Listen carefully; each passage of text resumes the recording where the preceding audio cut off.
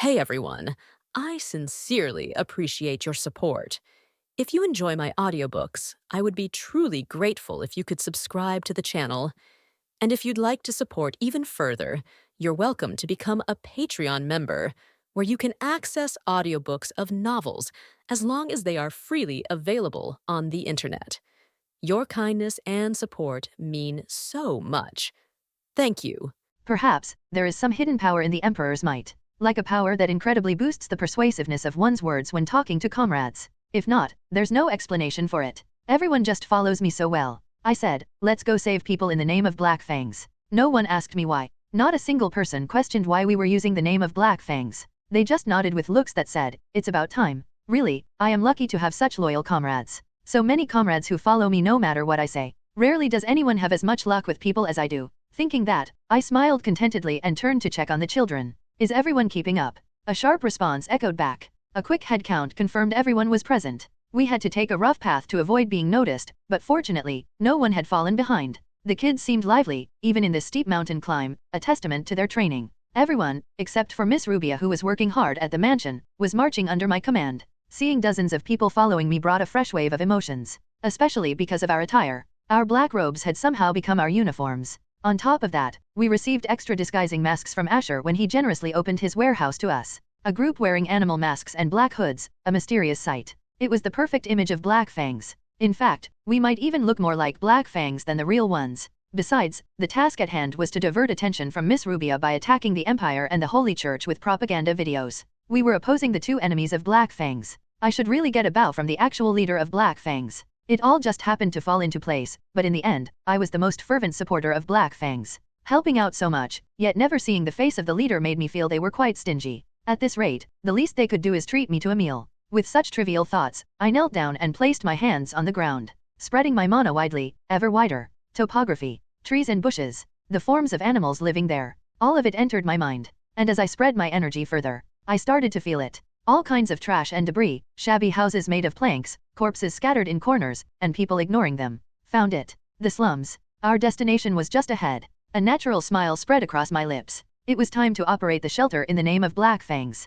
That little shit. A man, his face twisted in a furious scowl, looked down at the girl. Thick, dark red drops of liquid fell from his clenched fist to the ground. It was the blood the girl had coughed up when he hit her earlier. Yet, even in this situation, no one paid attention to either the girl or the man. People only glanced momentarily before hastening their steps with expressionless faces. It wasn't unusual. This was the slums. No one cared about others here. Anyone who did wouldn't survive long. Everyone was too busy trying to keep themselves alive to care about anyone else. This was a common sight. A pickpocket girl caught in the act and beaten mercilessly. It was practically routine here. The man, his face livid with anger, punched her face, kicked her in the stomach, and crushed her arms as she lay on the ground. Terrible pain coursed through her. But the girl made no sound. She had been through this before and knew that staying silent increased her chances of the beating ending sooner. What kind of freak doesn't even make a sound? The man spat out, annoyed, and finally walked away, spitting on the ground. Perhaps her lack of reaction unsettled him. And so, she survived another day. Her whole body ached. Moving brought waves of agony, but the girl ignored it and got to her feet. She staggered down the street. A battered girl walking alone. Naturally, no one cast a sympathetic glance her way. No one cared. If anyone needs help, we are always here to. Strangely enough, today there seemed to be more suspicious figures around. Several children in black robes were wandering about, speaking nonsense. They offered to treat the sick for free, to give away food for free, but the girl was not foolish enough to fall for such tricks. This was the slums, a place where one could only survive by taking from others. In a place like this, saying you're here to help or asking people to reach out if they need assistance, no one truly means that. The girl carefully made her way home, avoiding their attention. A dilapidated shack on the verge of collapse. As she stepped inside, she saw her mother. I'm back, she announced. But there was no greeting in return. There couldn't be. Late-stage mana poisoning. Her mother could no longer move her body properly. 2 months ago, she lost the ability to walk. A month ago, she could no longer speak. The disease had even affected her mind. No matter what the girl asked, her mother only responded with silence. Mom, I'm really struggling. But there was no kind, comforting response like there used to be. Just a vacant stare from what was now no different from a corpse, something she could hardly call her mother anymore.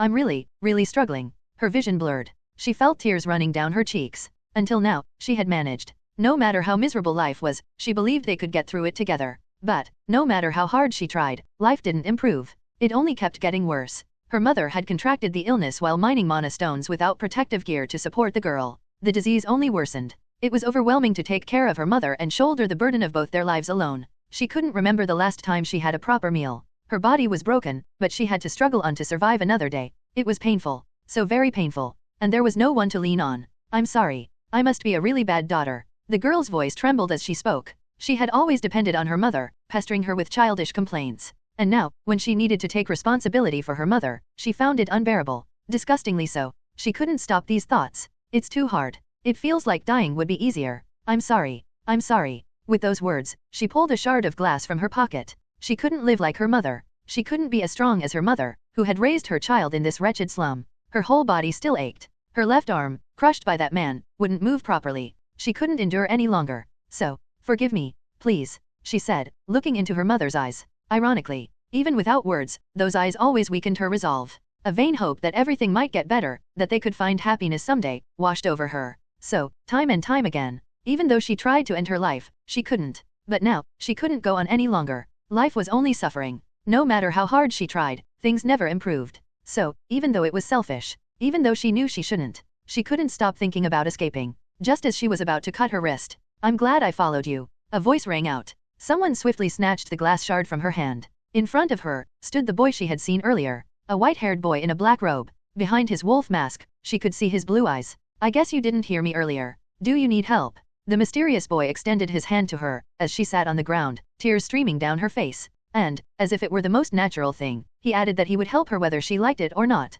What do you mean by that? Why are you even here? The girl spoke with eyes full of suspicion. Well, it was a reaction I expected. Who would believe a suspicious person who suddenly appeared claiming to help? No one who is naive enough to believe that would have survived in a place like this for long. Most people here have a terminal case of suspicion. When distributing food to the starving, I had to take a bite in front of them to prove it wasn't poisoned or drugged. When we opened the shelter, we advised the children to understand such common sense and told them it would take time to prove our harmlessness. But the situation is a bit different now. When I saw that child among the crowd, she seemed to be limping slightly, as if injured, so I followed her. Had I been a bit later, she might have been a corpse. And the woman lying down, she looked like the girl's mother, and judging by the progression of the illness, it wouldn't be strange if she died at any moment. I didn't have the luxury of proving my harmlessness to this child. So, I quickly approached the collapsed woman.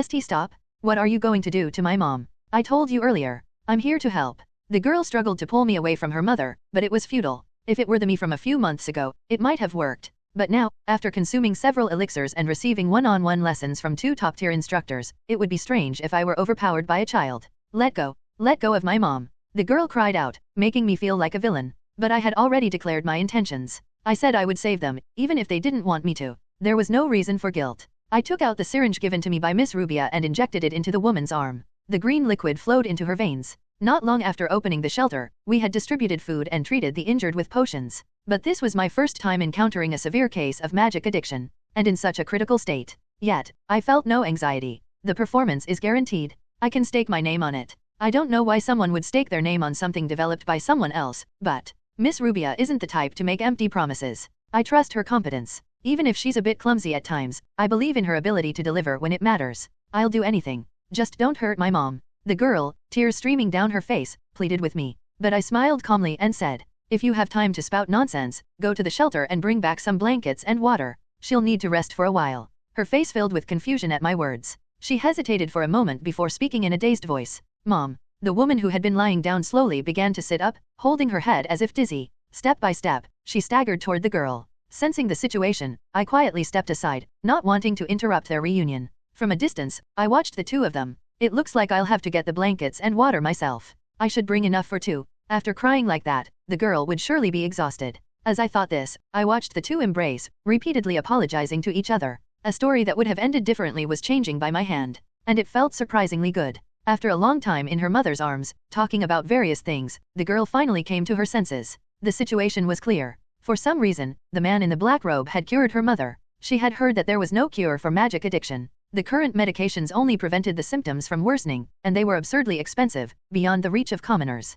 But somehow, this man had cured her. He had effortlessly treated an illness that had never been cured before. It was nothing short of a miracle. But the girl knew. There is no such thing as a miracle without a price. So, after discussing it at length with her mother, she decided how to pay that price. Soon, the sound of footsteps approached. The man in the wolf mask returned, carrying blankets and food. As soon as the girl and her mother saw the man, they knelt and spoke. They promised to do anything he asked, as long as he didn't separate them. But the man's reaction was strange. After a moment of contemplation, he spoke. He hadn't done it expecting anything in return. He had simply saved them because he could. However, if there was one thing he wanted, it was to know the locations of others in similar situations. He wanted to save as many people as possible, and any information they could provide would be a great help. It was a reaction they couldn't have predicted. Her mother, after being stunned for a while, began to tell him about the people she worked with in the mines. Thank you. And you seem injured, so go to the shelter. There's someone better than me who can treat you right away. His tone was kind. The man asked for nothing in return for his miracle. He simply asked for help in saving others. Even after performing such a miracle, even after saving someone they thought was lost, the man smiled calmly, saying he was glad it all worked out. Not long after, the man disappeared. He vanished as quickly as he had appeared. Only then did the girl realize the true identity of the strange man. It wasn't surprising. The black robe, that inexplicable power, a mysterious organization that helps people with such abilities. There was only one name that came to mind. The Black Fangs. That enigmatic organization had helped her. The girl stared blankly at the spot where the man had stood, then got up. Her body hadn't fully recovered yet, and she ached all over. Her mother tried to stop her, worry evident on her face. But this time, the girl was determined. She needed to see. She needed to see the outside world again. She had an inexplicable feeling. Staggering, she stepped outside and saw a strange landscape. The sights she had missed, lost in her depression and despair, were now visible. The girl saw people in black robes repairing crumbling buildings and distributing food to the people. And most notably, she saw people smiling. How long had it been since she saw someone smiling in this desolate place? As she thought about this, she realized she was smiling too. The reason was clear without any need for contemplation. Days that seemed to fall endlessly. A life that didn't seem to improve no matter how hard she tried. In such a dreadful existence, a light had finally started to appear. For the first time in her entire life, the girl felt hope for tomorrow. Hope for happiness in tomorrow. Hope for a better tomorrow than today. Rumors of Black Fangs spread throughout the empire. Stories of Black Fangs appearing and helping people were spreading. One possessor smiled, seeing the plan progressing smoothly. But the possessor was unaware of the gravity of the situation. He did not realize the significance of this event. For those who lived lives of mere survival, struggling just to stay alive, news of Black Fangs brought hope. An organization capable of opposing the monstrous empire. A group that could stand toe-to-toe with the empire. And, someday, an organization that would save them. Though they didn't say it out loud, everyone in the empire was thinking it. That Black Fangs might bring a better tomorrow. That Black Fangs might actually succeed. And this faith, unbeknownst to anyone, triggered a butterfly effect. In retrospect, it was inevitable. The act of believing in something and being convinced that it would bring a happy future. The name of that act was faith. The possessor was gradually becoming less human without even realizing it.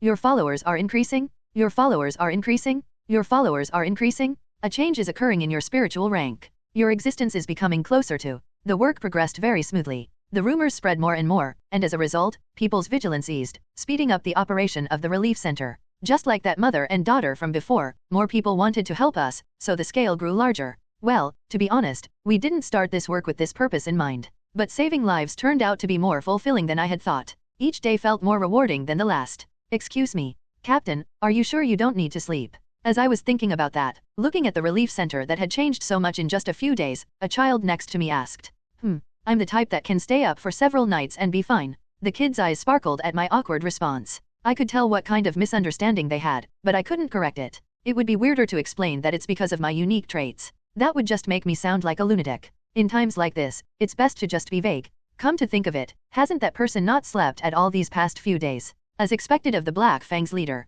I didn't believe the rumors that they could fold the ground and run, but if they're even curing incurable diseases. I barely managed to dodge a tricky question when I heard such voices from afar. I'm not some mythical being, and I can't fold the ground and travel instantly. The words almost escaped my lips, but I swallowed them back down. This feels kind of strange. It was good that the rumors were spreading. After all, that was the purpose of this work. We wanted stories about curing incurable diseases to spread, showing that we could cure diseases even the Holy Church couldn't cure. When the atmosphere was ripe, we planned to release a decisive video criticizing the Holy Church, attacking it. There wouldn't be a better way to grab attention. In that gap, Miss Rubio would swiftly take over the potion business. But the effect is so good it's becoming a problem. The first activity of the silent Black Fangs. With the spectacular performance of curing incurable diseases. The rumors were spreading wildly. This was bubble-like exaggeration at its finest. Things are getting quite big. It felt strange that there was no reaction from the Black Fangs side at all. At this point, shouldn't they have sent some kind of message? What on earth are those guys thinking? Well, how could I ever understand what they're thinking?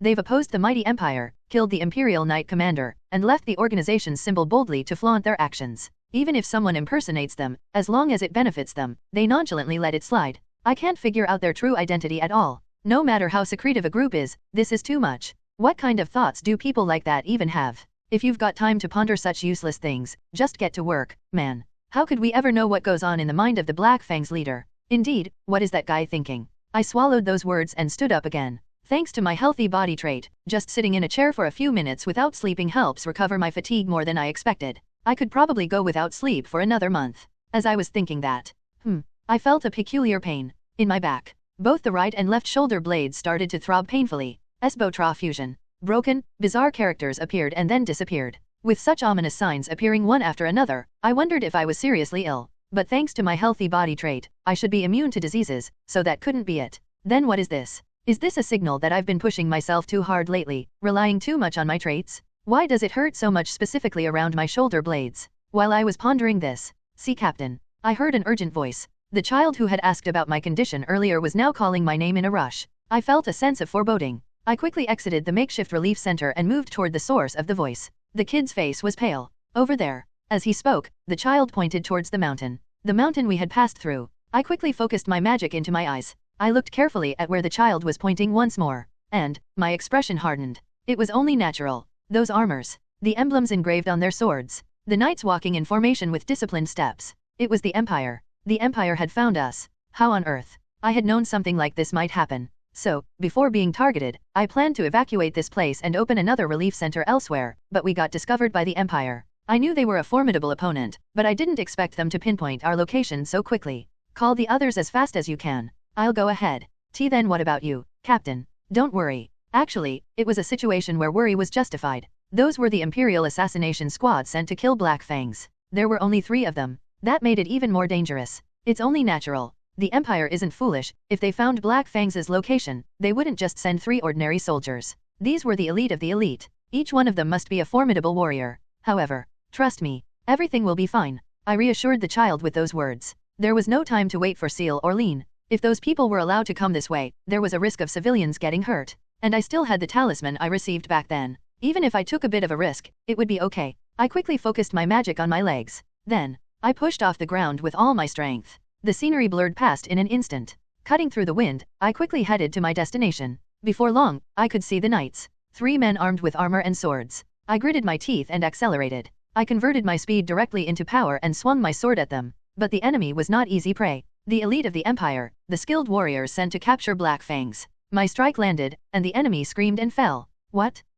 My arm? My arm. The man who lost his left arm to my strike wailed in agony. Seeing that, the other knights immediately surrendered. They threw down their swords, symbols of their knightly pride, to the ground and begged for their lives, trembling. To make matters worse, the stench of urine began to fill the air. For a moment, my mind went blank. So, what exactly is this situation? Why, Your Highness, we've received information from a spy. People suspected to be Black Fangs have appeared. A servant delivered the urgent news to the second prince. However, the prince's expression didn't change. It wasn't the first time he'd received such reports. Many groups had been using Black Fang's fame to carry out their own agendas. When he heard that those suspected to be Black Fangs were all minors, the second prince grew even more skeptical. He wondered if this servant might also be a spy, a large-scale espionage organization with over 100,000 operatives. He suspected this servant might belong to the Blood and Bone Gallery. Then, the servant's head exploded with a loud noise. Yet, there was no sign of disturbance on the prince's face. It was only natural. He himself had killed this servant or the spy who provided the information. Without hesitation, he had activated the self-destruct rune engraved on their necks.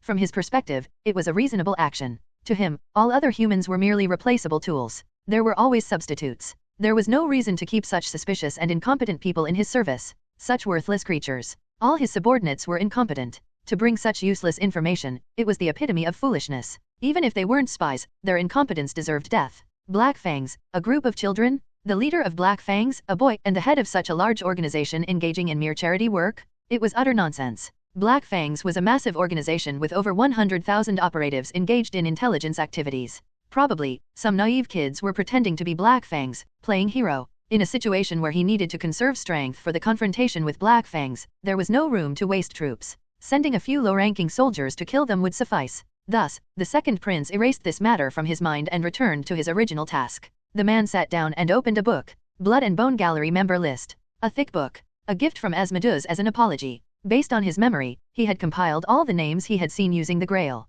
Despite the overwhelming volume and the risk of spies, he couldn't trust anyone else. He had been reading the list for several nights but hadn't finished yet. Even so, the man didn't give up. With bloodshot eyes, the prince opened the book and spoke. Prepare yourself, Black Fangs. I will find you, no matter what it takes. I clutched my head, overwhelmed by the headache, as I stared at those three pathetic figures. They were all trembling and had surrendered. To make matters worse, a yellow liquid was trickling out of one of their armors. My mind couldn't keep up with the situation. What on earth was happening? Why are they so pathetically weak? If I had attacked them with the holy sword, this scenario might at least make sense. But the holy sword had already been sent to the blacksmith for repairs. The sword I was using now was one I had borrowed from Miss Rubia. It was expensive, but it didn't have any remarkable abilities. Yet, that guy was taken down with just one slash. The other two were shaking so much that they didn't seem strong at all. These guys aren't even bait. I thought maybe they were throwing out decoys to make me lower my guard before sending in the main force, but a quick scan of the area revealed no other presence in this mountain. Ironically, trying to understand the situation only raised more questions. I realized that the amount of magic power I sensed from them was absurdly low.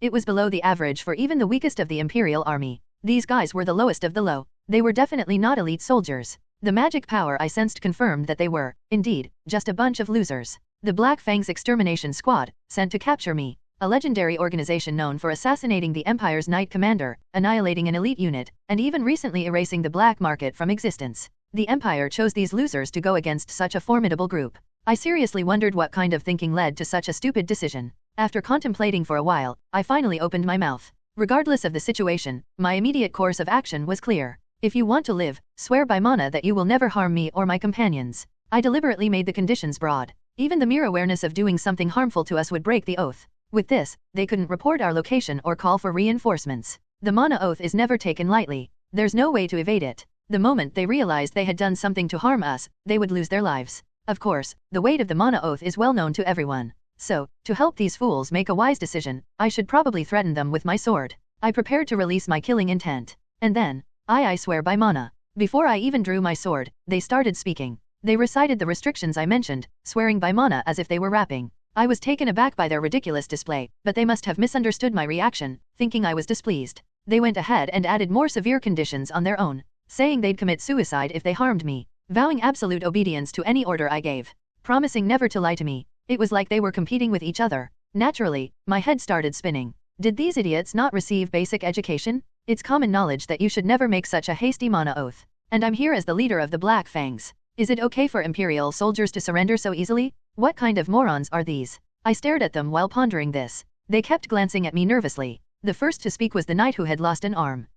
Excuse me. I'm really sorry, but I feel like I'm going to die soon. Could you please treat me? Asking the enemy commander for treatment. I sighed deeply and spoke. Stop the bleeding yourself. The Imperial Army's standard gear includes bandages. High-quality ones. I knew this because items dropped when fighting the Imperial Army. Their bandages had the best recovery efficiency among such items. Although, fighting the Imperial Army made the game's difficulty skyrocket, making it hard to use them properly. I didn't bring any. While reminiscing about playing the previous game, I heard something incomprehensible. Is he joking in this situation? I checked his backpack, thinking this. Nothing. More than half of the standard Imperial Army supplies were missing. Forget the bandages, you didn't even bring food. Well, it just happened. You didn't forget that you swore by Mana not to lie to me, did you? The man's face turned pale at my words. He must have genuinely forgotten after making that oath. It's just that carrying too much is heavy. We can resupply locally if needed. They plan to rob anyone they come across. The average Imperial soldier hasn't changed from the last game to now, I thought as I looked at them.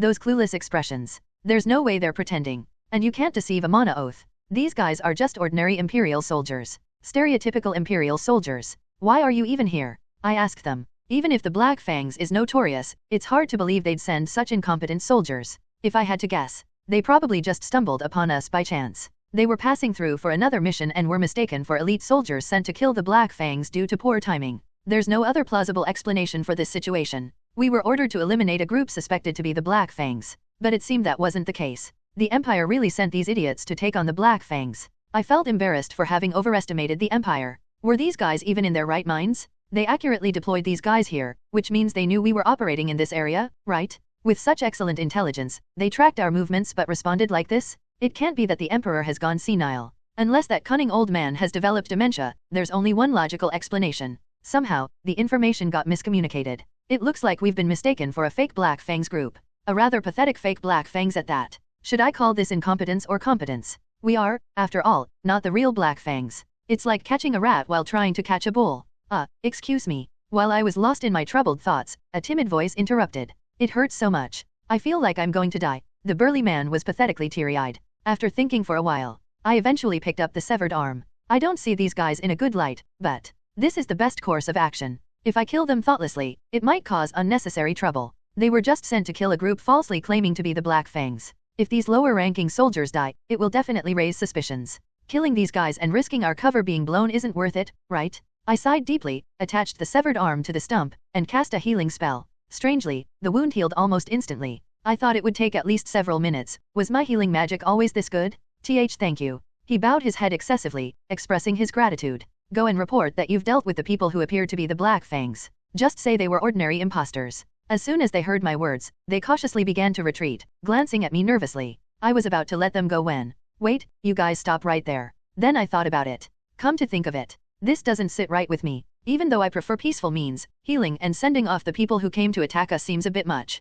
I pondered for a moment, then spoke. When you received orders like this in the past, you didn't just complete them immediately, did you? How much time did you usually waste? Not much. When we were dispatched far away, we usually dragged it out for about a week or two after completing the task. Working hard for such a small salary feels like a loss. I looked at the man, who nearly forgot the no-lying restriction and almost died, with a pitiful expression and then opened my mouth. You've got quite a lot of time left. If I send them back right away, it might raise suspicions since they'd finish their task unusually quickly. Moreover, looking at their demeanor, I doubt they can even act convincingly. They might need some training. And crucially, we were short-handed lately. And right now, in front of me, were potential slaves. Slaves who could do the dirty, hard work, saving our people the effort. I smiled as I looked at them. The men, unable to keep up with my sudden change in expression, awkwardly smiled back at me with tears in their eyes. They still didn't quite understand the situation. Well then, how about you spend the extra time doing some community service? Coming here was on your own terms, but leaving will be a different story. Inside the lavish mansion, Kishua sipped on his black tea, lost in thought.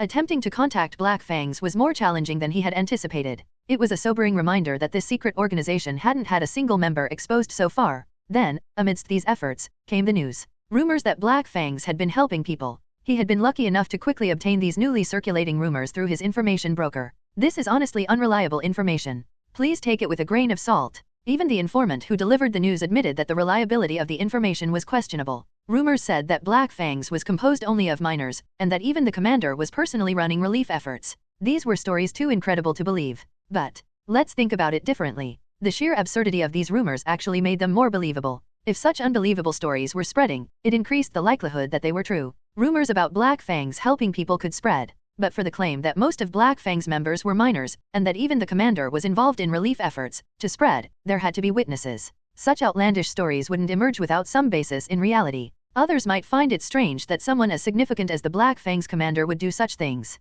But let's change our perspective. Just because someone is incredibly powerful doesn't mean they lack humanity. Furthermore, the very fact that they're opposing the Empire suggests that the commander is quite a virtuous person. Someone with such power wouldn't need to oppose the Empire. Simply aligning with the Empire would guarantee them wealth and glory. Rejecting that easy path and instead choosing revolution indicated that Black Fangs was more idealistic and benevolent than expected. As Kishua pondered this, he realized the true nature of the current situation. This is an invitation. He muttered to himself in astonishment. He prided himself on being quite intelligent, but he couldn't help but be impressed by the messages hidden behind the actions of Black Fang's commander. He had found it strange. The previous video clearly indicated a desire for allies. Yet, even if someone wanted to cooperate, there was no clear way to contact Black Fangs. But now, with these spreading rumors, it was clear. This was undoubtedly an invitation. An official invitation from Black Fang's commander. If you agree with our cause, if you wish to join us, then participate in this. Show your support by helping the people in the slums. Doing such a thing in this situation would obviously put you in the Empire's bad books. But that's part of the plan. It's a declaration. Either show you're willing to completely oppose the Empire despite the risks, or demonstrate your ability to operate skillfully under the Empire's radar. To join us, you need to prove yourself to that extent. Then everything makes sense. Like a puzzle, all the pieces that previously made no sense started to fit together. The reason behind these bizarre rumors. The purpose of spreading the strange rumor that Black Fangs is composed entirely of minors. Kishua could see the hidden intent behind it all. So this was also a test. By spreading information that Black Fangs isn't as formidable as it seems, they aimed to filter out those who are truly loyal, regardless of Black Fang's actual strength. It was a test to discern those willing to sacrifice their lives to overthrow this corrupt empire. Clever. Probably others wouldn't have realized it. How many different strategies are there behind a single action? It was truly complex. Even Kishua found it hard to keep up. But instead, Kishua smiled broadly. This is actually good. Having a capable boss was a good thing, it was never a bad thing. He also liked the attitude of declaring to prove your worth by tackling such challenges. Only ordinary people fear tests. For the capable, tests are opportunities to prove their worth. And Kishua was someone who never missed an opportunity that came his way. I looked at the transformed relief center once again. The 3 knights from last time had worked harder than I expected. Seeing them volunteer and work tirelessly for several nights made me worry if they might collapse. How's the work going? Any discomfort? Given their hard work, I spoke to them politely. But the knight, sweating profusely while concentrating on repairing the shanties, was startled. Please, just speak comfortably. He looked so desperate. I didn't understand why he was so anxious. But since he insisted so much, I couldn't help but revert to my usual demeanor. Why don't you take a break now? You'll collapse if you keep this up. With those words, I pointed towards the relief center. Thanks to my recently improved skills, Seal's always top-notch healing magic, and the special potions I personally crafted, we had more sickbeds available than we needed. I thought it would be fine for these people to use them. I magnanimously declared this, but the men's faces turned even paler. We'll do anything, just please don't say that. I'm still perfectly fine. I can work. I want to work. Please let me work. Words I couldn't understand. Even the other 2 vehemently nodded in agreement with that strange plea. It felt like they had collectively lost their minds. Why on earth are they acting like this? They don't seem to fear me, it's more like they're desperate to stay near me. They would freak out whenever they left my sight. If they were scared of me, they wouldn't react like that. The only possible explanation was, perhaps they didn't want to be around Seal, Lean, and the other kids. Does that even make sense? Why would those kind-hearted kids bully anyone? Of course, I explained everything. They might not be happy about it. I did explain that these knights had come to kill me, but I told them not to harm them, saying that killing them would complicate things further, and everyone agreed. Our kids aren't the type to hold grudges. Every single one of them was so angelic that I often wondered how I'd managed to gather such wonderful companions, feeling grateful for my abundant luck with people. As I pondered why those guys were acting like that, I eventually dismissed the thought. It made sense. They had come to kill us. Sparing them was generous enough. There was no need to go out of my way to care for their mental health. As long as they worked well, their strange behavior didn't matter. I don't have the luxury to worry about that anyway. With that thought, I looked around the surroundings. The place had indeed changed remarkably. It was hard to imagine that just a short walk would have you encounter at least 2 people starving to death on the streets. But still, I can't shake off this sense of disappointment. Given our limited manpower, we can't save everyone in the slums. With fewer than 100 people, we can't establish relief centers all across the empire. We don't have the time to focus solely on rescue operations forever. We'll save as many as we can, but there will inevitably be many we can't reach.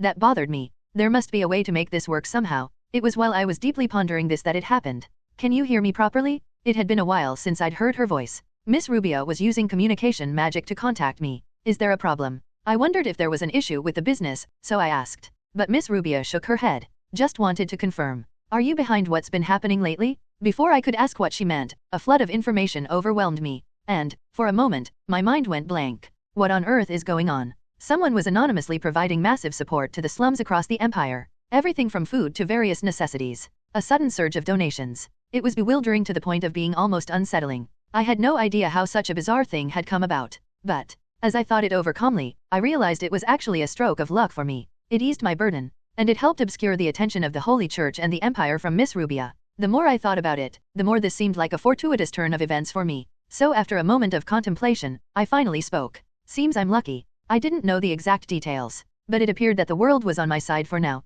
Luck, you say? Could this be part of your plan too? Miss Rubia, on the other side of the screen, exclaimed in shock. No matter how many times I saw it, I could never get used to her theatrics. What kind of being am I in her mind? Every time I speak, she overreacts and jumps to conclusions, making it hard to say anything. Lost in these trivial thoughts, I opened my mouth to correct her misunderstanding once again. It wasn't intentional. I have no idea why such a thing happened so suddenly. Rumors were spreading that Black Fangs was helping the people in the slums. Doing something like that would surely put them in the Empire's bad books. Why would they make such a donation at this timing? I had no clue. After pondering for a moment, I spoke again. I know you're busy, but could you possibly look into the identity of that anonymous donor? Someone who takes on such risks to help others. The likelihood of them being a good character from the original story was surprisingly high, so it wouldn't hurt to try contacting them. With that thought, I conveyed my intentions to Miss Rubia.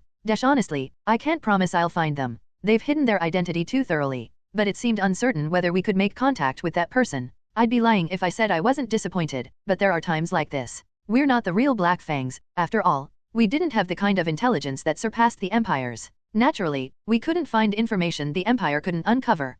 Still, I'll do my best to look into it. Don't overexert yourself. Make sure to get proper sleep. As soon as I finished speaking, Miss Rubia left the communication device behind and hurried off somewhere. Now, only the luxurious red leather chair and the ornate walls of the mansion were visible on the screen. I stared at the screen for a moment before standing up. Even though I hadn't slept in over 20 days, seeing Miss Rubia work so hard made me feel like I couldn't just rest idly, seeking out people still suffering from mana addiction, or creating potions to distribute to them. There were still many tasks left to be done. Even with the trait of a healthy body, I had been pushing myself every night. However, a smile spread across my face. And that was natural. Just a little turn of the head and I could see the relief center. Children, like Seal and Lean, who were trying to do their part despite their young age. And the local residents who volunteered to help run the relief center. I wasn't alone. Such good people were working hard with me. How could I be exhausted seeing such sights? Honestly, I seem to have a talent for attracting good people. The second prince smiled with bloodshot eyes. There was no such thing as good fortune with people. From the spies who brought back false information about Black Fangs being a group of minors,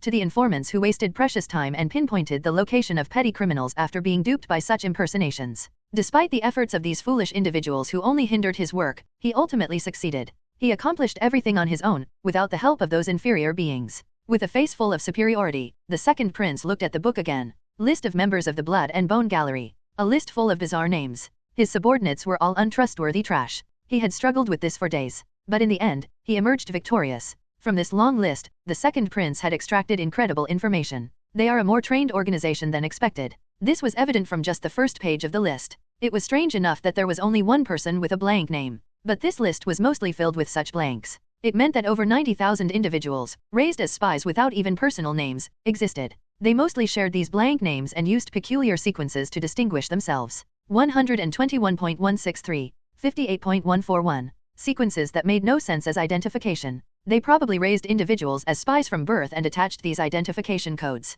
Black Fangs might be connected to other countries. The scale of over 100,000 people indicated this. And sometimes, there were individuals with distinct names instead of blank ones. All of their names were extraordinarily strange. Names that didn't seem human. This was clear. Black Fangs is also connected with demons. When he realized this, he couldn't help but be astonished. It was more unusual not to be shocked when such non-communicative beings were under their command. But with such undeniable evidence, it had to be considered a fact that Black Fangs had demons under their command. They might even have formed some kind of alliance. And lastly, the most important thing, colors. Among that list of members, there were occasionally those with unique colors. Out of 100,000, about 10 of them, these individuals, who seemed to have been selected and recognized for their abilities, bore a blue hue. These were the executives of Black Fangs. A manic smile appeared on the second prince's lips. The notion of a secret organization whose identity no one could uncover was now an old story. Because it was him. Not his elder brother, not his father, but him. He had succeeded in unraveling the mystery of that organization. And it didn't stop at just discovering the names of the executives. The second prince wasn't sloppy enough to just skim through that long list once. His determination brought tremendous results. When he first read that list, he missed it hidden among the dense writing. But just now, it was on the third read-through that he finally discovered it. A single name glowing in orange. No matter how he scrutinized the list, there wasn't another name that shone with such a bright orange light. If this was what he thought it was, jackpot. There was no other way to describe it. The second prince tried to calm his excitement as he spoke. Asmodeus, come forth. At his command, a menacing black shadow wavered and then a demon emerged. The prince's face naturally hardened. From the advice given last time without asking for any price, to this list handed over without any demands. It was true that it had been somewhat helpful. But the second prince never forgot being deceived by him last time. He was the type to hold a grudge for a long time. I have something to ask you. But, don't even think of asking for a reward. Asmodeus briefly wore a grim expression before smiling. That same unsettling grin he saw last time. The memory of losing 20% of his soul in a fraudulent contract made the prince shiver. But the second prince quickly steadied his mind. Repeating mistakes was something ordinary people did. He had no intention of repeating such foolish errors. Swear that you won't lie. Fine. For the whole day, I swear I won't lie to you. It was an obedient demeanor. Naturally, a smile appeared on his face. No matter how great the demon, he was still a prince of the empire. This was the natural order. There was nothing greater in the world than the empire. All beings in the world had to kneel and obey before it. This name glowing in orange. The identity of this person is an immensely powerful leader. One could say they are a ruler who can control the entire organization at will. Before he even finished his sentence, the demon spoke up in response. This person has the authority to expel any member from the organization and to distribute power to others. Naturally, a smile spread across the second prince's lips. Those words. The identity of the one with the orange glowing name was becoming increasingly clear. That individual is the leader of the Blood and Bone Gallery, a sovereign who commands over 100,000 people. A manic smile appeared on the prince's lips. He had finally found him. The leader of Black Fangs. Such a bizarre name. It's clear that they are not a human being. Knowing their true name opens up limitless possibilities. The Holy Grail's power couldn't harm them, but it might be possible to discover their face. The time has come to end our long-standing enmity. Leader of Black Fangs, the prince declared with bloodshot eyes and a smile. Meanwhile, in some corner of Korea, the admin of a form was unexpectedly targeted by the Prince of the Empire. Sunlight painted a beautiful spectrum through the stained glass windows. Majestic statues and a grandiose, old organ. Despite the sacred and holy atmosphere, the events unfolding inside the cathedral were far from divine. A man's dissatisfied voice echoed through the hall. What did you just say? The second prince frowned as he asked. The situation is such that the Prince of the Empire is openly showing his displeasure. Yet, the response remained unchanged. I truly apologize. We've been experiencing supply issues recently, and aside from the Holy Grail you took last time, we have nothing else in our possession. It will also take time to produce another one. The second prince gritted his teeth at these words. He knew that what they said was true. The Holy Church would not want to provoke the Empire's prince by lying. The words were undoubtedly true, but still, it made his blood boil. Days of sleepless nights had left his mind razor-sharp,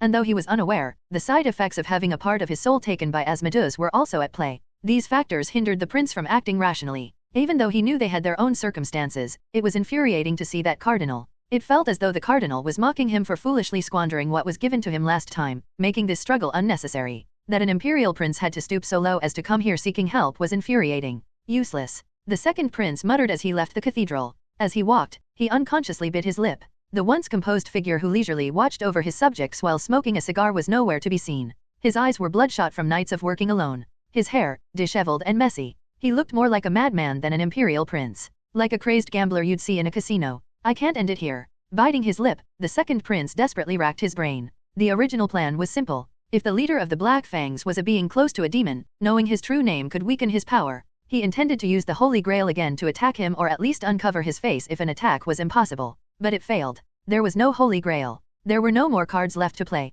So this time, he couldn't attack the Black Fangs. That fact drove the prince mad. I was so close. Just one more step, and I could have uncovered his identity. He had lost so much because of that bastard.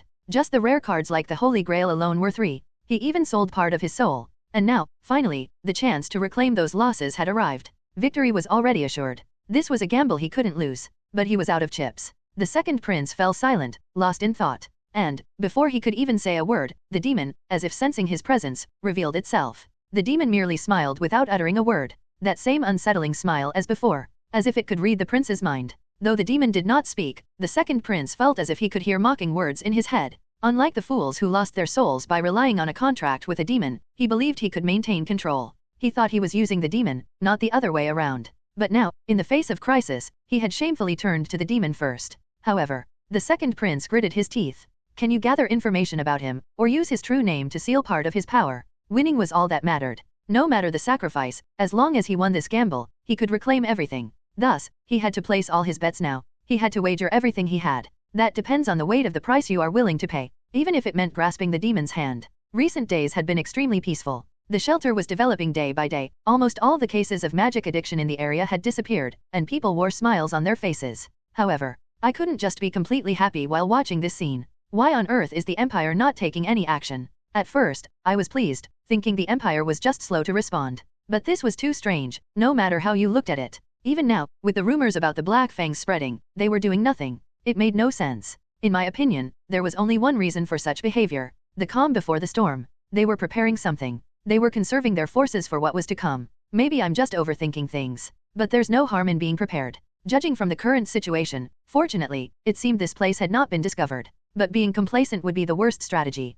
Since things here had mostly stabilized, it might be time to move the shelter. If we did move, what should be done with the people remaining here? Was there a risk this place could become a target of the Empire? There were many things to consider. It was at that moment, as I was wrestling with these issues. Hurry, come see this. A hurried voice echoed from somewhere. Yet, there was no one around me. This could only mean one thing. After being unreachable for the past few days, Miss Rubio was finally sending a message again. And with such an urgent tone. A sense of foreboding washed over me. Something was about to happen. The identity of the leader of the Black Fangs has been revealed. What? There will be a public bounty announced soon. Miss Rubio sounded frantic, almost in a panic. Only then did I realize why things had been so quiet. They were preparing for this very moment. This could be extremely dangerous. If the Empire started actively hunting the Black Fangs with this bounty, we could get caught in the crossfire. They're not to be underestimated. After all, their strength was formidable, and their intelligence network was beyond measure. The identity of the leader of the Black Fangs. I didn't even know who it was yet. But they had discovered it. Just wait a moment. I'll send you the data as soon as I get it. Miss Rubia was flailing her hands about, hurriedly manipulating her magic engineering device to send the data since she couldn't use magic herself. Before long, an image appeared before me, and Miss Rubia's face was filled with confusion. My own face probably mirrored hers. It was understandable. The man in the photo didn't look like a secret organization's leader at all. No, it wasn't just that he didn't look like a leader. Why is this guy here? My mind went blank for a moment. The name on the wanted poster. Furry. A name I had seen countless times while browsing the strategy guides on Bone and Blood galleries. If you spent 24 hours on the gallery, you couldn't not know it.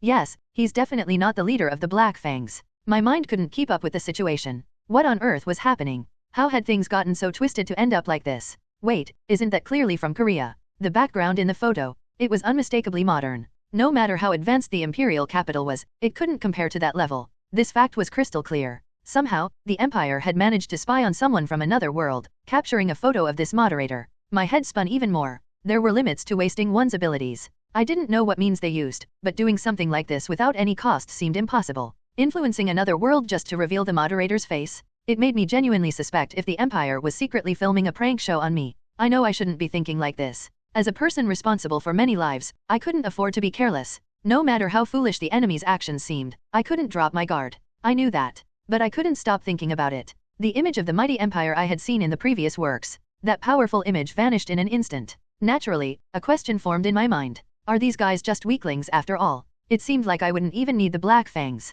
I could probably overthrow the Empire with a half-baked revolution myself. At the Empire's unexpected shadow boxing. For a long moment, I was completely dumbfounded, staring at the actual photo of the moderator, desperately trying to hold on to my sanity. I still couldn't believe it, but no matter how many times I rubbed my eyes, the scene before me didn't change. The real name listed was some bizarre name, Furry. Attached was a photo of a middle-aged man you might occasionally run into on the street. Below that, there was a caption explaining that this man was the head of the Black Fangs. This was the wanted poster the Empire was distributing nationwide. The person conducting such a bizarre act was so brazen that it made me wonder if this could possibly be true. No way. There was no chance that the head of Black Fangs was possessed like me. I hadn't been able to play Blood and Bone 2 immediately upon its release because of work, but that guy would have definitely played it multiple times, all the way to the end. Then, how do you explain his actions so far? Prominent main characters like Celine and Miss Rubia. It made no sense that someone who knew the original work inside out wouldn't even try to contact such important figures. Logically, it was impossible. Therefore, that guy couldn't be the head of the Black Fangs. In the end, there was only one conclusion. Either the head of the Black Fangs had done something tricky, or the Empire had made a huge blunder on their own. How did an attempt to attack the head of the Black Fangs lead to the public revelation of a game gallery moderator from another world? No matter how much I speculated, I couldn't figure it out. There's only one thing I need to do. Whatever misunderstanding the Empire had, and whatever ingenious method the Black Fangs used to fool the Empire, those things weren't really my concern. It was more important to prepare for the backlash that was sure to come. Once that wanted poster was distributed nationwide, the Empire would begin to seriously crack down on the Black Fangs. I had to take action now. I stood up from my seat immediately. Seal, who had been approaching and petting me, had a puzzled look on her face. Seal, can you gather everyone for me? I couldn't keep lying in this situation. It was time to properly explain everything. It was time to reveal the truth. People began gathering one by one in front of the shelter. As they did, the ominous murmurs grew louder and louder. It was only natural. When you hear there's important news and everyone is called together, without exception. Such a thing had never happened before. Has something happened? Now that you mention it, I think I saw a few knights nearby recently. What are you talking about? The captain already made them submit ages ago, but those noisy murmurs quieted down with the appearance of just one person. Again, it was only natural. Standing before them was none other than the undisputed leader of the Black Fangs. He was a giant among men, someone who lived in a different world from them. All eyes focused on the white-haired man wearing a wolf mask. I've gathered you all here because there's something I need to tell you. His tone was unusually serious, unlike his usual self. People swallowed nervously, waiting for his next words. And, soon enough, their expressions turned to confusion. Naturally, I am not the leader of the Black Fangs. The words that came out of his mouth were incomprehensible. Why would he tell such a bizarre lie? No one here could deny the miracles this man had accomplished. He had subdued the Empire's knights, making them his subordinates, and healed incurable diseases without breaking a sweat. He was undoubtedly the leader of the Black Fangs. I impersonated them due to certain circumstances. Even as he continued to explain, it did nothing to help anyone understand the situation. If this man had deceived them for personal gain, claiming to be the leader of the Black Fangs would make sense. But all they had done was aid in relief efforts. Who in the world would impersonate someone to help others? People were lost in confusion due to his continued strange lies when The Empire is going to search for the Black Fangs nationwide soon. If you're not careful, you could get caught up in it. That statement. As soon as they heard it, everyone understood what was happening. Naturally, they were from the slums. Those who didn't have a sharp mind wouldn't have survived this long in the first place. So everyone here understood the true meaning behind the man's words. You have nothing to do with the Black Fangs. Therefore, hide yourselves so you don't get caught up in this. This was just like everything the man had always done. When he first opened the shelter, when everyone had been wary of him with sharp attitudes, he had always treated others kindly. Even though he had the power to force everyone into submission, he never used it to oppress others. He only used his strength to protect, help, and give. This was just a repetition of everything that had happened before. As always, the man was ready to shoulder all the burdens for everyone else. That was why he was telling such an obvious lie, claiming he was not the leader of the Black Fangs, just to keep them away from danger. We will help you hide properly and settle into a new place. Despite making such sacrifices, the man did not ask for anything in return. He simply requested that they allow him to help them until the end. After the leader's speech, a cold silence settled among the people. This is the right thing to do. Among the people, one man gritted his teeth. He thought that they had been indulging in an overly idealistic story and that this was ultimately the realistic choice. There's no other way to survive. Escaping when the slave trader's guard was down, somehow surviving in the slums day by day. Life here had taught him that to survive, he had to act selfishly. He knew that pretending not to know the person who had helped them so much when he was in danger was despicable. But the man had survived until now by being selfish. He wouldn't have made it otherwise. Probably, the majority of people here were like that. That was why everyone remained silent. So, they just had to do what the man said. The man was thinking that, when he remembered, life before the leader came and changed everything. Back then, he had beaten a young girl to death. The reason was very simple. The girl had tried to steal his money. He had a family to support. That money was his family's lifeline. So, the man was furious. He took out all his anger on the ungrateful little girl who dared to endanger his family. He thought it was only natural. If you didn't retaliate when wronged, you couldn't survive in this place. And not long after, the man met the girl at the shelter. Along with her apology, he learned about her circumstances. The girl wasn't some cruel murderer trying to kill his family. She was just a little girl who had no choice but to do anything for her sick mother. Both the man and the girl apologized to each other, but the man still couldn't understand. Whose fault was it, really? Everyone was just struggling to survive. They were desperate to protect their loved ones. But simply because they weren't born noble, because they were born in the slums. They lost the right to live like human beings. They lost the right to be good. They had to steal from others just to barely get by. Was this world truly just? Just forget about everything that happened. The man recalls the events of yesterday. He recalls the days he spent helping at the shelter, helping people. He remembers the smiles on their faces. He remembers the smile that appeared on his own face as he watched them. He recalls those ordinary, yet beautifully ordinary, days. You can erase the Black Fangs from your minds. The man's feet begin to move. Before he even realizes it, he's stepping forward. I refuse. As he speaks those words, he feels everyone's eyes turn to him, but he doesn't care and keeps walking. Walking, he says. A life that doesn't feel like living, I refuse even if offered. He doesn't want to live like this anymore. He doesn't want to pass this life on to his unborn child. Therefore, please, let me join you. The man kneels before the leader. And, he wasn't the only one acting this way. They were undoubtedly the most selfish people. People who had no choice but to be the most selfish. But because of that, they all spoke with one voice. Please, Captain. They no longer wanted to live selfishly. They wanted a world where everyone could live ordinary lives. So, what in the world is this situation? Please. I stared blankly at the people kneeling in front of me, shouting. Naturally, a headache started creeping in due to the utterly incomprehensible situation. In a way, it was to be expected. Over 100 people, bowing their heads and asking to join my group in unison. How many people have had such a bizarre experience? Moreover, they had come to the wrong person to join Black Fangs. If they wanted to join, they should be talking to the captain. Why on earth are they doing this to me? There had to be a limit to absurdity. I am not the captain of Black Fangs. So, once again, I declared it. This was already the second time today I had to give such a strange explanation. But, Captain, it seemed the people didn't believe a word I said. Judging by their persistence, they weren't going to give up easily. No matter how much I told them the truth, they just looked at me with eyes begging, please, just consider it once more. Is it just my imagination? Lately, it feels like only strange things keep happening. Suddenly, someone makes an unexpected donation, the Empire stumbles and self-destructs, and these people. We know that with our skills, we'd only be a burden. But even so, we can't just stand by in this situation. So please. They were begging me to let them join Black Fangs. To me, who has never even met the lowest-ranking member of Black Fangs, let alone the captain. Is this the tragedy of the boy who cried wolf? No matter how much I explained, they just wouldn't believe me. Maybe I was paying the price for falsely claiming to be part of Black Fangs all this time.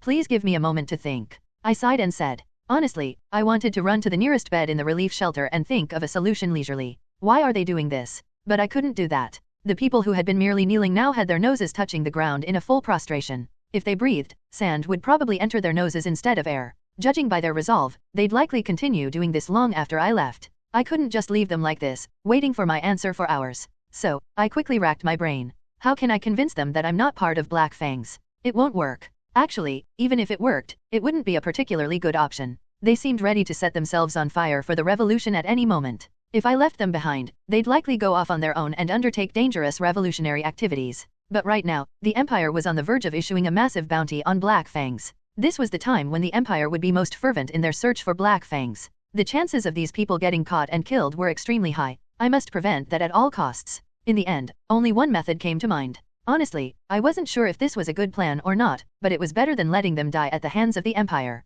So, after much deliberation, I finally spoke. It will undoubtedly be a difficult path, I said in a serious voice. The people swallowed hard with solemn expressions. Are you truly prepared? You might have to risk your lives. Even though I openly emphasized the danger, no one showed any sign of giving up. They each shared their reasons and strengthened their resolve. Some said they wanted to repay a debt they owed me. Others said they wanted to pass on a better world to their children. Watching them, I nodded gravely and said, I will respect your determination. Of course, it was a lie. These were people I had become somewhat acquainted with recently. I didn't want to recklessly send acquaintances to join a dangerous and suspicious group like Black Fangs. But, now is not the time. We are not ready yet. I felt a bit guilty lying so brazenly without changing my expression. But lying to move them to a safe place was the better choice. Now is the time to gather strength. For that day that will inevitably come. So, I spewed whatever nonsense came to mind. I spoke of that day that would come, gathering strength, and how now was not the time. It was all just nonsense I made up on the spot. Those who are determined, please follow this child.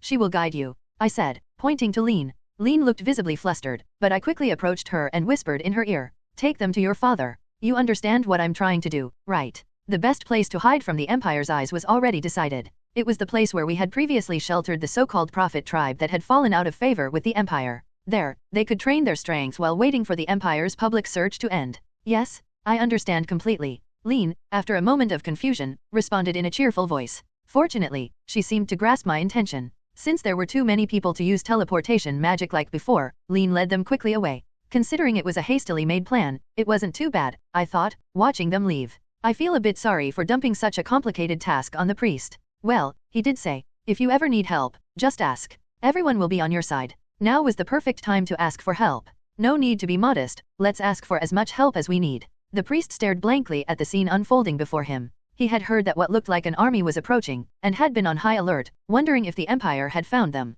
What he saw instead was his daughter, whom he hadn't seen in a long time, and the hundreds of people she had brought with her. Well, what happened is, Lean, sweating nervously, fumbled to explain the situation. But the priest didn't need to hear it to understand what was coming next. In a way, it was obvious. It would be a lie to say he wasn't flustered by the sudden visit, but what was happening was quite clear. That boy sent you, right? At the priest's words, Lean nodded with a surprised expression. The priest, looking at her, stroked his chin thoughtfully and spoke. So, the day has finally come. You knew all along. Lean said, looking even more flustered. That statement confirmed all his suspicions. So, he really was the captain of Black Fangs. He had already suspected as much. When he couldn't foresee that boy's fate no matter how many times he divined, he thought his skills had simply rusted. But since then, the priest had never made a mistake. And there was that extraordinary mental fortitude he had seen. When he first heard rumors about Black Fangs, it was only natural that he thought of that remarkable boy. Considering the map, it would be stranger if he weren't the captain of Black Fangs. That unervingly detailed map. Forget other countries, even the Empire likely didn't have such a meticulous record of its own territory.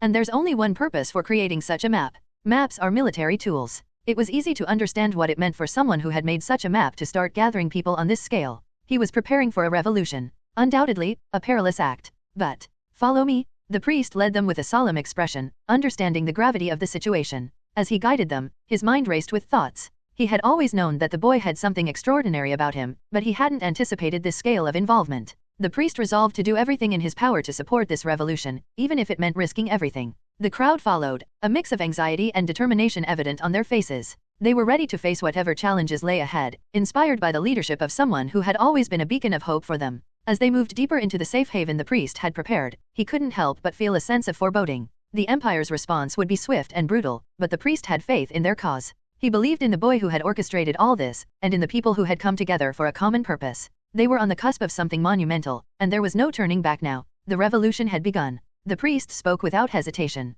When it came to resolve, the entire tribe had already made up their minds. Since receiving that map, they had understood what the boy was planning. Therefore, they had all convened and decided, if the boy ever sought their cooperation, what their response would be. The conclusion from their discussions was that they would gladly lend their strength to that boy. In a way, it was only natural. They had been content just to live in hiding to avoid being used by the Empire, but the Empire had burned their village and taken their families and friends. As long as they lived, the Empire would never let them go. It was the Empire that had left no room for compromise. Things are about to get busy. With that thought, the priest led the multitude forward. There was much to prepare. Thus, Black Fangs began secretly training an army for the revolution. So secretive was the operation, that even the one who orchestrated it all didn't notice it happening. It was security at its finest. The fanatics of the Black Fangs appeared out of nowhere. After somehow figuring out a way to evacuate them properly, I looked at the remaining people. Many had turned into fervent supporters of the Black Fangs, resulting in a significantly reduced number compared to before. Their faces were filled with guilt. I could see the apology in their eyes directed towards me. I understand why they were like that.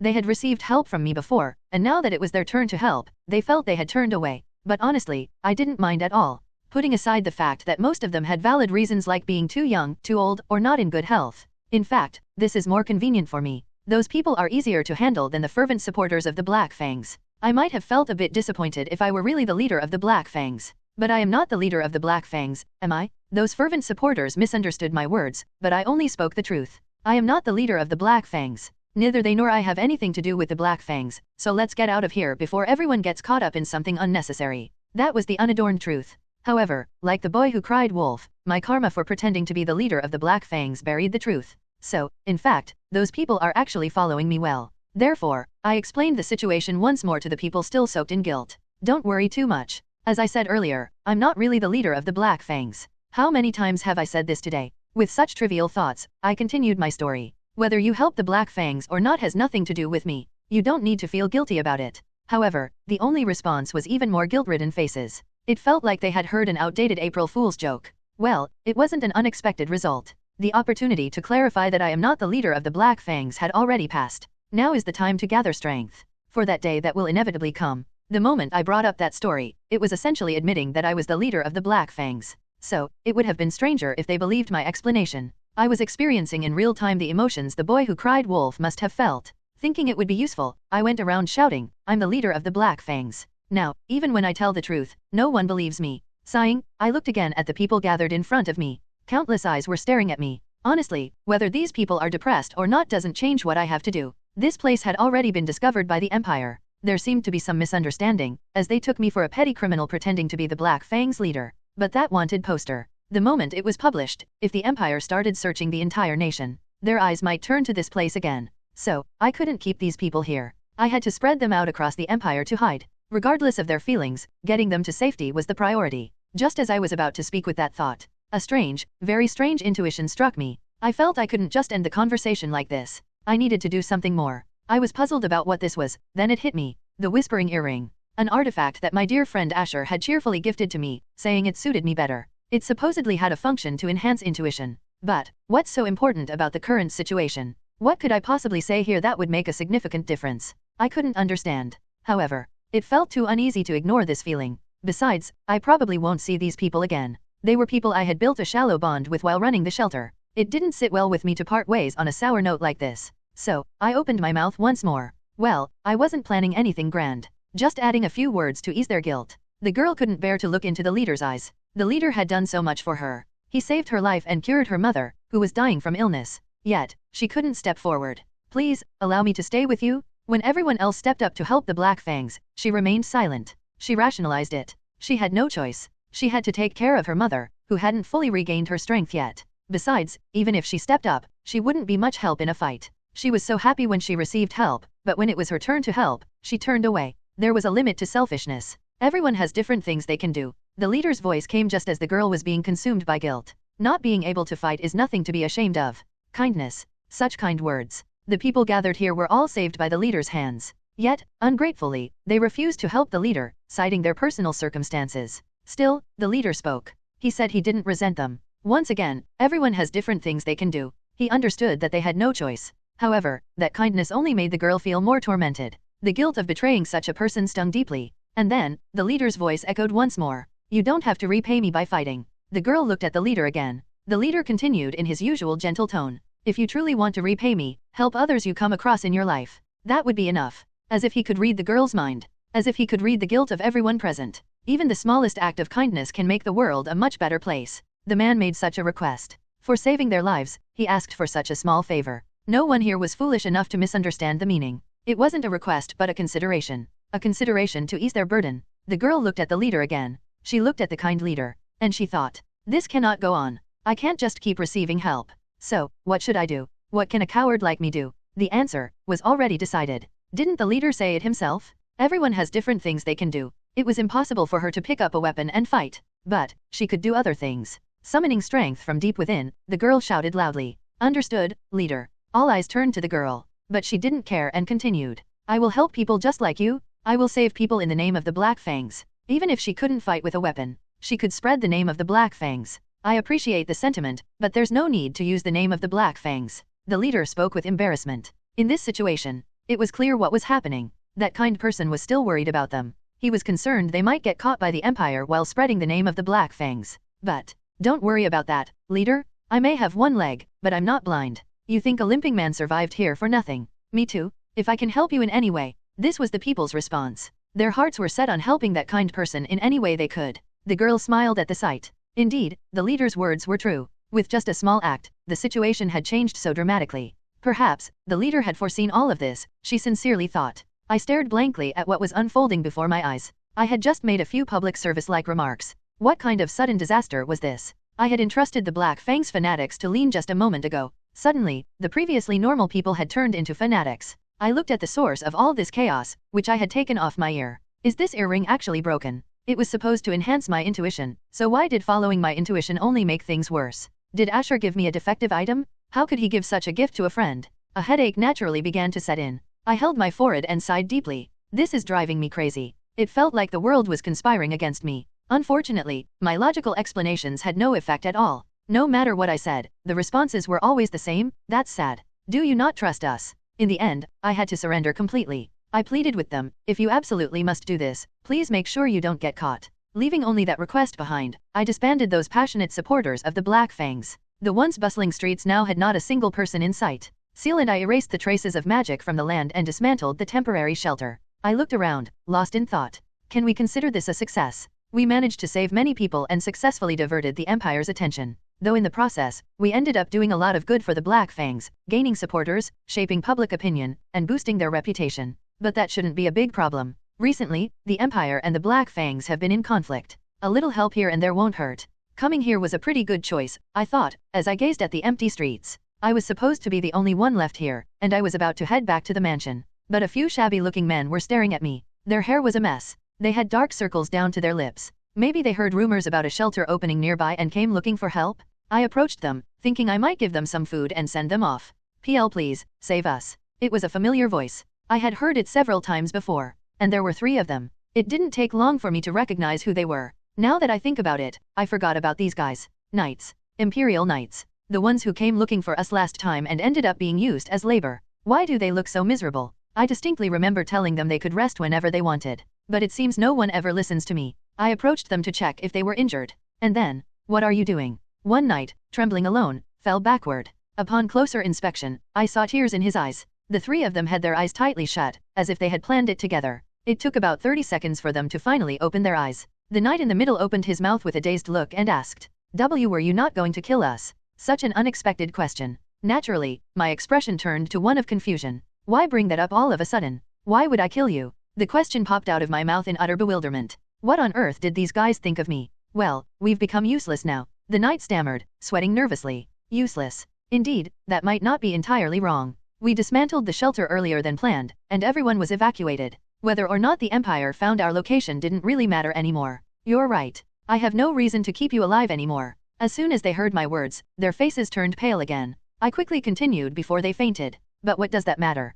What? Such a dumbfounded voice. The knight was visibly flustered. He didn't seem to understand my words yet, but it wasn't a complicated story. Just because you're useless doesn't mean I have to kill you. You no longer have any use. Keeping you alive wouldn't help at all. Is that a reason to kill someone? That's the kind of thing the Empire would do. At least, I don't want to do such a thing. It might seem like a soft-hearted approach, but I didn't think it was wrong. Living this way allowed me to meet my current companions. If I had lived without caring whether others died as long as it benefited me, I wouldn't be standing here now. I probably would have died alone in that mine. The knights stared blankly at me. Though it was disappointing to see them unable to accept the mercy offered, technically speaking, they were the last guests of our now closed shelter. So, I extended my hand and said to them with a generous heart, "What are you waiting for? You should get going before I change my mind." The knight took my hand and stood up. He looked at me intently and spoke, "Now I understand." His gaze was a mix of all kinds of emotions. "You intended to save us, just like you saved the others." The knight continued to speak at length about the experiences he had while saving people instead of cutting them down.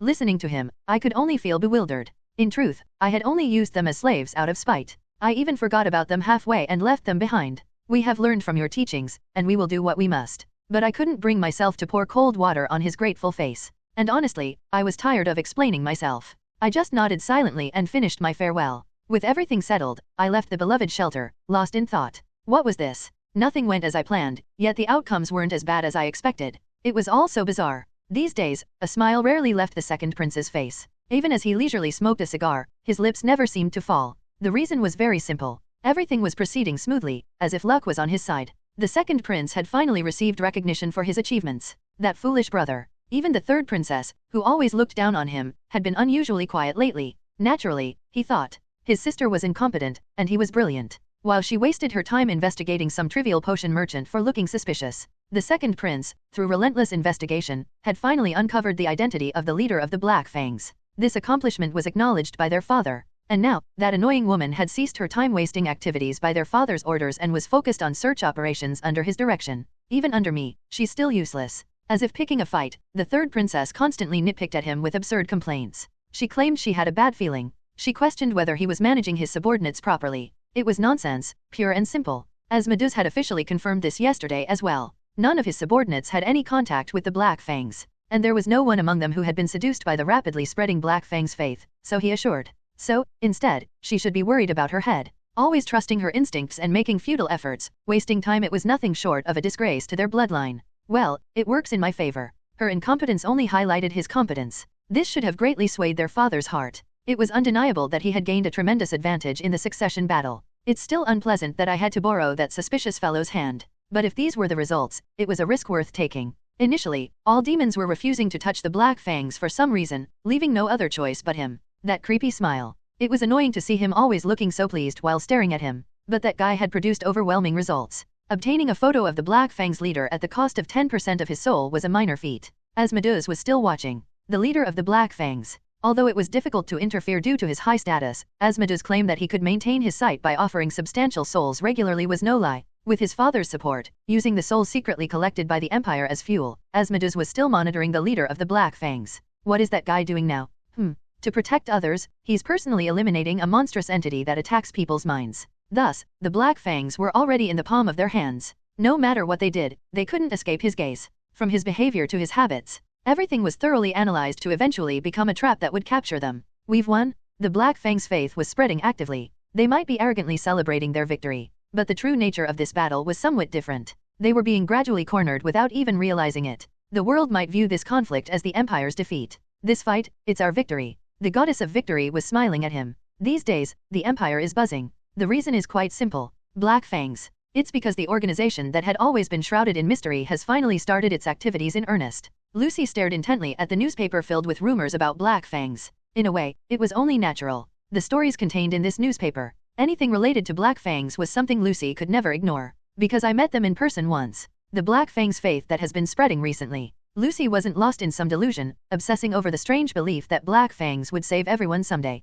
That's because Lucy had actually met the leader of Black Fangs. The form of the soul she saw with her special eyes, something that couldn't possibly fall within the realm of humanity. There was no way she could forget such a thing. So, it was only natural for Lucy to be interested in the current commotion about Black Fangs. But, another dead end. The face didn't match at all with the real Black Fangs leader she saw. Even considering the mask they wore, it was clear that the person currently wanted and the person she had seen back then were not the same. While it wasn't entirely impossible that the Empire was mistaken, it was hard to believe that someone with such a unique soul wasn't the leader of Black Fangs. My measly salary. Even though she sacrificed her snack money to buy the newspaper, there was no useful information. The Empire's newspapers were notorious for their heavy censorship. It was common for the content to be distorted. Still, it used to be a good source of information if you filtered out the imperial praise and the nonsense. Now that even this was blocked, it felt like she was facing a dead end. Or is this a kind of harvest? In a way, deceiving the Empire so thoroughly meant Black Fangs was an even more formidable organization than she thought. Well, whether that information was valuable was another matter entirely.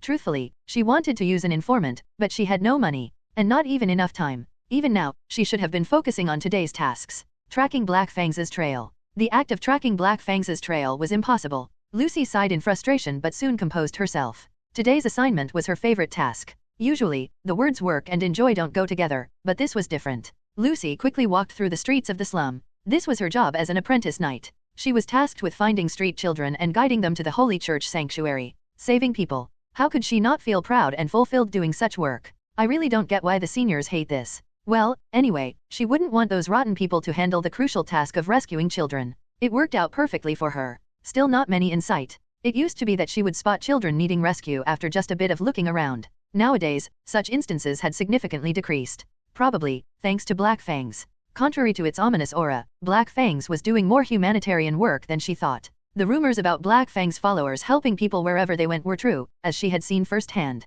Thinking about this, Lucy recalled the words again. You think I wouldn't know the things you've done? I know your vile true nature. Words left by the leader of Black Fangs before leaving. This was why Lucy kept fixating on Black Fangs. No matter how much she thought about it, she couldn't understand what those words meant. Even though she told herself to ignore those incomprehensible ramblings, it was no use. For some reason, those words kept bothering her. She felt like she was missing something really important. But, hey, are you guys okay over there? Those distracting thoughts quickly vanished. She had spotted two kids, probably siblings, in the distance. The younger one seemed injured, as they were limping. Her task was clear. She pushed those strange words out of her mind and quickly moved to help the children. Little did she know, she would deeply regret this decision later. It felt good to look at the mansion after so long. It was only natural. After all, this place was more or less our home now. Living outside for a long time had left me exhausted. Lately, my shoulder blades hurt inexplicably, so I quickly entered the mansion to rest. And then, I encountered her. With disheveled hair and dark circles under her eyes.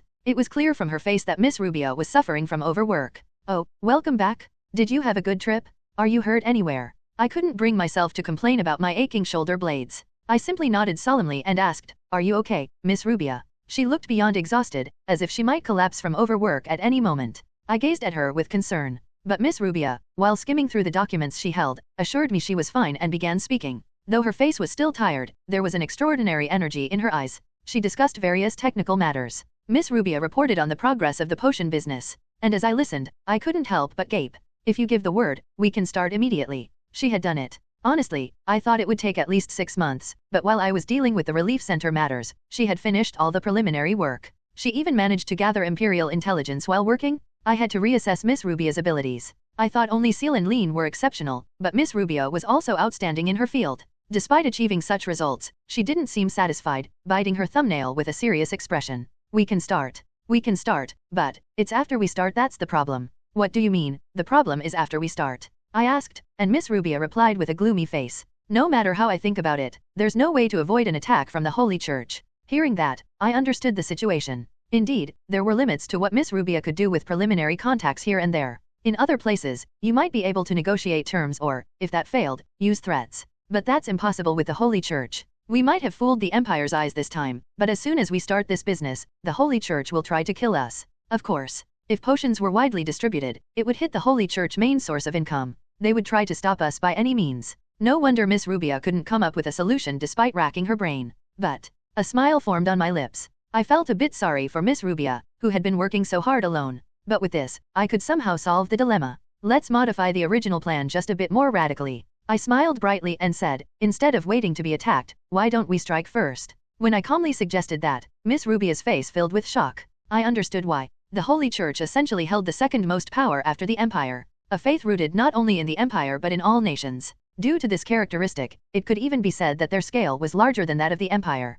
But that makes it even more worth a try. Relying on people's faith means they are dependent on it. When people's trust and belief crumble, can the Holy Church maintain their power? Well, even if they manage well, it wouldn't matter. As long as they couldn't focus on hindering our business, that was enough. So, let's drop a bomb right on their home. If their own house is burning down, they won't have the leisure to check on competitors. I told Miss Rubia to leave the rest to me and get some sleep, then quickly moved on. Thinking about what would make the most suitable opening for a sniper video targeting the Holy Church, led by the hottest Black Fangs leader these days. And it didn't take long for me to come up with a fitting first line. I ask, For what purpose does the Holy Church exist, if they do not carry out the will of God? It was time to bury the Holy Church in the name of Black Fangs. Jay, just wait a moment. As I was walking along, deep in thought about the video I was planning, a desperate voice stopped me in my tracks. When I turned around, I saw the pale, stricken face of Miss Rubia. Why, you don't mean you're declaring an all-out war against the Holy Church in the name of the Black Fangs? The situation was already weighing heavily on me. I answered her question in the calmest tone possible, hoping to keep her from getting too worked up.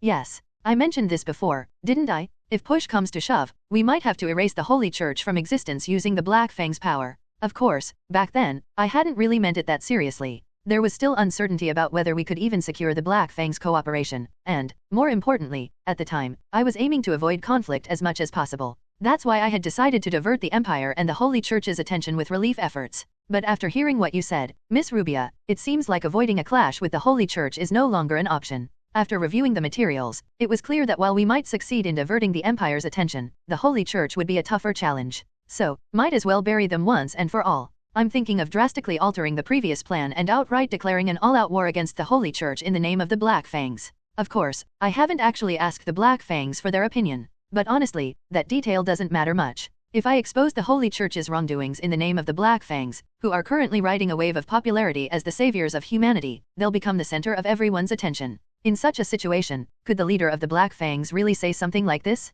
That's just an imposter speaking. We have no intention of going up against a massive power like the Holy Church. Could they really say something so ridiculous? There's no way that could happen. In any revolution, public support is an essential element. The Black Fangs will have no choice but to confront the Holy Church, even if they do it reluctantly. Not that I care if they're a bit annoyed. If they didn't like it, they should have at least treated a passionate supporter like me to a meal or something. I'm practically the one who created the Black Fangs following. They took everything from me and then just wiped their mouths clean like nothing happened. I get what you're saying, but it's the Holy Church, after all. Are you sure this is okay? Miss Rubia asked me, her voice full of concern. I smiled warmly and reassured her. Don't worry. The Black Fangs isn't that easy to mess with.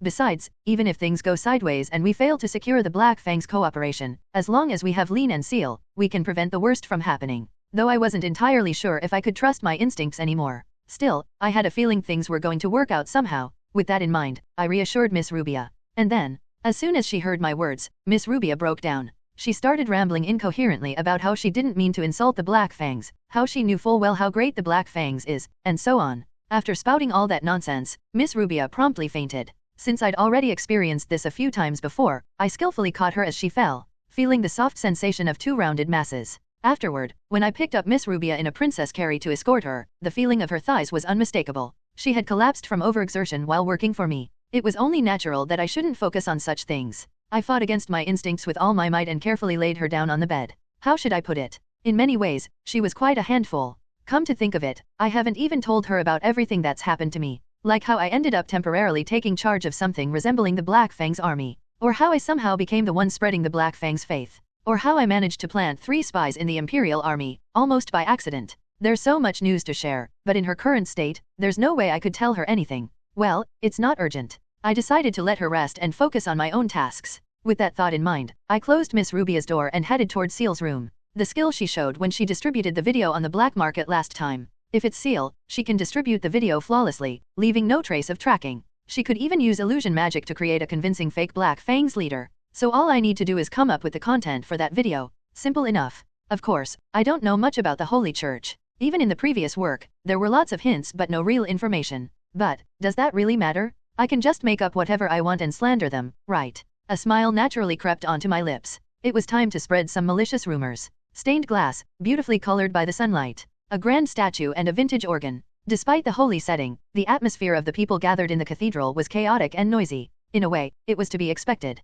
This was the Holy Church's territory, a place no one dared to defy. And yet, a strange disturbance had appeared right in the middle of it. Many tried to eliminate it, but all failed. No, not just failed, they lost their minds and twisted their own necks. And on those corpses, there was a distinct mark left behind. A Black Fang's mark, as if bitten by a wolf. As the crowd murmured around the bodies, a man stepped forward. His mere presence silenced the once noisy cathedral. It was only natural. The man who appeared was a cardinal of the Holy Church. The Pope's whereabouts had become mysteriously unknown, and now, the man most likely to succeed him, Karen, had appeared here. No one dared to cause a disturbance in his presence. In that stifling silence, Karen reached out towards the disturbance. It was the trigger for the video magic. As soon as his hand touched it, the video began to play, and the first thing that appeared was I ask you this, for what purpose does the Holy Church exist if it does not fulfill the will of God? A mysterious man cloaked in a black hood appeared on the screen. Karen could guess the identity of the man. It was almost inevitable. After all, there was only one organization in the entire empire that would dare to pull off such a bizarre act.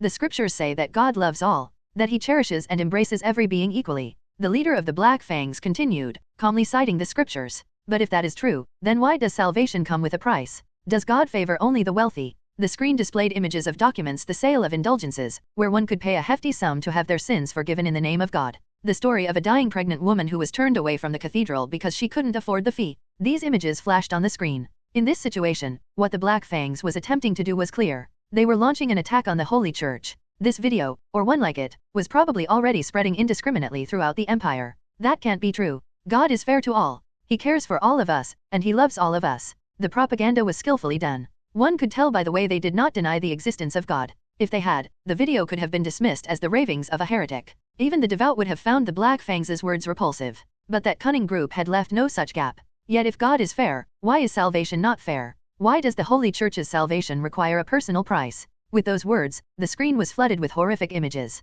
Starving children, the sick and dying, unable to receive treatment, priests ignoring the desperate cries for help. The reason is simple. The Holy Church is a group of apostates who prioritize their own greed over the will of God. But that was just the beginning. All manner of corruption. The heinous acts committed by the Holy Church were laid bare on the screen. One might think that these were illusions created by magic, but that seemed unlikely. The images were too clear, too vivid. It was no secret that patients' conditions could suddenly worsen, leading them to hastily donate all their wealth to the church. It was a common occurrence. The same could be said for the other forms of corruption and malfeasance. After exposing the church's misdeeds, the leader of the Black Fangs spoke again. I ask you once more, for what purpose does the Holy Church exist if it does not fulfill the will of God? Karen's face twisted in anger. He could already guess what the other viewers of this video were thinking. What answers they were coming to in their hearts. Everything he had built, the support base, the reputation, was crumbling because of this one video. But despite Karen's demonic expression and the fear his murderous aura inspired in those around him, the man in the video continued to speak. I cannot comprehend this. Therefore, I will destroy it. In front of Karen's very eyes, the leader of the Black Fangs made his final declaration. The name of the Holy Church will be erased from history by our hands. He had declared the Holy Church's downfall. Lucy stared at the video unfolding before her with a grave expression. As usual, she was handling patrol duties, covering for her senior as well. But then, something unexpected caught her eye. A dark ripple suddenly appeared by the roadside. The moment she touched it, the video started playing. Normally, the correct response in such a situation would be to quickly report the anomaly. But that wasn't an option this time. The video showed someone who appeared to be the leader of Black Fangs. Although the figure's face was blurred, making it hard to tell if it was truly the leader, the method was all too familiar. It was a tactic often used by the Black Fangs leader. Most likely, it was the real deal. Lucy had been on the lookout for clues about Black Fangs, and now she found herself staring at one. She considered herself lucky until her face hardened. It was only natural. What the video revealed was the ugly truth about the Holy Church. All sorts of horrific scenes flashed before Lucy's eyes, each one more terrible than the last. A cold sweat ran down her back. She had a bad feeling, a very bad feeling. Idiot. If you like it so much, why don't you go do it yourself? Her senior's words echoed in her mind. Their job was to guide those in need to the Holy Church. But every time Lucy saw her seniors slacking off, not fulfilling their duties, she had questioned them, only to receive the same dismissive response. They abused their authority as knights, exploiting the very citizens they were supposed to protect. They had thrown away all sense of honor as knights, and as people. She used to think that's why they hated the important task of rescuing children. But what if that wasn't the reason? What if the Black Fangs leader was telling the truth? What was the Holy Church doing with those children? A group so obsessed with money, a group that didn't care if people died for it. Why would they bother saving children? What exactly were the children being used for? Her head spun. The image of her guiding the siblings to the Holy Church, assuring them that she just wanted to help, played in her mind. She could still see the smiling face of the child, waving cheerfully as they promised to meet again later. No matter how hard she tried, she couldn't shake the dark thoughts swirling in her mind. There was only one thing she could do now. She had to find out the truth. No matter what it took. Lucy quickened her pace, praying that all of this was just her overactive imagination. Karen did his best to calm himself and grasp the situation. What impact will that video have? It would be huge. Uninurable. The video was highly polished, with a structure that made it easy for anyone to understand the situation. If it spread across the entire empire or even beyond to other countries, the damage would be astronomical. The trust the Holy Church had built up over the years would crumble in an instant. No matter how well they handled the situation, they could only hope to mitigate the damage. Preventing the loss of trust was impossible. But there was a more pressing issue. How much does the leader of Black Fangs know? Certainly, that video was significant. It had the potential to bring down everything the Holy Church had built over the years. But even so, compared to what truly mattered, that video was nothing more than a small, trivial concern. If this is all the leader knows, we might be lucky. But is that really the case? The video did indeed expose the reality of the Holy Church. It was clear that Black Fangs had been carefully observing the Holy Church, planning this attack for a long time. But was this really everything they had uncovered? Could it be that the Black Fang's knowledge of the Holy Church's secrets was limited to just what was shown in the video? Karen couldn't bring himself to believe that. If the corruption shown in the video was all there was, it could be dismissed as the moral failure of a few clergy members. But what if Black Fangs was holding something even more damning? The Holy Grail's main ingredient, the corpse of the former hero, the whereabouts of his daughter. If even one of those secrets were exposed, it would be the end. This was not just about the Holy Church losing the trust it had built. As the leader of Black Fangs arrogantly proclaimed, the Holy Church would be shattered into pieces. A decision had to be made. Before Black Fangs could spew more nonsense, before they could prepare their next move, they needed to be crushed. See Cardinal. A subordinate nervously watched Karen, shifting uneasily. It was only natural. After all, playing such a video in a public place, it was bound to unsettle everyone. If they weren't anxious, that would have been more surprising. Karen, wearing a gentle smile, finally spoke. Do not waver. No one knows our sincerity better than ourselves. On the surface, it sounded like a kind, comforting statement. But the faces of those around him were pale. It was only natural. That smile was a clear sign of his fury. Those who appeared in the video were now apostates. No matter how much they cried out, claiming everyone was doing it, that they were just unlucky, begging for their lives, it wouldn't matter. Not only would they be executed, but their entire families would be wiped out, their lineage eradicated. And, of course, torture would come first. Their faces were blurry, so it's hard to identify them. But from Karen's perspective, it didn't really matter if he couldn't identify the exact individuals. Anyone would do. All he needed was to make an example of them. By publicly punishing those who had failed and gotten caught, he would ensure that such a thing would never happen again. As long as the punishment was brutal enough to make everyone fear becoming like them, it didn't matter who was executed. To Karen, every person was merely a tool to be used. As long as efficiency improved, he didn't care about the lives of individual tools. Even as he thought this, Karen maintained his gentle smile and spoke once more. Truly deplorable. What a cunning trick it is, to whisper such venomous words into the ears of devout believers. This video would be dismissed as a deceitful ploy by that wretched demon, the leader of Black Fangs. The narrative would be that the demon fabricated all sorts of evidence to shake the faith of the devout. Karen intended to use every ounce of the Holy Church's power to control public opinion and prevent the spread of the video. Several of his subordinates, having understood the hidden orders within Karen's words, hurriedly moved into action. While Karen disliked entrusting such a critical task to subordinates, this time, it couldn't be helped. There were more urgent matters at hand than simply controlling the narrative. The leader of this heretical sect tempts the innocent with lies, and surely, the Lord is grieved by this. Why yes, of course. The remaining people quickly agreed with Karen, desperate to appease him. Their eagerness to win his favor was almost laughable. Watching them, Karen maintained his facade with a polite smile as he continued to speak. As someone who has vowed to devote his life to the Lord, I find this utterly shameful. Those were just some empty words.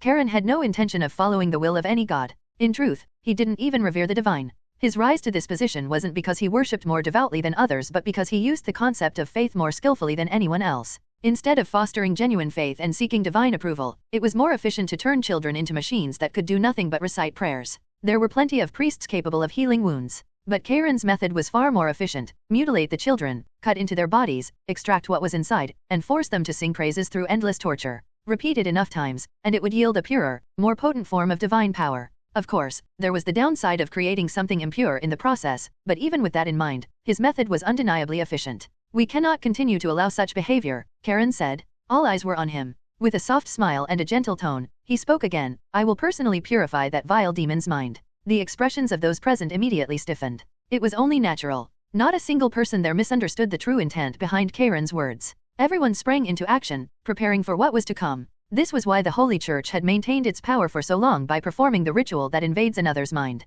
As they hurried to prepare, Karen smiled. But this time, it was a genuine smile, one of malice and cruelty. Black Fangs. No doubt, they felt like they had the world in their grasp, smugly believing everything was within their control. But soon, they would learn the truth. There are some enemies in this world you should never, ever provoke. I understand the situation. I'll gather the others and head there shortly. The man on the screen spoke those words. Given the emergency, it was only natural that the entire leadership of the Holy Church would gather to discuss the next steps. Yes, I understand, Karen replied with his usual, insincere smile before terminating the teleportation spell. However, contrary to his words, Karen had no intention of waiting for them to arrive. In a way, it was to be expected. Even though they were both cardinals, Karen and that man were worlds apart. Unlike the others, Karen was privy to the Holy Church's deepest secret, shared with him by the now vanished Pope. The power he wielded and his abilities were incomparable to anyone else's. After all, Karen was the cardinal responsible for the most important empire, a position that granted him unparalleled authority within the Holy Church. It wasn't for nothing that people called him the next pope.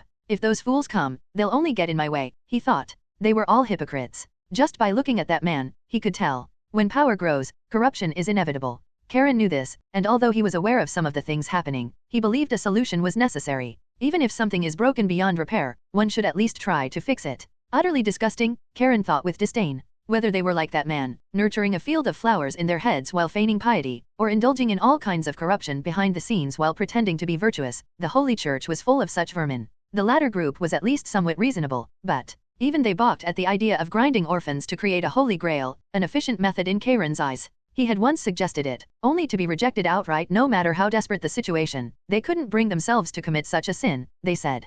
Karen knew this because they had refused, fearing divine punishment. Fortunately, their immediate rejection allowed him to kill and silence them on the spot. They're all so frustratingly narrow-minded. One could obtain as much divine power as needed by using people. These vermin hypocritically rejected the idea of using humans as resources. But Karen was convinced there was no more efficient material than humans. That's how he had risen to his current position. He had caught the eye of the Pope, who understood his methods, and was named as his successor. However, this efficient approach was only possible within the empire. Those hypocrites would surely reject this rational means of utilizing divine power. As a result, Karen had to waste time ensuring thorough security for nothing. The mass production of the Holy Grail could have been far more efficient, but it wasn't. Thanks to them, everything is becoming a hassle. It was already troublesome enough to deal with the leader of the Black Fangs, but now he had to clean up any evidence just because those idiots were coming. First, Karen needed to quickly hand over the hero's corpse to the Empire. He had long-standing ties with the second prince, so it would be easy enough to ask him for a favor. If he left it to that cunning emperor, he'd surely lose all ownership of the body.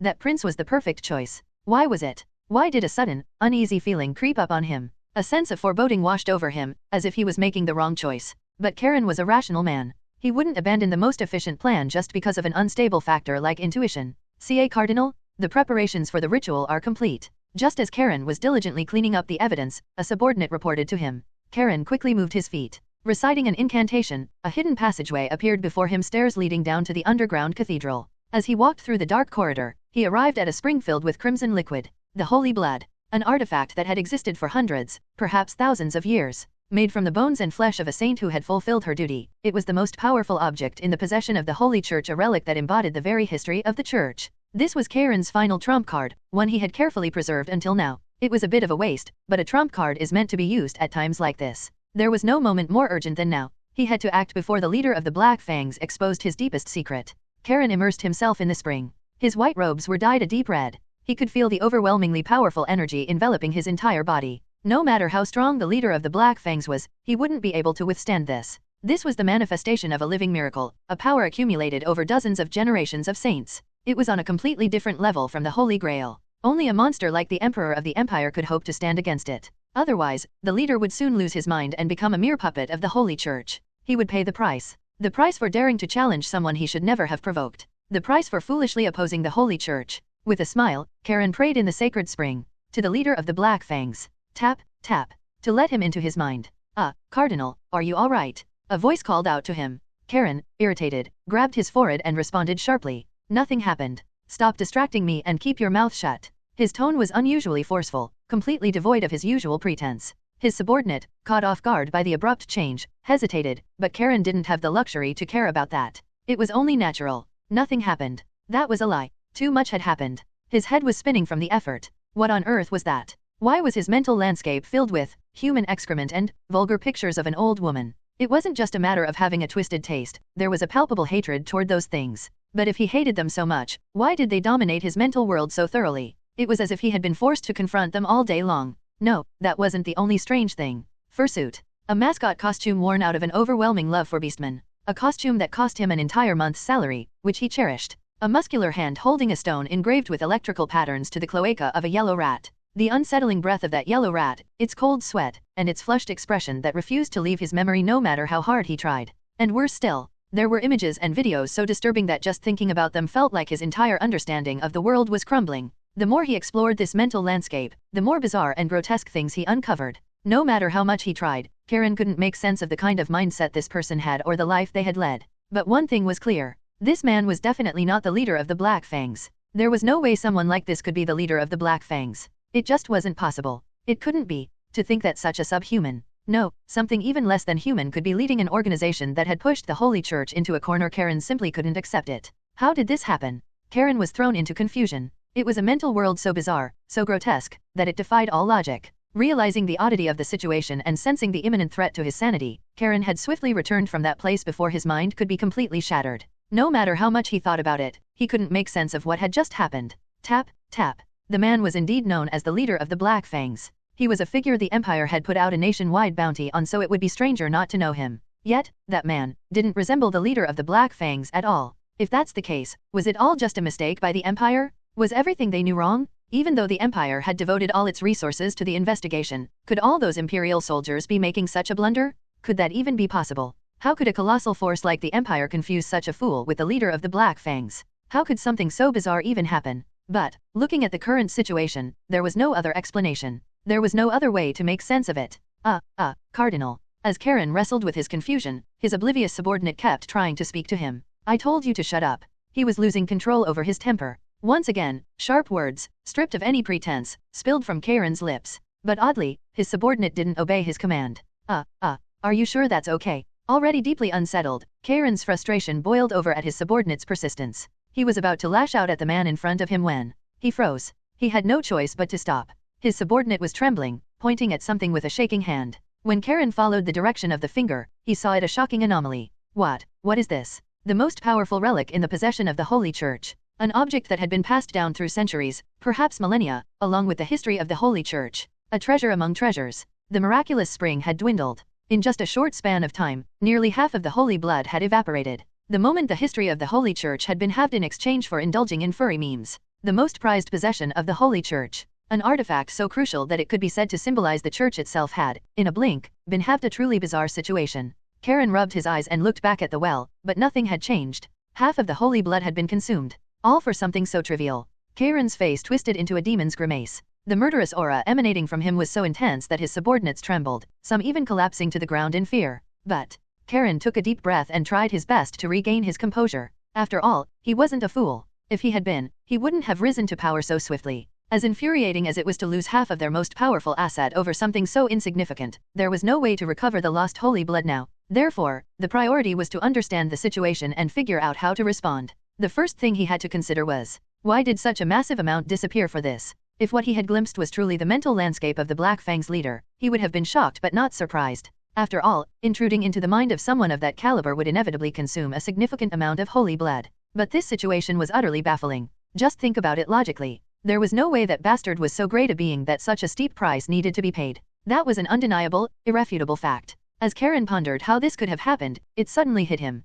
The image I saw in his mind. An image of a decrepit old woman, captured in a photograph so vile that it was impossible to understand who would desire such a thing. What kind of madman could possibly get excited over that horrific, naked body? And then, there were other things, shocking in a completely different way. Even Karen, who had experience in dissecting people, found the grotesqueness of it all beyond what he could tolerate. He had been too shocked to properly examine it. That was definitely strange. The scenes he observed in that man's mind. Words like Gichu * or Buntang * words whose meanings were utterly incomprehensible. They didn't seem to belong to this era at all. When he connected these to the reason the holy blood had disappeared, the answer became clear. A different world, and not just that a being from a higher dimension. If that were the case, it would indeed make sense. Interfering with a being from another dimension was nearly impossible to begin with. Just observing them was close to a miracle, but to go beyond that and actually intrude into the mental world of a higher dimensional being. If the price wasn't this steep, that would be even stranger. As Karen continued to delve deeper into his thoughts, piecing everything together, his expression grew more and more twisted. Are all beings from higher dimensions like this? Getting excited over such a revolting photo of an old hag, sharing it with others. A collective of twisted perverts who, obsessed with demi-humans, couldn't be satisfied by just fulfilling their desires with beasts and instead aimed to become demi-humans themselves. If that was the standard of higher dimensional beings, just imagining it was so disgusting that it was unbearable. It made Karen nauseous. That's why Karen quickly wiped those thoughts from his mind. There were more pressing matters to attend to right now. Why on earth is that bizarre creature, the one called Furry *, being mistaken for the leader of the Black Fangs? Could this be some scheme by the Empire? A tactic employed by the Empire to keep the Holy Church in check? That thought briefly crossed his mind, but it didn't quite add up. Because even now, when he closed his eyes, he could still see it clearly. The second prince. The look in his eyes, filled with madness and obsession when he claimed to have uncovered the identity of the Black Fang's leader. The possibility that it was all an act was unimaginable. So, the Empire genuinely believed that strange human to be the leader of the Black Fangs. And, there was only one person who could have orchestrated such a thing. The Black Fangs. It had to be them. Those bastards had cunningly deceived everyone with their wicked schemes. When he thought of it that way, everything started to make sense. If their goal was to confuse the Empire, it would have been easy to pin the blame on just anyone. But they deliberately chose to frame a higher dimensional being for their crimes, all to set this moment into motion. Somehow, they had uncovered the existence and operation of this well, leading Karen straight into their trap. And Karen had walked right into it. Just how far ahead did that bastard plan? Karen couldn't help but reflect on his own arrogance. Despite knowing that overconfidence was the most dangerous poison, he had let his judgment be clouded by rage over the interference with his plans. He had even dismissed the leader of the Black Fangs as nothing more than a lucky fool. Now, in hindsight, nothing could have been more shameful. If I hadn't sensed something off and had attempted to destroy that bizarre pervert's mind. Half of the holy blood had already been consumed just by glimpsing into the mind of a higher dimensional being. How much more would it take to destroy that mind? It was clear that what he had now would be utterly insufficient. Karen would have been trapped forever inside that pervert's brain. A mind filled with human excrement. Photos of an old hag. The grotesque images of people satisfying their desires with demi-humans. He would have been trapped in that grotesque mental landscape, suffering for eternity. A cold sweat naturally ran down Karen's back. To mock your opponent in such a way, this was a first. No matter how much he struggled, he couldn't shake the overwhelming feeling that he was merely playing in someone else's hand. This sense of helplessness was utterly terrifying. What kind of mind could conceive of such a plan and actually bring it to fruition? The foresight of the Black Fang's leader was truly terrifying. But, I can't back down. The wisest course of action would be to avoid confronting such an opponent. Even though he knew this, Karen couldn't bring himself to stop the attack. In a way, it was only natural. Now that it was clear the Black Fang's leader knew about the holy blood, it was certain that he knew about other secrets as well. If those were to be exposed, it would be the end. Everything would be over. All the reputation he had built, all the future he had envisioned, would be shattered. The moment that bastard opened his mouth, Karen's life would be finished. There was no way he could allow such a person to live. So, he had to be eliminated. No matter what it took. No matter what risks he had to take. Bring me the contents of the Holy Grail. All of it. That's why Karen gave the order. Originally, it was meant to be used against that bizarrely elusive potion dealer, the one who was so skilled at hiding his true identity. But plans had to change. Now was not the time to hold back cards. This was a matter of life and death, and everything had to be wagered. Of course, it wouldn't match the power of the holy blood, but it was better than nothing. Black Fangs. I apologize for underestimating you, but don't think I'll be easy prey either. The leader of the Black Fangs. Karen had a faint inkling of who he really was. There was no way the Empire had mistakenly identified that strange man as the leader by chance. There had to be some connection between the Black Fang's leader and that man.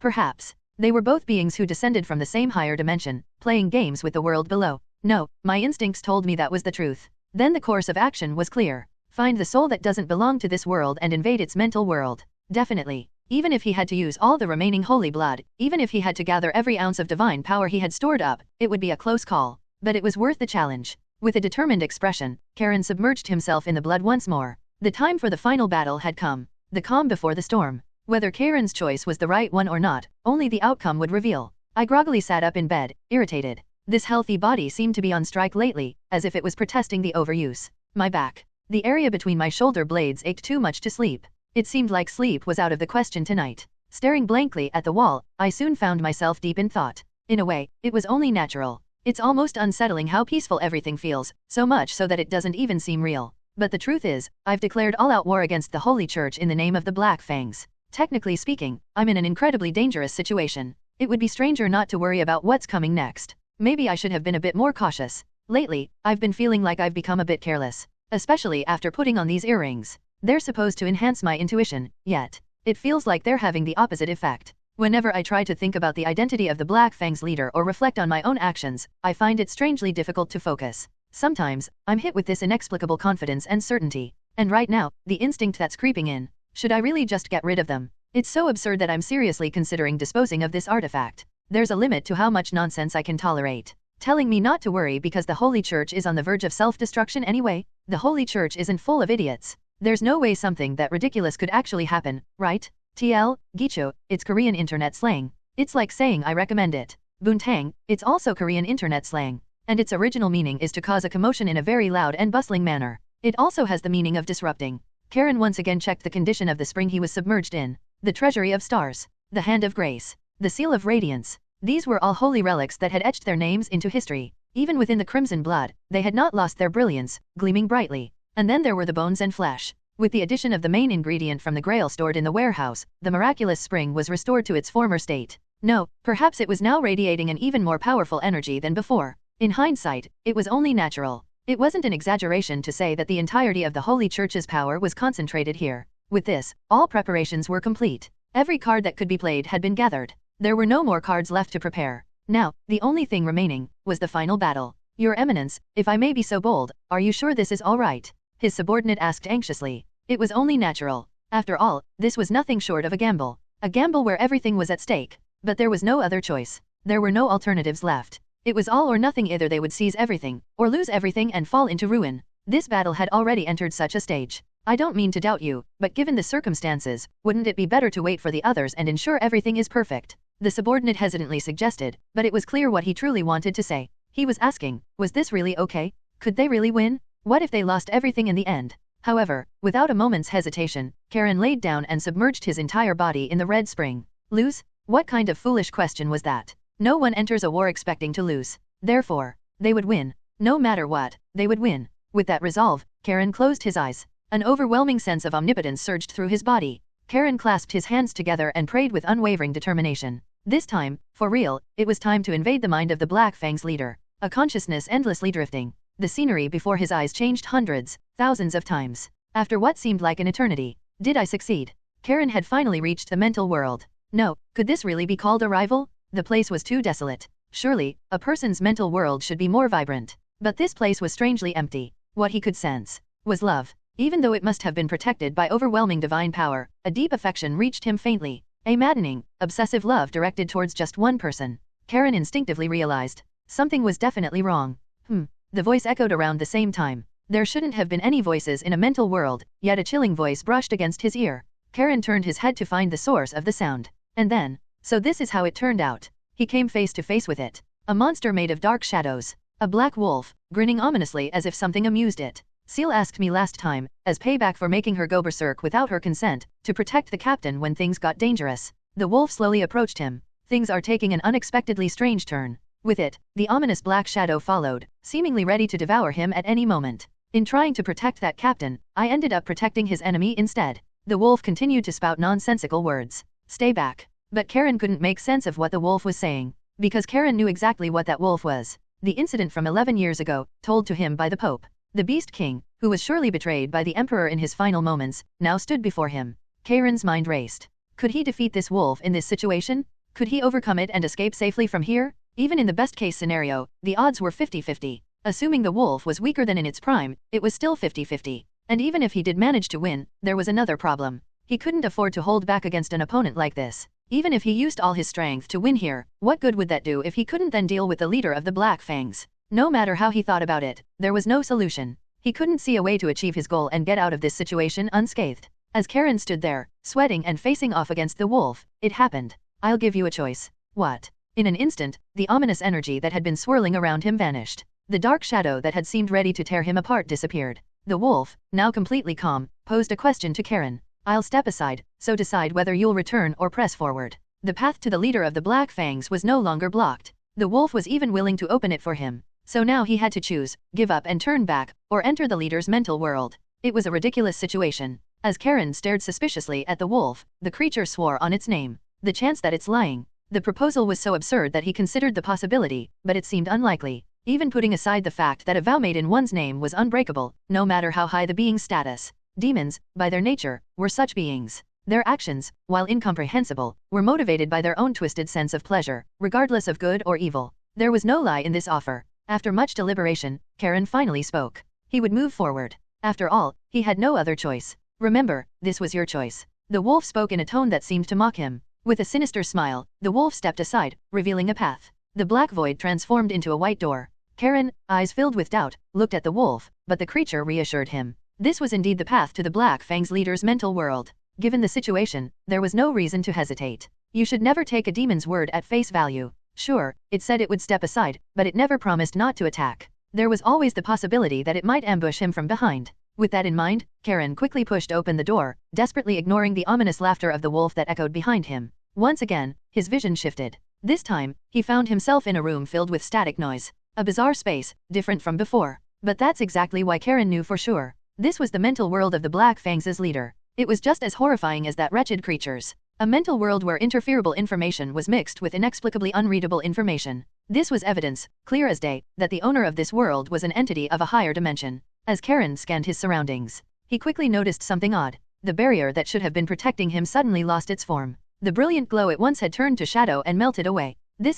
Only then did Karen realize what had happened earlier. It was that wolf. That damned wolf had set this up. It never intended to attack Karen directly from the start. All it did was distract Karen, disrupting his concentration, while subtly interfering with the spell that formed the barrier. The divine power that had been enveloping him was now scattering in all directions, having lost its focus. He was tricked. Completely and utterly deceived. The wolf had tampered with the spell, shattering the barrier and then fooling him with illusions. It manipulated him into making a foolish choice, only to mock him afterward, saying that it was his decision. A chill ran down Karen's spine. But Karen quickly grabbed hold of his rationality. Now wasn't the time to be angry. This was dangerous. Wandering around in a mental world belonging to a being of this magnitude without any form of defense was practically a death sentence. So, he had to escape. Considering the future of the Holy Church, it might have made sense to stand and fight the leader of the Black Fangs to the end. But that wasn't Karen's concern. Even someone like Karen, who had taken lives without a second thought, understood the value of his own life. There was nothing in this world more precious than his own survival. So, as he quickly turned toward the exit to make his escape, a dumbfounded sound escaped Karen's lips. It was only natural. The exit, which should have been right behind him, kept getting farther and farther away. No matter how much he ran, the distance between him and the exit never closed. He ran and ran, but the door only seemed to retreat further. No, this wasn't just the door moving away. Am I being pulled in? Karen turned his head toward the force that was dragging him. And then, he faced it. Something he should never have looked at. His mind went numb. His head swirled. His thoughts were scattered. Something incomprehensible had turned its gaze upon Karen. Nothing was clear. No mere mortal could comprehend the being now before him. But if there was one thing Karen could be certain of, it was that he had made the mistake of touching something he should have never, ever disturbed. Karen finally realized his folly. Make the Black Fangs understand that there are certain foes in this world that one must never provoke? It was him who needed to learn that lesson. No matter how much it was the only way to maintain the power and fame he had built up over the years. He should never have meddled. Once he recognized the disparity between them, he should have given up on everything and fought just to survive. But, regret always comes too late, only when mistakes can no longer be undone. It greedily devoured the divine power that swirled around Karen. The immense power he had prepared for the showdown with the Black Fangs was being absorbed in an instant. If it consumed all of his divine power, the next target was obvious. So Karen struggled. The exit was still far away. A terrible pain coursed through his entire body, contorting Karen's face in agony. Yet, Karen did not stop moving forward. Nothing else mattered now. Honor, wealth, authority. All of it lost its value in the face of the one thing that truly mattered: survival. Power? Who cared about that? He just wanted to live. But, as if denying even that, it clung to Karen. His head spun. Just being near it was eroding his sanity. Yet still, Karen gritted his teeth. And then, he looked at his left arm. He had realized why it was dragging him down. It was power. It was greedily consuming only his divine power. So, to survive, he had to give up everything. The holy marks implanted from the talented children. The marks, proof of divine favor, which allowed him to perform miracles. It had taken the sacrifice of hundreds to barely acquire these marks, due to the issues arising during the implantation process. But now was not the time to worry about such things. The holy marks embedded in his spirit were slowly fading. Karen forcibly separated the marks from himself. He desperately hoped that this would satisfy it and make it release him. But, is it still not enough? He had offered up his most powerful asset. Even if he returned to reality, the power of the vanished holy marks would not return. Despite such a sacrifice, it still refused to let Karen go. A compulsion surged within him. The urge to throw everything away and sing a hymn of praise to it. For now, Karen was barely protecting his mind with his remaining divine power, but that too was reaching its limit. But he couldn't allow it. He couldn't die here. He had to survive. No matter the cost. To do so, he had no choice but to discard everything. The only way to survive was to relinquish all the power it desired and flee. Karen clenched his teeth once more and relinquished all the divine power he held. All the strength he had accumulated to rise to the rank of cardinal, he sacrificed to that monster. The force holding him began to weaken. But still, why? It would not release Karen. It was not enough. Just a little more, if he could just reach out a bit further, he could touch the exit. The exit out of this hell was right in front of him. But he was one step short. Karen's face was painted with despair. He realized why he was one step short. He had already given up all his divine power. Now, Karen was nothing more than an ordinary human. But even so, if there was still something left, what could it be? His life. Even his last remaining shred of life was being devoured by that monster. I renounce my life as a heretic and offer everything to you. His mouth moved on its own, uttering such words. For some reason, an overwhelming sense of happiness washed over him. The happiness of submitting to it. A smile crept onto his face. A maniacal grin that threatened to tear his lips apart. Even though that being wasn't even paying attention to him, just being near it was driving Karen mad.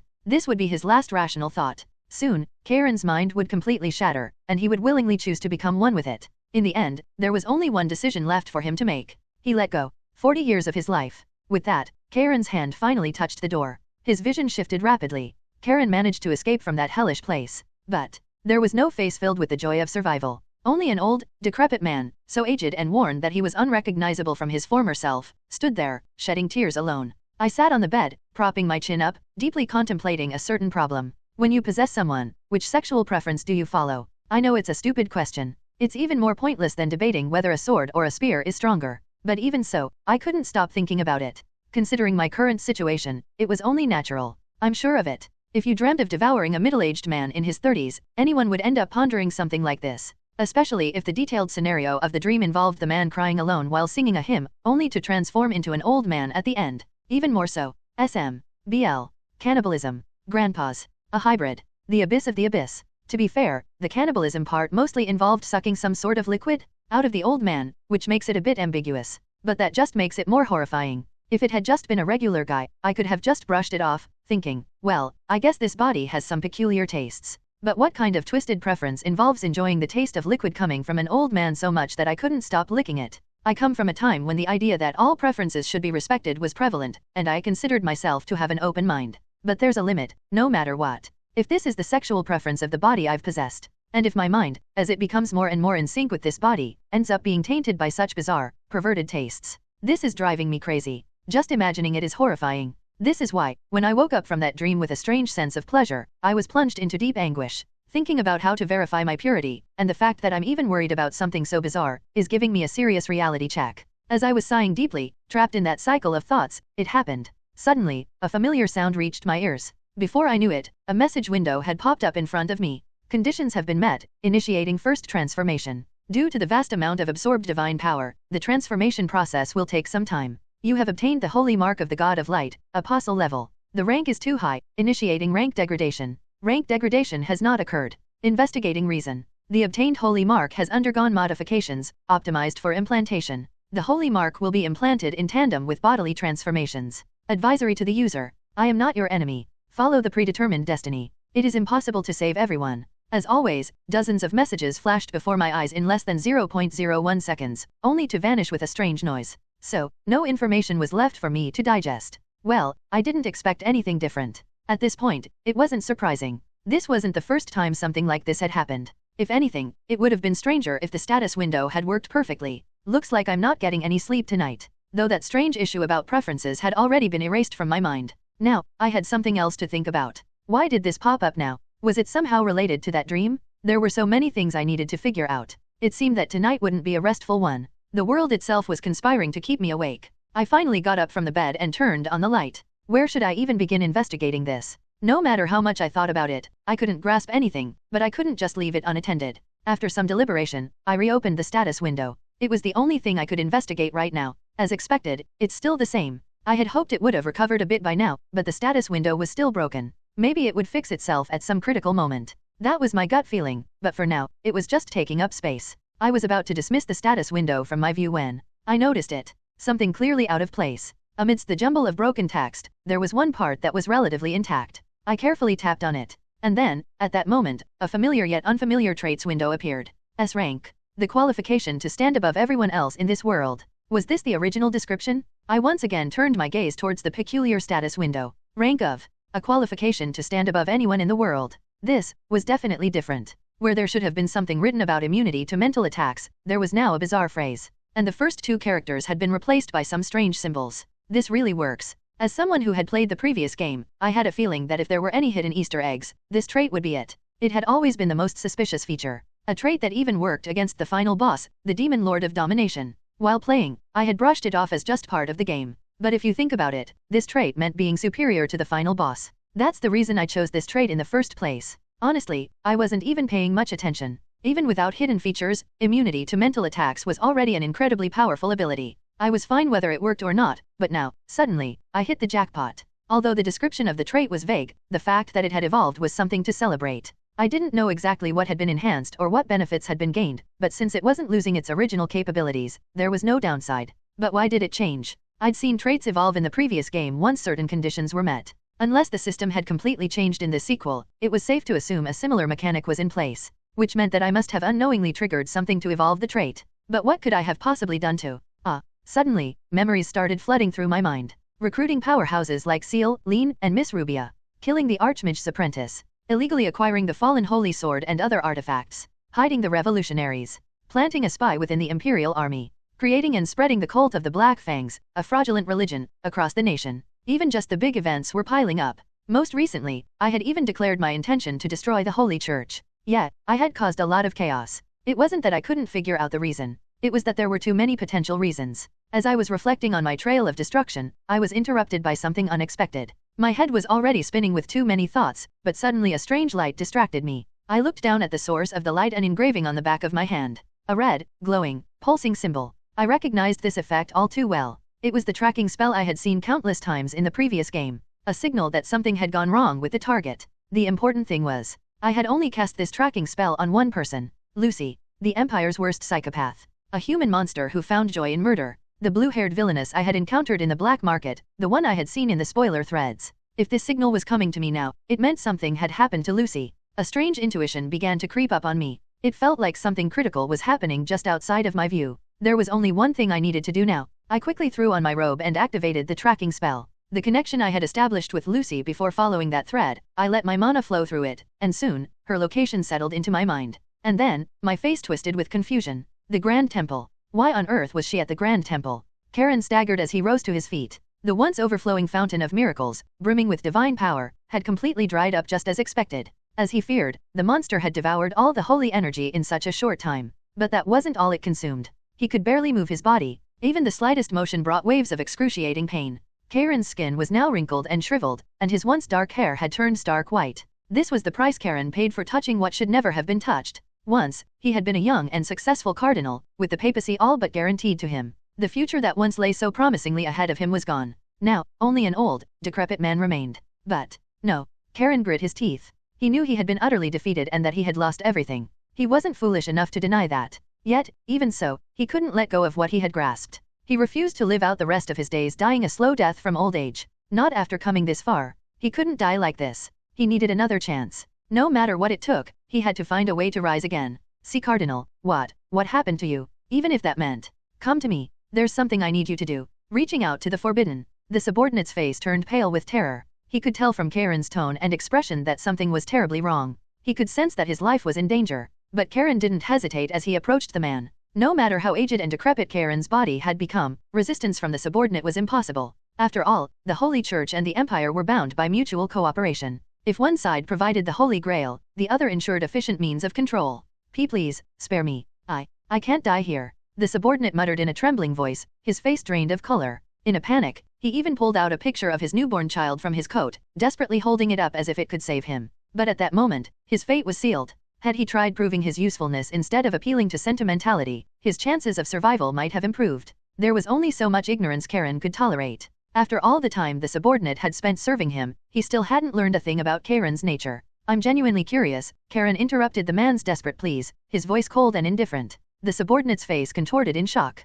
Karen slowly stepped closer to him and asked, did you really think I would care about your future or your brats? He meant it. None of it mattered. What did it matter if a child grew up without a father? If it guaranteed his survival, Karen wouldn't hesitate to tear the man apart in front of the child. As long as he could stay alive, other people's lives were meaningless. And so, Karen reached out his hand towards the subordinate without a moment's hesitation, a grotesque smile spreading across his face. At that moment, a flood of dark energy surged forth. Karen's form was now more akin to a demon than a human. This was the result of secret experiments he and the Pope had conducted in the shadows. Ironically, the Holy Church, which claimed to fight against demons, was the perfect place to conduct forbidden research on them. Give me all that you are. The man in front of him stared blankly at Karen, tears streaming down his face. Moments later, the Imperial slave brand on his body began to glow. Like a puppet on strings, the man moved unnaturally and responded eagerly, grasping Karen's outstretched hand. A contract was sealed. The man's body began to dissolve. Flesh and bone melted into shadows, vanishing entirely. All that remained was his life force, which flowed directly into Karen.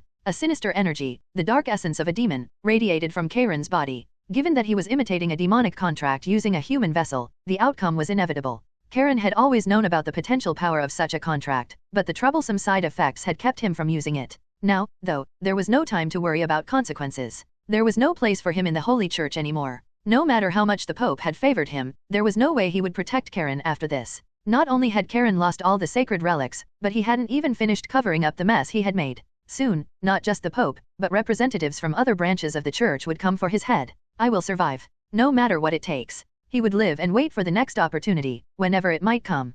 Karen moved towards the secret passage that led to the Grand Temple. With a twisted smile, he climbed the stairs, hopeful that by draining the life force of those at the top, he might restore his former self. And then, his face contorted in shock. What he saw before him was beyond belief. The beautiful statues of the gods were drenched in red. The pungent smell of blood hung heavy in the air. The entire temple was defiled, stained with human flesh and blood. An unthinkable sight. Why? How? Like a fleeting memory, a conversation from Karen's past flashed through his mind. A discussion he'd had with a man he had once disposed of. The gods are watching your vile deeds. One day, you will face the consequences for what you've done. Haven't you realized yet? There are no gods. And without gods, there is no divine punishment. Karen had laughed as he watched the man die. No matter what he did, divine retribution had never come. There were beings that granted power in exchange for faith, but they didn't distinguish between good and evil. If that was the case, then they weren't gods, they were machines. And machines existed to be used by humans. That belief had allowed Karen to live with such confidence, convinced that no divine punishment would ever come for him. But now, found you? Looking back, he realized that he had been half right and half wrong. There was no benevolent god of light. No god had come to smite Karen for his sins. But there was still punishment. Footsteps echoed through the blood-soaked temple, announcing the approach of death. Now it's just you and me. A blue-haired girl, soaked in blood from head to toe, stood before him, tears streaming down her face as she stared at Karen. Punishment had come for him. The video that the Black Fangs spread across the empire. After watching it, Lucy was filled with doubts and immediately set off towards the Grand Temple. However, the scene of Lucy bursting through the temple doors, declaring her intent to investigate what was truly happening, never came to pass. What am I supposed to do? She simply lingered around the vicinity of the temple, heaving a deep sigh out of frustration. In hindsight, it was the obvious outcome. The Grand Temple wasn't exactly a place anyone could just walk into, and the Empire was in an uproar over the matters related to the Black Fangs. In this situation, there was no way the Empire, which was already in turmoil, would let an apprentice knight with no real authority enter the Grand Temple. And Lucy wasn't strong enough to ignore the heavily guarded entrance and barge in, either. No matter how much she thought about it, she couldn't find a solution. Should she just turn back? No, I can't retreat here. She had to confirm it. She needed to know if the children were really doing okay. The 30 children Lucy had delivered to the Holy Church, along with the others that her fellow knights had rescued as part of their duties. The doubt that arose from seeing the video of the Black Fangs commander. The eerie feeling that the Holy Church might be using the children for something sinister it gnawed at her, and she couldn't leave until she had answers. Just as Lucy was pacing back and forth, struggling with what to do. Her face flushed with surprise. She had just caught a fleeting glimpse of a familiar face, a girl from the sibling pair she had once handed over to the Holy Church. Given the situation, there was no time for hesitation. Lucy immediately took off, chasing in the direction the girl had disappeared. The scenery blurred past her as she sped ahead. The girl, barely within reach, continued to slip out of Lucy's grasp, darting off toward an unknown destination. At the end of the unexpected chase, Lucy found herself standing in front of a dead-end wall. Where could she have gone?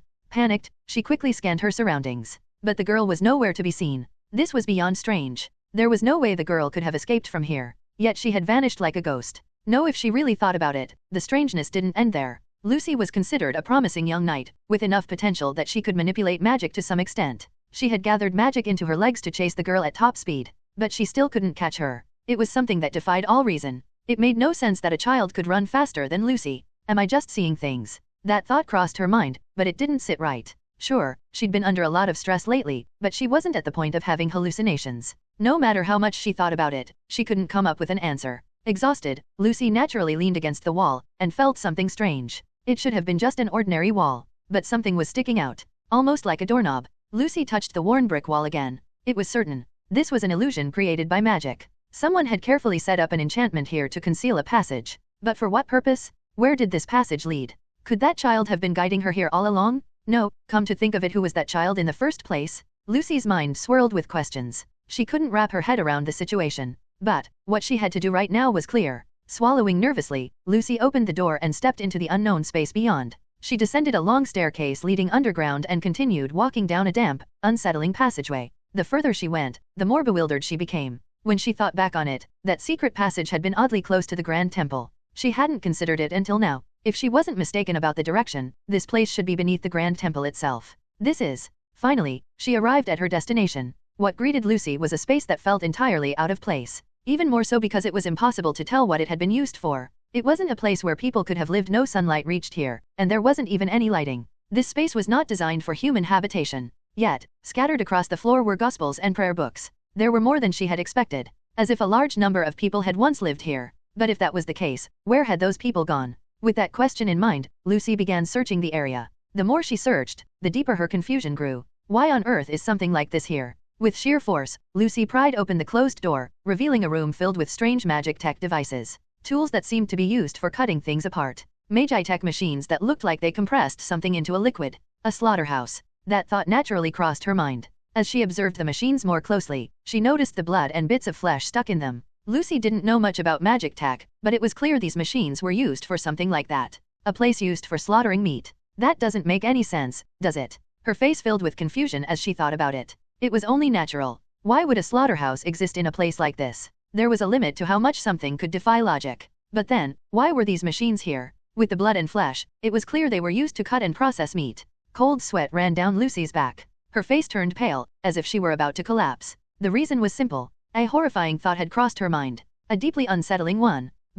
And no, that can't be right, can it? It had to be her imagination. She was letting her thoughts spiral too much. After all, that would be an extreme assumption, even for her. In her time as a knight, she had dealt with countless criminals, punishing them for their wrongdoings, but none had ever committed something so heinous. Even evil has its limits. For the Holy Church, a place that served God, to commit such acts, even conspiracy theorists wouldn't believe such wild stories. Lucy calmed her pounding heart for a while, but the uneasy feeling wouldn't go away, no matter how much time passed. Nervously biting her nails, Lucy paced around. And then, the girl's face appeared before her again. The same girl who had led her here. For some reason, the girl had shown herself in front of Lucy once more. Wait, hold on. Lucy shouted at the girl as quickly as she could. But, like before, the girl ignored her and sprinted off somewhere. Again, at an incredibly fast speed. Lucy tried desperately to chase after her, but she failed. As always, the girl vanished as if she had evaporated into thin air. All that greeted the panting Lucy was a black door. Contaminated materials storage. A strange name for a room.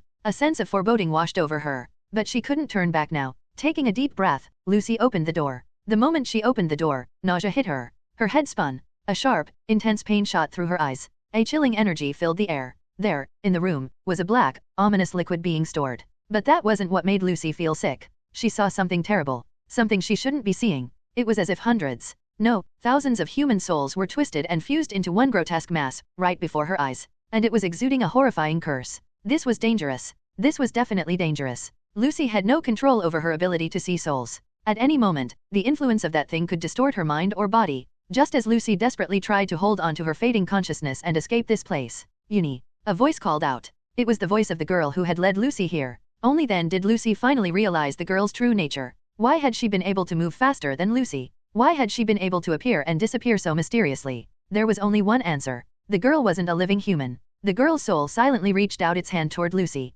Her eyes were filled with a swirl of emotions as she looked at Lucy. Why was it? It was clear that running away was the right choice here. Everything in this place was suspicious and dangerous. Threats to her life were everywhere. So, fleeing would be the right decision. And yet, despite knowing that, she felt like she couldn't ignore it. Like she couldn't turn away from this. Lucy took the girl's hand. And the memories of what the girl had gone through flooded into Lucy's mind. How the girl had wandered through the slums, met Lucy, and become close after sharing various conversations. How she had been led by Lucy's hand and delivered to the Holy Church. And then, everything that had happened afterward. Once Lucy understood it all, she looked at the girl again. But this time, she couldn't say anything. Because Lucy had seen it. The girl's limbs being cut off, while she was still alive, for not singing the hymn properly. The girl being forced to tear open her own brother's body, all because they claimed she didn't sincerely revere God. Lucy couldn't bring herself to say she was sorry after witnessing such horrors. It would be shameless to ask for forgiveness after seeing such atrocities. And then, the girl spoke to her. She said she was full of resentment. Resentment toward those who had committed such atrocities and still had the audacity to praise God.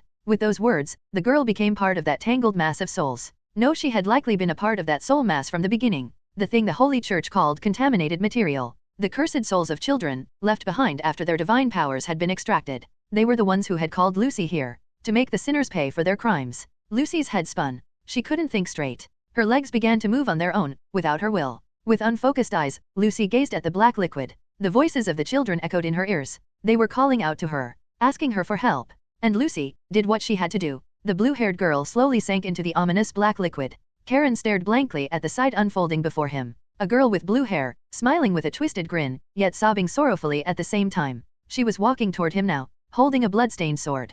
But what shocked Karen wasn't the sight of the blood-soaked girl. It was his own body, transformed and twisted from mimicking a pact with the devil, which allowed him to see things that would have been invisible to him otherwise. He could see the soul behind the girl, the filthy residue that inevitably arises in the process of extracting divine power. In other words, the souls of children, souls that had been carefully bound together and sealed to prevent them from causing harm, filled with deep resentment and curses toward the Holy Church. And somehow, that very soul was now residing within this girl. Why, on earth? His mind couldn't keep up with the situation. Who was this girl? And why had the discarded residue of those souls fused with her? He couldn't understand a thing. But whether Karen understood the situation or not, what was happening before him remained unchanged. Sin, quite literally, had come for Karen. The result of all the things he had done, now seeking to end his life. Did you think we wouldn't find you just because you changed your form? Hundreds, no, thousands of voices overlapped with the voice of the blue-haired girl. Cold sweat trickled down Karen's back. He could feel it, the overwhelming gap between them. His divine power, his stigmata, almost all the strength he once had was now gone. The chances of him defeating this monster were slim. But the monster didn't care about Karen's circumstances. The blue-haired girl kept walking toward him, slowly, step by step. Each of her footsteps felt like the tolling of a bell signaling the end, as if telling him that his life was over now, that a second chance wasn't meant for someone like him, that it was time to say goodbye to this world. No, he couldn't accept that. He would survive. No matter what it took, Karen had resolved to survive. Nothing else mattered anymore. Just staying alive would be enough. He didn't hope for success or glory. All he desperately wanted was to regain a normal life. Yet, even as he pleaded silently within his heart, the girl kept coming closer, without fail. He could see the souls behind her, sneering at him, as if they were saying, "The survival you so desperately wish for was what we once wanted to. And when we cried out for our lives to be spared, do you remember how you responded? Did you really think we would listen to your pathetic begging for mercy now? Stay away. I said stay away." Karen's body trembled uncontrollably with fear. In a panic, he hurled curses wildly in every direction. But it was useless. Even though his body had transformed into something resembling a demon, he had only absorbed a single life. In the end, the curses Karen cast were pitifully weak. The blue-haired girl didn't even feel the need to avoid them, calmly receiving the curses as she continued her approach toward Karen. And then, the moment he had desperately wanted to avoid, no matter the cost, had finally arrived. That monstrous girl stood right in front of him. The overwhelming presence of her murderous intent, the curses and resentment that radiated from her. Crushed beneath all of that, Karen collapsed onto the floor in a pathetic heap. He didn't even have the strength left to crawl backward. The girl gazed down at him and grasped her sword. In a blink, faster than Karen could even register, her blade slashed. Karen's face twisted in agony. Blood gushed from his abdomen. The pain was so excruciating that he felt as if he might lose consciousness at any moment. But the girl didn't care about his suffering. With a smile on her face, she continued to tear through his insides. Karen's mind began to fade. His vision grew dim until everything in front of him was just a blur. It seemed that Karen's life had come to a pitiful end. That should have been the conclusion. But Karen's consciousness didn't fade. He was still alive. His shattered body began to swell and soon returned to its original form. In the blink of an eye, Karen was back to how he had been. However, there was no look of joy or relief on Karen's face. He knew. This wasn't some miracle born out of good fortune. "This makes one soul's worth," the girl said with a smile. Tears streamed down her face as she smiled. A smile twisted with madness and despair. What stood before Karen wasn't just a vengeful spirit, it was something he himself had created. A revenge demon, born from his own sins. The weight of his transgressions crushed him. All the sins Karen had accumulated over time were staring him down. This was the punishment he had been dealt. Her mind was hazy. Ever since she immersed herself in the black liquid, her consciousness had felt as if it were drifting in a dreamlike state. The only thing she could hear were voices. Voices filled with curses and resentment, echoing endlessly. And so, Lucy moved according to those voices. As they guided her, she exacted vengeance. The once glorious cathedral, a place that had exuded majesty and divine reverence, now bore no resemblance to its former self. Blood splattered across every surface, chunks of flesh scattered about. Corpses littered the entire hall. And, standing before the girl was an old man, the last remaining figure of the Holy Church. So broken, he could no longer speak. Not even capable of begging for death. Lucy stared at him for a moment, and then twisted his neck. This time, she did not revive him. The children's revenge had already been fulfilled. And with that, the old man's life was snuffed out. A man who had coldly sacrificed countless lives for his own gain, in the end, met his death at the hands of those very lives he had stolen. Now, only Lucy remained in that blood-soaked cathedral. The voices of the souls had vanished. She had braced herself for this moment. She had feared that perhaps one of the 30 children might not have been satisfied, that one of them could still linger, remaining in this world to seek revenge on her. But the children didn't harm Lucy. Once they confirmed that she hadn't cooperated with the Holy Church in orchestrating their abduction, they chose not to kill her. Instead, all they asked was to borrow her body, as an act of atonement. However, that made it even more unbearable. Had they resented her, had they blamed her and cursed her for everything, it wouldn't have hurt so much. She wouldn't have been crushed by this overwhelming guilt. The children, who didn't seek revenge, who didn't curse her, only increased her torment. She had stolen the future that those kind-hearted children deserved. It was by her own hand that they were deprived of the lives they should have lived. Lucy stood there, dazed, and slowly drew her sword from its sheath. There were no more enemies left. No one to defeat, no one to fight. Tears rolled down Lucy's cheeks, but a single tear couldn't wash away the blood that covered her. Nor could it cleanse the sins she had committed. Of course, it couldn't. Ignorance can never be an excuse. The 30 children Lucy had unknowingly led to the Holy Church. Her ignorance had cast those 30 children into hell. That was a sin no amount of apologies or repentance could ever erase. No matter how deeply she regretted it, no matter how she atoned, the children who had already passed would never return. There's still someone who must pay for this. Tears continued to stream down Lucy's face. But no matter how much she cried, the blood on her hands wouldn't be washed away. She had lived with pride in her actions until now. She had stripped others of their lives, completely, without hesitation. Yet she had shamelessly believed that she was carrying out justice. Someone like her had no right to live. She shouldn't live. And so, there was only one thing left for her to do. It wasn't even a difficult task. All she had to do was what she had always done. She would simply rid the world of one more murderous monster. Lucy closed her eyes. She brought the blood-stained sword to her neck. The sharp blade grazed her skin, and she could feel a small trickle of blood run down her neck. But nothing changed. After all, her body had already been soaked in blood for a long time. It was the tainted, filthy body of a murderer. Lucy was about to place the final period on her life. No, she tried to. But in an instant, the sensation of the sword vanished from her hands. Someone had taken it away. Lucy Valier. A voice reached her ears. A voice she had heard once before. She opened her eyes and looked at the person who had called her name. A boy with white hair, draped in a black robe. His deep blue eyes stared straight into hers. The leader of the Black Fangs stood before her. Lucy Valier. Suddenly, the captain of the Black Fangs appears before her, calling out her name, though she had never told him. But when she thought about it, it wasn't particularly strange. That man had always been like that. From the moment they first met, he saw through everything. You have no right to blame me. Did you think I wouldn't know the things you've done? Only today had Lucy come to learn about the hideous side of the Holy Church. Their monstrous practice of collaborating with the Empire, gathering children to harvest divine power from them. That man had known all along. That's why he had shown her such disdain when they first met, because she was a knight of the Empire. If only he had told me about the dark side of the Holy Church back then. No, that's far too selfish of me. Of course, it made sense. This was only the second time Lucy had faced the Black Fangs directly. When they crossed paths in the black market, neither Lucy nor that man had known each other. To the captain, Lucy was nothing more than a knight of the Empire he was seeing for the first time. Why would he trust her with such secrets? The information he possessed could shake the Holy Church to its core if it were leaked. And yet, was he supposed to reveal all of this to a stranger, an Empire knight, no less? What if that knight reported it to her superiors? If the Holy Church sensed the leak, they could destroy the evidence and suppress the truth entirely. To waste such a crucial opportunity to topple the Holy Church for the sake of advising an imperial knight? It would have been absurd. In fact, if he had revealed the truth to her back then, that would have been even stranger.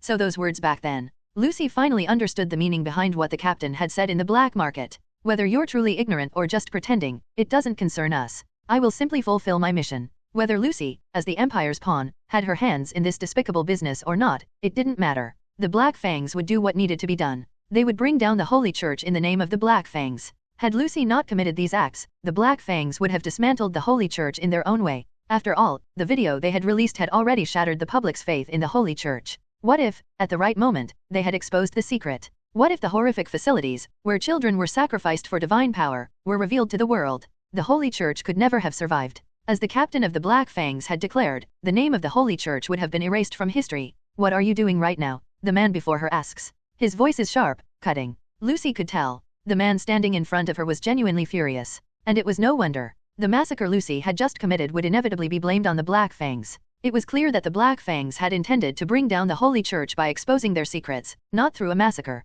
But now that this had happened, the Black Fangs would inevitably be blamed for the slaughter. Of course, with the atrocities committed by the Holy Church, public opinion might lean favorably towards them to some extent. But this wasn't about public opinion. The Black Fangs had a plan to generate widespread criticism of the Holy Church and empower the people to overthrow them with their own strength. It was a carefully laid foundation, designed to prepare the public for a future uprising against the Empire. And yet, that intricate plan had been ruined by a fool like her. It would have been better if someone like her never existed in this world. Not only had she driven children into the depths of hell, but she had also doubted, slandered, and obstructed those who were trying to make the world a better place. That was why, when Lucy picked up the sword the captain had tossed aside, "What the hell do you think you're doing?" The man's voice cut through the air again, sharper this time. Before she could even raise the blade to her neck, the captain grabbed her arm, stopping her. And in that moment, Lucy realized the real reason the man was angry. He was worried. He was worried about her. Even for a wretch like her, a murderer who had wrecked his plans, he was still trying to save her. "But, let go of me," Lucy spoke. She asked him to release her arm, to let her finally pay the price for her sins. She understood the depth of the ideals he held, the nobility in his desire to save people. But even so, there are people in this world who don't deserve to be saved. People who don't deserve to live. Like her. Her body was covered in blood and bits of flesh. She had killed far too many. There was nothing here worth saving. As she said those words, Lucy looked at the captain. And then, he took off his mask. The face of an enraged young man came into view. He slowly stepped toward Lucy and began to speak. My mind couldn't catch up with the situation at all. In fact, if I could understand this situation, that would have been even stranger. The tracking sigil had flashed like crazy, so I rushed to the cathedral. Oddly enough, there wasn't a single guard in sight. Puzzled, I stepped inside and was immediately hit by the overwhelming stench of blood. Corpses were scattered everywhere. Before I could even process the grotesque scene, what I saw next was Lucy, suddenly trying to take her own life. I rushed forward and snatched the sword from her hand, throwing it to the ground. I mean, if someone right in front of you is about to commit suicide, you stop them first, right? With that immediate crisis averted, I asked her, what the hell was going on? Why was she trying to kill herself out of nowhere? What were these bodies? And why was she drenched in blood? I had a million questions, but what's up with her? Despite my asking, she didn't answer. I looked at her and realized something was definitely off. I quickly started putting the pieces together. Even if she wasn't talking, I could still figure out what might have happened here. Let's start with the most important part. Why had the cathedral ended up like this? Who was the one responsible for all of this? If I could figure that out, then maybe I could understand the situation a bit better. Wait a minute. Isn't it highly likely that Lucy's the culprit? There's no one else who could have done this, right? I don't see any other suspects. It's also strange that she's the only one alive in this massacre. And more importantly, in spoiler posts, Lucy was described as a horrific murderer. If the named villain of this story, Lucy, had caused all of this, then the situation would make sense. But for some reason, something didn't feel right. It didn't feel like this was it. Instead, I had a gut feeling that I was missing something. And just as I was caught up in my thoughts, Lucy suddenly reached for the sword I had thrown on the ground. Panicking, I quickly grabbed her arm to stop her. Instinctively, harsh words escaped my mouth. Anything less would have been strange. From my experience before reincarnation, I knew one thing for sure: I could never stand by and watch someone take their own life right in front of me. But Lucy looked at me and spoke. Let go of me. She asked me to release her arm. To let her die. It was at that moment that I finally realized the truth behind all of this. It would have been stranger not to. The last time I met Lucy, I had seen her behaving far too normally to be the murderer everyone described her as. That's when I had formed a few hypotheses. One of them being multiple personalities. If I applied that theory to this situation, everything made sense. Why Lucy had done something like this. Why she was racked with guilt after killing all these people. She was taking responsibility for something her other personality had done. And that's why she was trying to end her own life now. In this moment, there was only one thing I needed to say. I approached her slowly. You're just running away. It was true. I couldn't even begin to imagine the weight of her guilt. Even if it wasn't her conscious intention, people had died because of her actions. The crushing burden of that guilt must have been unimaginable. But even so, death was never the answer. That was something I could never accept. You're just trying to avoid facing your sins because they're too heavy. No matter how terrible the crime. No matter how impossible it seemed to live with the burden. I couldn't let her make that choice. And so I declared. Don't run from your sins, Lucy Valier. Don't use death as an escape. Don't run from your sins. Hearing those words, Lucy stares at me. It was a long silence. Lucy finally forces herself to speak. Are you telling me to keep living? At her words, I nod. I know she feels the weight of what she's done. I also understand the desire to escape that guilt through death. But even so, that's not the answer. I couldn't condone such an idea. I've committed an unforgivable sin. Lucy spoke with a face full of anguish. That must be true. No matter how much you beg for forgiveness, the dead don't return. And because of that, the sin doesn't disappear either. The girl would have to live with that sin forever. She had to carry that crushing guilt for the rest of her life. I pushed someone into hell with my own hands. I took away the life they should have had. Her voice trembled. I could feel the guilt weighing her down. The responsibility for the life she had taken. It was that which tormented her. And so, she spoke again. You already know, don't you? You know everything. Like she had already seen through my heart. That she didn't want to live. That she was terrified of living. That she didn't have the strength to face each day burdened with such a heavy sin.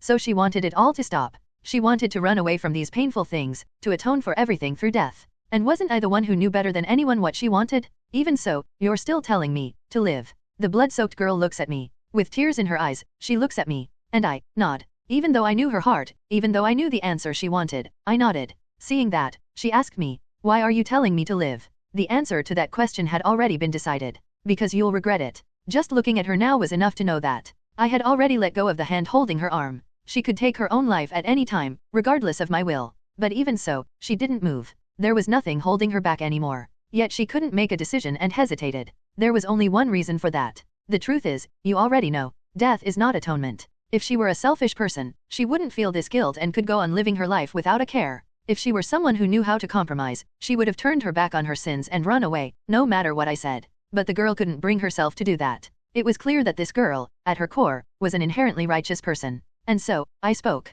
If you truly want to atone, don't die. Live, and save others. Even if it's painful, keep living. And along the way, save others. Until the day you can forgive yourself. That's how you atone. But even if I do that, yes, the dead won't come back. Of course. No matter how many people you save, it doesn't erase the sin of the lives you took. Washing away all your sins is impossible. There's no guarantee that one day she'll be able to forgive herself. Maybe she'll never forgive herself. Maybe she'll live days even more painful than dying under the weight of her guilt. To be honest, if you think about it logically, this is one of the stupidest choices you can make. There's no reason to voluntarily walk such a difficult path. If she shamelessly ignored the sins she committed, she could live without this suffering. That would be far more efficient. Compared to that, this was a truly foolish choice. But still, even so, this is the right path. That much was certain. A thorny road awaited her, a path of self-imposed suffering. But even so, this was the right thing to do. I looked at the girl again. There was nothing more to say. Everything now was up to her. Lucy stared blankly at the white-haired boy. The boy, having finished speaking, was waiting only for her answer.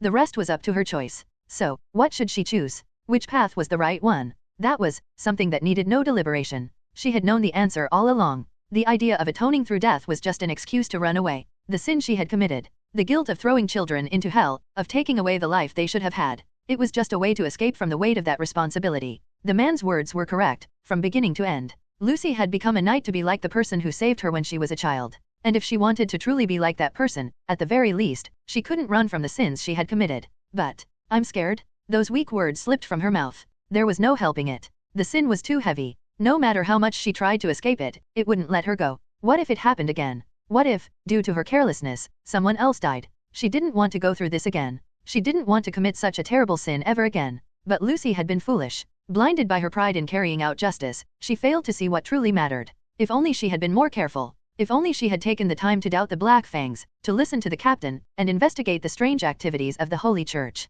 None of this would have happened. The children wouldn't have suffered such horrific pain. They wouldn't have had to meet death at such a young age. The lives those children were supposed to live wouldn't have been snuffed out so cruelly. All of it was a result of Lucy's ignorance. And so, Lucy was scared. I'm scared that one day, I'll make the same mistake again. Scared that the same nightmare would repeat. Scared that her actions might once again push someone into hell. It was a fear so overwhelming that she couldn't bear it. The captain, hearing Lucy's words, remained silent for a long while, before finally speaking. In that case, let me make you an offer. A proposal she couldn't understand. The captain slowly approached her as he spoke. If you stray again, I will stop you. If, one day, she made another foolish decision. If she repeated the same mistakes. He promised he would be there to stop her. Until the day you can forgive yourself, I will stay by your side. He would help her atone, standing by her side as she walked the path of penance. Until the day her atonement was complete, he would walk that painful road with her. If you truly want to atone, if you're ready to walk this thorny path to be righteous. Before she knew it, the captain was standing right in front of her. His blue eyes fixed on hers.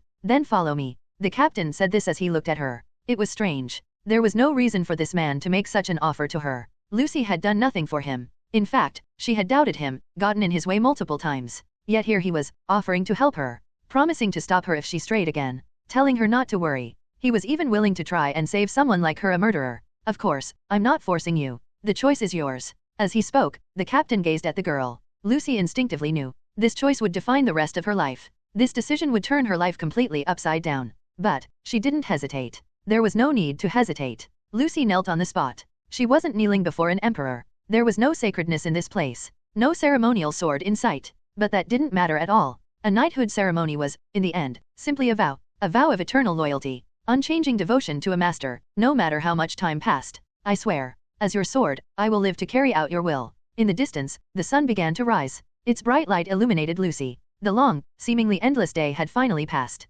and a new one had begun. Thus, that day a girl became a knight. Cardinal Dominic let out a long sigh. These days, there wasn't a moment when his face wasn't etched with worry. A return to the empire after such a long time. The empire, far more developed than the kingdom he governed. But there was no room for him to marvel at the scenery or to experience the various customs. When he walked through the capital in his priestly robes, the eyes of the people were all fixed on him. However, it wasn't the same gaze he was used to receiving in the kingdom. It wasn't a gaze filled with respect and reverence. These stares were the complete opposite of the looks he had received when he wandered around tending to the sick in his free time. People glanced at him sideways, murmuring amongst themselves. Their gazes were filled with unmistakable contempt. And it was obvious what kind of things they were whispering about. The video of the Black Fangs. The scandals exposed by that video, corruption in the Holy Church and countless other suspicions. After all, it was precisely because of that video that Cardinal Dominic had come here. He couldn't possibly be unaware of that. What in the world am I supposed to do? Staring at the small statue he held in his hand, Cardinal Dominic asked that question in his heart. But there was no answer.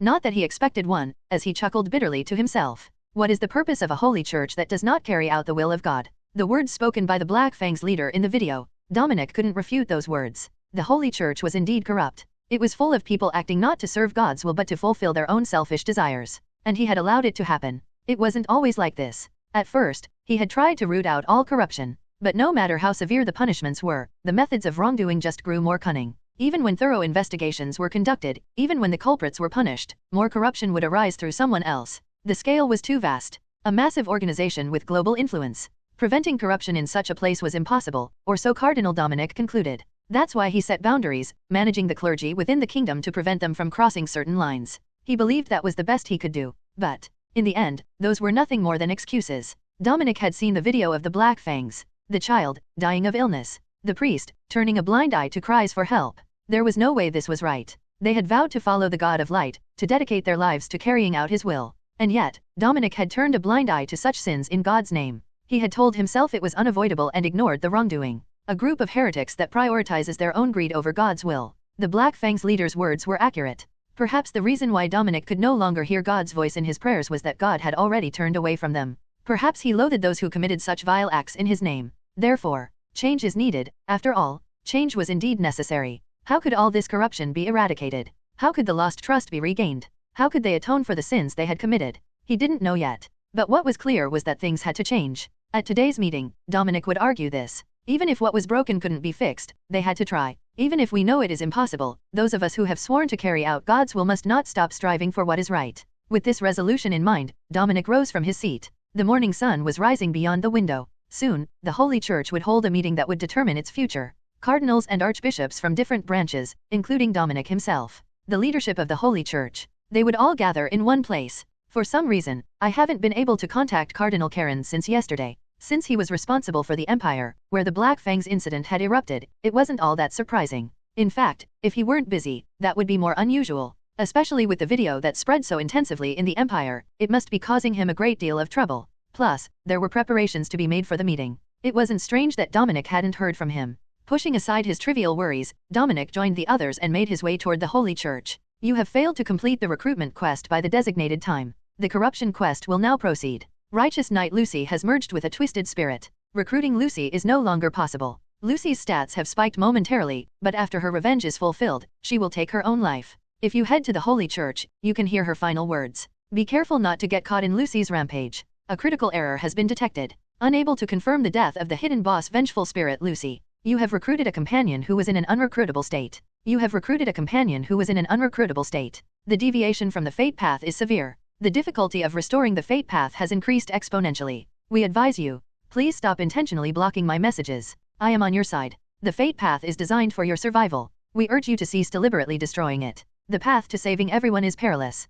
Prioritize your own survival above all. To survive, you must trample others. Various message windows popped up before my eyes. Of course, like always, they flashed for a moment before vanishing as quickly as they appeared. Aside from hurting my eyesight, they didn't do much else. By now, I'd grown so used to these bothersome notifications that they didn't even irritate me anymore. I had already reached a state of half-enlightenment. That saying about how you can't be disappointed if you don't expect anything, this must be the perfect example. I erased the unnecessary status window from my mind and looked at the girl in front of me. The girl who, just moments ago, had knelt before me, declaring she would become my sword, was now lying on the ground. It wasn't because her life was in danger or anything. She had tried to stand but suddenly collapsed, so I caught her and checked her condition. She was breathing normally. Most likely, her body had reached its limit from exhaustion. After some rest, she would be fine. So, for now, I had laid her down in a somewhat suitable place. Though, considering I had just cleaned up a corpse and the ground was still soaked in blood, suitable might be a bit of a stretch. But really, it was her own doing. There were intestines, eyeballs, and various organs scattered everywhere, making it impossible to find a clean spot.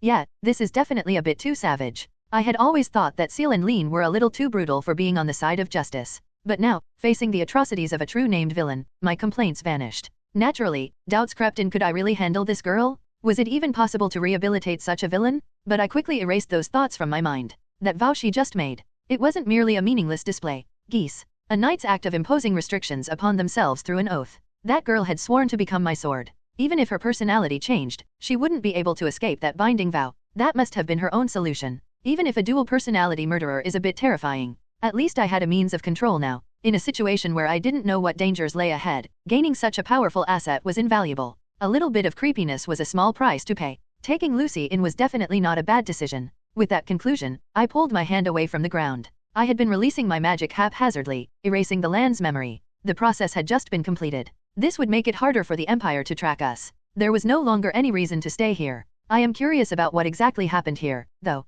But wandering around the Holy Church to investigate would be the worst possible option. The sun had just risen. It wouldn't be long before people would start crowding the area. Running into someone at this massacre site would only complicate things. It would be far more efficient to hear the details from Lucy. I lifted Lucy in my arms. There weren't any locks on the door, so all I needed to do was walk back to the mansion. A simple task, like child's play compared to the events I had dealt with today. So, without thinking much of it, I pushed open the doors of the Holy Church and headed back to the mansion. Or rather, I should have headed back. But the moment the door opened, I was met with a scene that scrambled my thoughts in an instant. What lay before my eyes was utterly incomprehensible. I saw people. Not just one or two. Dozens of people dressed in priestly robes. Each of them radiated an aura of formidable strength, their gazes fixed on me. So, it seemed that things had taken a serious turn for the worse. The absorption of divine power is complete. Changes to the body due to the elevated spiritual status will occur in 3 minutes. So, are you saying no one has been able to reach Cardinal Karen since yesterday? Dominic asked, clearly flustered. It was a question he threw out in passing while they were all heading towards the Grand Cathedral.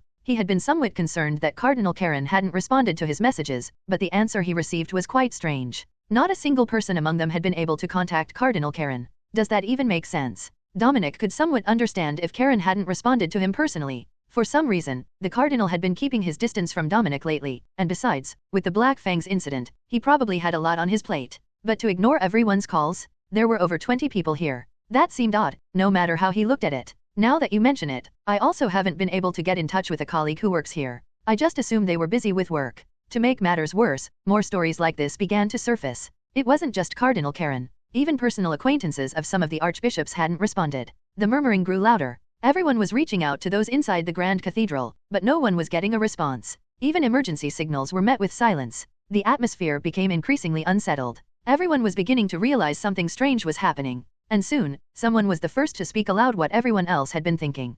Could it be the Black Fangs? It was a thought everyone had, but no one dared to voice. The topic, which everyone had been reluctant to bring up, was now on the table. Instantly, the faces of everyone present, including Dominic's, turned serious. Could something really have happened to Cardinal Karen? The thought flashed through Dominic's mind, but it didn't make sense. Cardinal Karen was a genius among geniuses. If Dominic had to name the person most loved by God, he wouldn't hesitate to say Karen's name. Wasn't it obvious just by looking at his stigmata? It was said that his divine blessing could save anyone, as long as they hadn't already died. Even the Holy Father, who had mysteriously disappeared, didn't possess such a powerful stigmata. And his divine power, it was beyond comparison. It was power that no mere human should possess. As foolish as it might sound, every time Dominic saw Cardinal Karen, it felt like he was looking at hundreds of believers gathered into one. How deep must his faith have been to achieve such miracles? It was beyond Dominic's comprehension. And yet, they were suggesting that someone like that had been killed overnight? That everyone inside the cathedral had been massacred, and that's why no one could reach them? It was an absurd assumption. But no one dared to say it out loud. Not even Dominic, who simply kept walking in silence. The Black Fangs. The weight of that name. It was impossible to declare such a thing couldn't happen. The Black Fang's power was far too great for anyone to dismiss the possibility so easily. And so, for a long time, a heavy silence hung over the group. Until it was broken by, what is this? A startled cry from someone in the group was echoed. In an instant, the man's face turned pale, his expression stricken with fear. Beads of cold sweat trickled down his neck. But Cardinal Dominic didn't bother to ask why the man reacted that way. He didn't need to. This man was ranked as the 5th strongest in the Holy Church. There was no way he hadn't felt it. The distant grand cathedral, the immense power radiating from it, the overwhelming divine energy that defied comprehension. Had some sort of experiment gone wrong? Was there a malfunction with the relic, which would explain the sudden loss of communication? A whirlwind of thoughts clouded his mind. What exactly was happening over there? He didn't have a single clue. But one thing was clear. In this situation, there was only one course of action they could take. Without exchanging a word, they all sprinted toward the grand cathedral. And what awaited them was a white-haired man gently cradling a blood-stained girl in his arms. A headache pounded in my temples. This was all so absurd, I felt like I might go crazy at any moment. Why the hell are these people coming out of here? Even absurdity has its limits. If what I saw before me had been a random civilian out for a stroll, I might have accepted it. But no, these people were wearing clerical robes. And they didn't seem like ordinary priests either. The aura they gave off was anything but normal. Their ranks must be high. So why, of all times, were these people showing up here, right now, in front of me? Weren't all the Holy Church members supposed to be dead? Didn't Lucy kill them? Were there stragglers that hadn't been dealt with? Or had reinforcements finally arrived for the ones we killed? Transformation will occur in 10 seconds. To reduce the pain during the change, the system will momentarily block the user's senses. As if my head wasn't already in enough of a mess, the system decided to attack my sanity by flashing a message across my vision. The bright blue message window appeared out of nowhere, hurting my eyes and worsening my mood, before disappearing as abruptly as it had come. I could feel a string of curses rising to my throat. But this isn't the time for that. I swallowed them down with superhuman patience. Now was not the time to worry about why that annoying notification had appeared again. If I had time to waste on that, I'd be better off finding a way out of this mess. If I call for reinforcements right now, the first thing that came to mind was calling Seal or Lean. I hadn't used the talisman Seal had given me yet. I could summon them anytime by tearing it. But the problem was, the powers these people wielded were the worst possible match for our allies. One was a half-formed demon lord, and the other had made a pact with demons. It was hard to guarantee victory when factoring in the disadvantage in both matchups and numbers. Even if we did win, it would likely come with significant losses, and that was far from an ideal solution. So, the best plan I could choose right now was to win without fighting. Leave this place without a battle. If possible, that would be the best outcome. But how the hell do I even do that? My head was spinning. I'm not some kind of strategist. How could I quickly come up with a brilliant plan in this tense standoff with the enemy? The only ideas popping into my head right now were laughably pathetic at best. Ridiculous notions like intimidating them with something like killing intent to paralyze them, just like in a novel or comic. Of course, that kind of thing wasn't going to work in real life. Wait a minute. Is that really impossible? Sure, I can't physically overwhelm them with killing intent, but if I could give off enough of an intimidating aura, maybe I could pull it off. If I make them believe I'm an overwhelming force, one that they wouldn't even dare to fight, that could work. Even these people must value their lives. If they're convinced that fighting me would end with their utter annihilation, then we can avoid conflict entirely. And I already had a rough idea of how to do it. Let's think about the situation again. These people are almost certainly from the Holy Church. And behind me is a scene of utter carnage. So, what would they think I am? I didn't even have to think about it. The answer was obvious. They think I'm the leader of the Black Fangs. The very same leader who declared the destruction of the Holy Church and committed this massacre. They must be seeing this situation through that lens. If that's the case, there was only one thing for me to do. And it wasn't even that hard. After all, I've practically become an expert at pretending to be the Black Fangs leader. With all the clergy gathered before me, their eyes on me, I slowly descended the stairs. I was now close enough to reach out and touch them. Yet, there wasn't a trace of hesitation on my face. I met their gazes with a calm, collected expression, as if I'd seen everything the world had to offer. And then, one of them finally spoke. Who are you? For some reason, the man asking the question wasn't looking directly at me. His gaze seemed fixated on something behind me. But, what could possibly be behind me? I pushed aside any pointless thoughts and opened my mouth to respond. That's something you already know better than I do. My strategy seemed to be working. Everyone's faces paled. A very good sign. I've been watching you all. Watching your vile, wretched behavior. I pressed on, riding the momentum. With a serious expression and a voice lowered to a near whisper, I declared, I'm here, to judge you, here to deliver punishment in the name of the Black Fangs leader. And then, doubt started creeping into my mind. It made sense, really. The scene unfolding before my eyes. The reaction was something I hadn't anticipated at all. Why the hell are they crying? Dominic stood frozen in place, overwhelmed, staring blankly at the man before him. It would have been strange if he hadn't. The overwhelming aura was palpable, even from afar. A divine power so vast it was unfathomable. Feeling it, Dominic thought to himself. An abnormal situation caused by some experiment gone awry. The sacred artifact must have malfunctioned and gone berserk. That was surely why all contact with Cardinal Karen and the others from the Holy Church had been severed. But it was a misunderstanding. This aura wasn't the result of a runaway artifact or a failed experiment. It was simply emanating from a single person. Even that alone was terrifying enough. But that wasn't the only thing that shocked him. The grand and beautiful Holy Church. A sacred space that should have been filled with hymns of praise for the divine. But now, only a horrifying, cold silence remained. The stench of blood filled the air. Beyond the open doors, the holy church lay drenched in red. Blood and torn flesh were scattered everywhere, its original state so ruined that it was unrecognizable. Considering the fact that no one had been able to contact Cardinal Karen since yesterday, it was clear what had happened here. Could they have all been killed? The genius among geniuses. Cardinal Karen, said to be the most beloved by the gods, along with the devout and gifted followers who supported him, all of them were dead. And it had happened so easily. Probably, at the hands of this man. White hair, blue eyes. Dominic once again looked at the man, who was inexplicably holding a blood-stained girl in his arms. Dominic's legs trembled uncontrollably.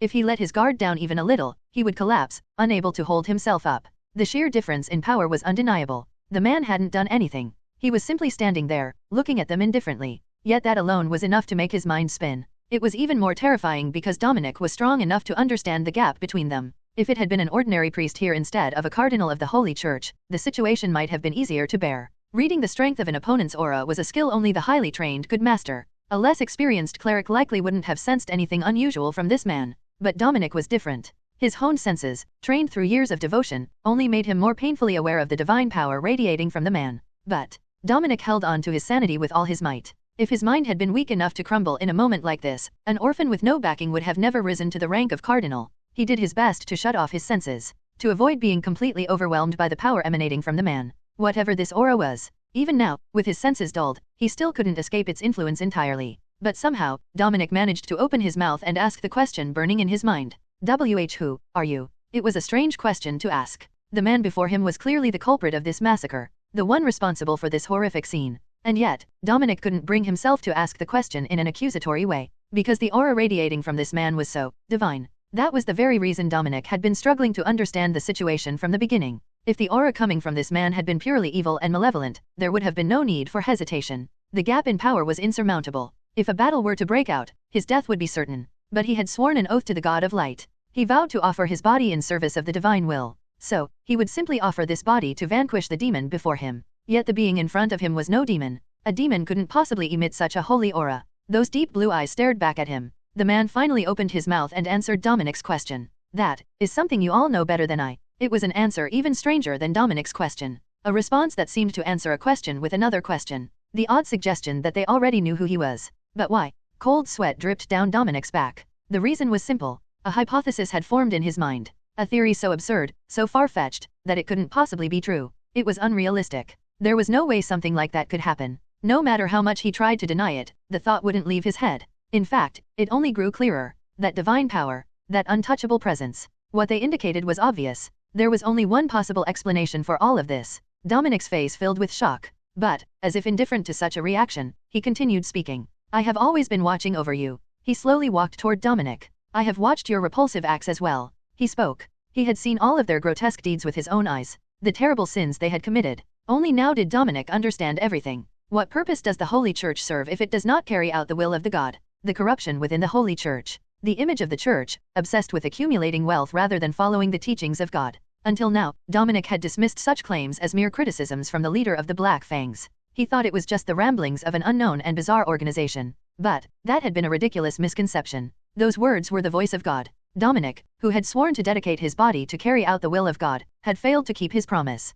It was a direct warning to the Holy Church from the divine. A brilliant light burst forth. Behind him, white wings spread open. 2 pairs of radiant wings, glowing with a beautiful light. His mind naturally began to blur. The overwhelming presence before him threatened to steal his consciousness at any moment. As the figure revealed its true form to the world, he made a solemn proclamation. I have come to judge you. He had come to exact justice upon the sinners. He had come to punish the heretics. Tears streamed down Dominic's face as he bowed his head deeply before him. There was no other choice. Excuses would never work. No sinner who falsely bore the name of God could dare claim the right to explain themselves. All that was left was regret. Regret for his own foolishness. For declaring he would dedicate his life to God and yet failing to uphold that vow. For becoming the loathsome person he now was. You were always watching over us, weren't you? You were always watching. And yet, they had committed too many sins. They had done things in the name of God that should never have been done. And yet, they complained in their hearts. Maybe God had abandoned them, they thought. No matter how much they prayed, there was no answer. But the answer had been there all along.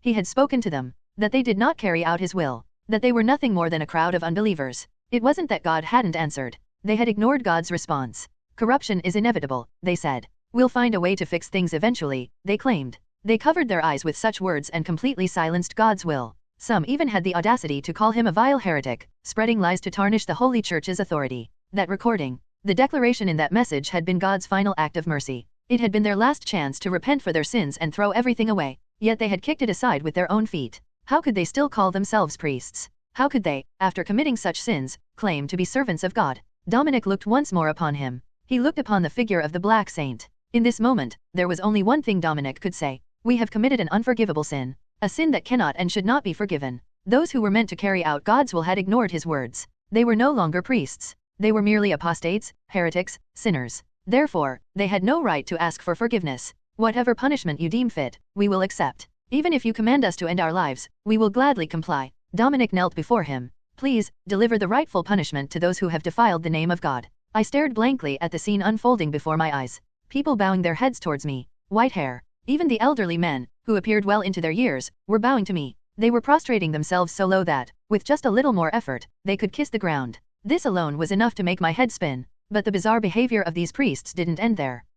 One elderly man, weeping, had been muttering prayers to himself for quite some time now. Some of them looked like they should be taken straight to a mental hospital. And then, something bright yellow caught my eye. At first, I thought it was some form of divine power radiating out, but divine power doesn't have a smell. And it's not something that should stain pristine white priestly robes. It was all too obvious what that yellow liquid was. I could only watch helplessly as the bright yellow stream made its way toward the prostrating old man. However, to my surprise, the old man didn't even flinch when the liquid touched him. Should I be relieved? Or horrified? I really didn't know. The whole scene made me dizzy, and I began to wonder if I had somehow wandered into a nursing home instead. The I had felt earlier the overwhelming presence of a powerful being. The tension that had made me fear for my life, thinking I could die at any moment, was long gone. Sure, divine power might be more specialized for healing or exorcism rather than attack. And most seasoned priests were also proficient in magic, making them formidable enemies with both relentless vitality and strength. I knew they weren't to be underestimated. But who could maintain any sense of tension around people acting like this?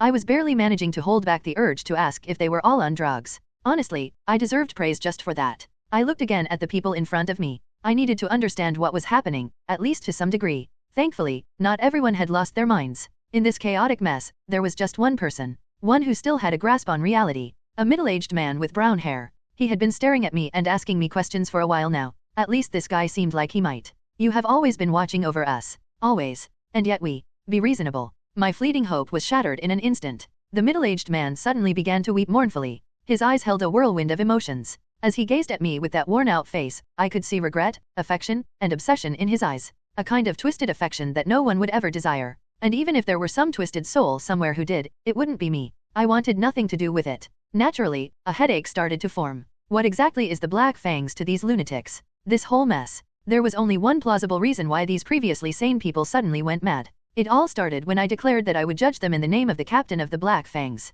And now, this mess. For beings with such immense power, their courage seemed to shrink in direct proportion to it. Even pride should have its limits. How could they throw themselves on the ground without even thinking about fighting back? Whatever punishment you deem fit, we will accept. Even if you command us to end our lives, we will gladly comply. The middle-aged man from earlier was now groveling before me. Please, deliver the rightful punishment to those who have defiled the name of God. A complete and utter declaration of surrender. At this point, I was the one beginning to experience cognitive dissonance. Something wasn't right. That much, I could clearly tell. It was obvious. No matter how powerful the captain of the Black Fangs might be, and no matter how terrified they were of him, wasn't this reaction just a little too extreme? I could understand fear, but to mix that fear with what seemed like ecstasy, it made no sense. It felt like I was missing something. That thought kept echoing in my mind. And then, in that moment, I saw it. A light. A radiant light emanating from my body. My face naturally contorted in shock. I quickly checked myself to figure out what was happening. What the hell is this? A curse rose to my lips.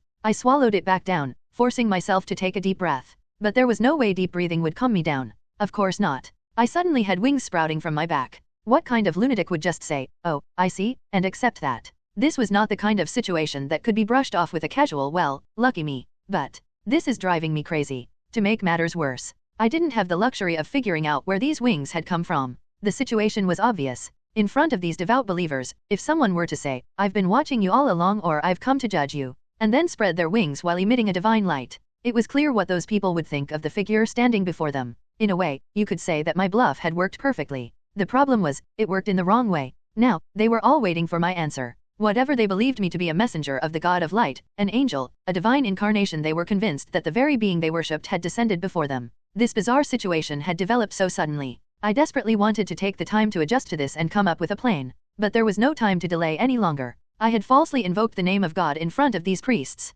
If they discovered this, their attitude towards me wouldn't remain so favorable. A bloodbath would be inevitable, and it was uncertain whether I would even survive. Even if I did, I'd have to endure some serious damage. In this moment, there was only one thing I could do. I had come too far to turn back now. If I wanted to walk out of here alive, I had to speak some convincing words, keep my identity hidden, and get out. I had to impersonate a god. Suddenly, I found myself missing the days when I only had to pretend to be the captain of the Black Fangs. Dominic knelt and waited. For the words of God. For the judgment that God would deliver. But no matter how long he waited, the divine remained silent. Dominic began to think. Perhaps he was already dead. Maybe the punishment had already been given, and when he opened his eyes, the sight before him would be that of hell. Yet, that would have been the fitting end for a sinner who had defiled the name of God. Bracing himself, Dominic opened his eyes. But what he saw before him was neither heaven nor hell. Dominic was still alive. His face filled with confusion, and instinctively, he lifted his gaze to look upon the Black Saint. His eyes questioned why he had not been punished. Perhaps sensing that question, the saint finally spoke.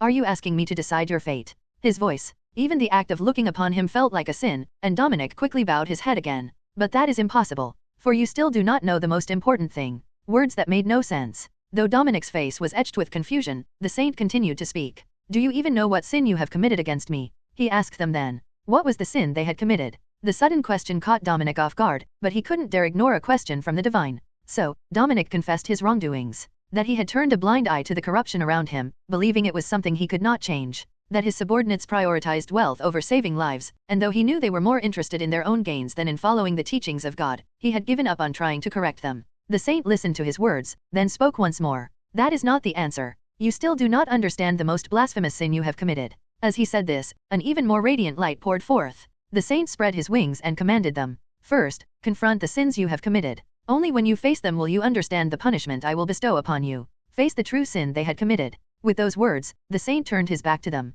What did he mean by those words? What was the true sin they had committed, and what would be the punishment that followed? No one had any answers, but none of them dared to profane the moment by grabbing hold of the divine. They could only watch in silence as the saint's figure disappeared into the distance. None of them spoke. They simply watched him leave, powerless to do anything else. After the saint had left, in front of the grand cathedral, a chilling silence hung in the air. Though some time had passed since his departure, no one seemed able to collect themselves. In a way, it wasn't strange at all. After all, he was the one they all had sworn loyalty to. They had just faced that very figure, that magnificent being. Moreover, he had come to judge them for their heinous deeds. To maintain any semblance of sanity would have been more surprising. But Dominic somehow managed to take a deep breath, steadying his heart. There was something he had to understand. Something he had to know. The last words of the saint. The true sin they were unaware of. And the punishment he had laid upon them, which they would only understand once they faced the truth. No matter how turbulent his heart was, Dominic could not disregard the will of the divine. If the saint had spoken, Dominic had to fulfill it.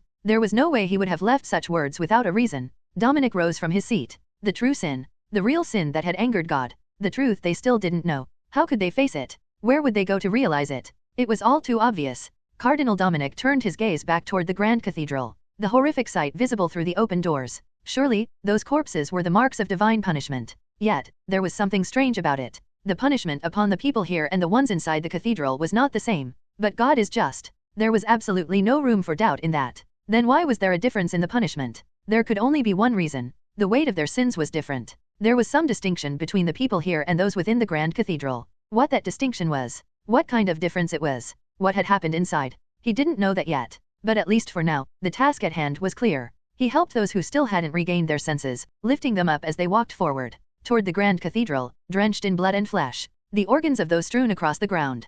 Cardinal Kieran's body was probably here as well, but distinguishing it was impossible at this point. The bodies had been shattered to pieces. There was no longer any trace of a human form left. The archbishop beside him, unable to hold back any longer, began to retch. When you think about it, it wasn't unreasonable. As a clergyman, Dominic had often encountered people with severe injuries in his line of work. But how many times could one witness a scene this horrifying? Gang wars in the back alleys. Even Dominic, who had grown somewhat desensitized from his time providing aid in the slums of the kingdom, found it hard to endure. A surge of rage could be felt. This was not the result of mere killing. If killing had been the goal, these bodies wouldn't look like this. This was what happens only when inflicting pain on the other was the true objective. But this had been done by God. This wasn't some petty revenge. and a just God would never be enraged without reason. So, this gruesome scene conveyed only one thing. Their sins were so heinous that they had provoked the wrath of a merciful God. What in the world did you do, Cardinal Karen? The more Dominic surveyed the area, the heavier the sense of foreboding became, growing larger and more oppressive. He was certain now some monstrous evil had occurred here. What had Cardinal Karen, the most esteemed clergyman in the Holy Church, the man once considered God's most beloved human, been hiding all this time? There's a suspicious passageway here. A voice called out from a distance. Dominic turned to see a door. A door concealed by powerful illusion magic, yet somehow left ajar. Everyone, including Dominic, stood before it. Beyond the door, stairs descended into the depths. It likely led to the underground chambers of the Grand Cathedral. However, no one dared to take the first step. Neither the one who had discovered it nor those who had arrived before Dominic. They all simply stared, gazing down at the staircase. The reason was simple. They all knew. The sin that God had spoken of awaited them beyond this door. But Dominic stepped forward without hesitation. He had no choice. No matter how afraid he was. No matter how much he didn't want to face it. Because I swore to follow the will of God. Even though God no longer desired such sinful humans, still, the mistakes of the past could not be repeated. Thus, they descended into the underground of the Grand Cathedral. After what felt like an eternity of walking down the stairs, they arrived. The place was utterly strange. At first, Dominic had thought, this must be a storage room, surely. The Grand Cathedral was the heart of the Holy Church, so naturally, there would be a need for storage rooms to house valuable relics. Just like the hidden area they had discovered earlier, this place must have been used to store holy relics. But that was only half correct. This can't be. This should never have happened. The elderly cardinal, responsible for the Republic, staggered in disbelief. And it wasn't surprising. The Well of Miracles. The sacred relic, created by the first saintess when she sacrificed herself. A place where other saintesses, before their deaths, would immerse themselves, gathering their remaining strength. The well was as important as the Holy Church itself. If I can save people even in death, what greater joy is there? These were the words left by the first saintess. But now, not a single drop of sacred blood remained. The Well of Miracles had run dry. The noble will of the saintesses, who gave their bodies to prevent future calamities, had vanished. And that wasn't even the end of it. The Vault of Stars, the Hand of Grace, the Seal of Radiance, all of these treasures, once etched into the history of the Holy Church, now lay scattered above the dried well.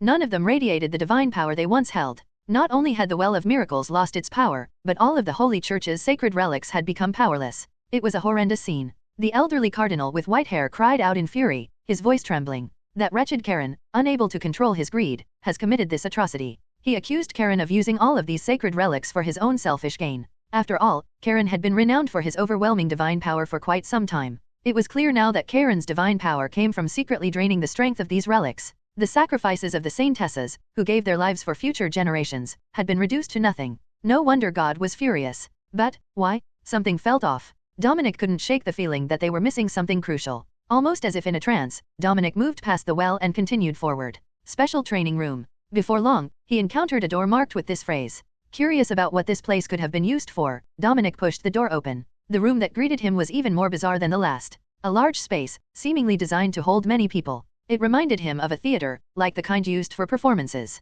But on the stage, was torture equipment. Several centuries ago, this torture device had been used to interrogate heretics, but it was banned long ago for being too inhumane. But why? A dreadful feeling crept in. It was a profoundly ominous feeling. Dominic placed his hand on the ground and began to construct a ritual. Due to the aftermath of the Divine's descent, the memories etched into the land around the Grand Cathedral were in disarray. Fortunately, this area seemed unaffected, likely due to the distance. Before long, the events that had taken place here began to unfold before Dominic's eyes. In the previously empty space, the phantoms of children appeared. All the children were staring at the stage. And on that stage, there was a child. A little one, no older than 7. That child was being forcibly dragged into the device by none other than Cardinal Karen. The child cried out for mercy, begging to be saved. But no one paid any attention to the child's desperate pleas for life. Cardinal Karen spoke. This was punishment for daring to attempt an escape, he said. If you wish to wash away your sins, pray to God. He reminded the child that the one who received the sacred stigmata last time had been spared, and there was hope for them too. If they could receive God's love and obtain the stigmata, they would be freed from this place.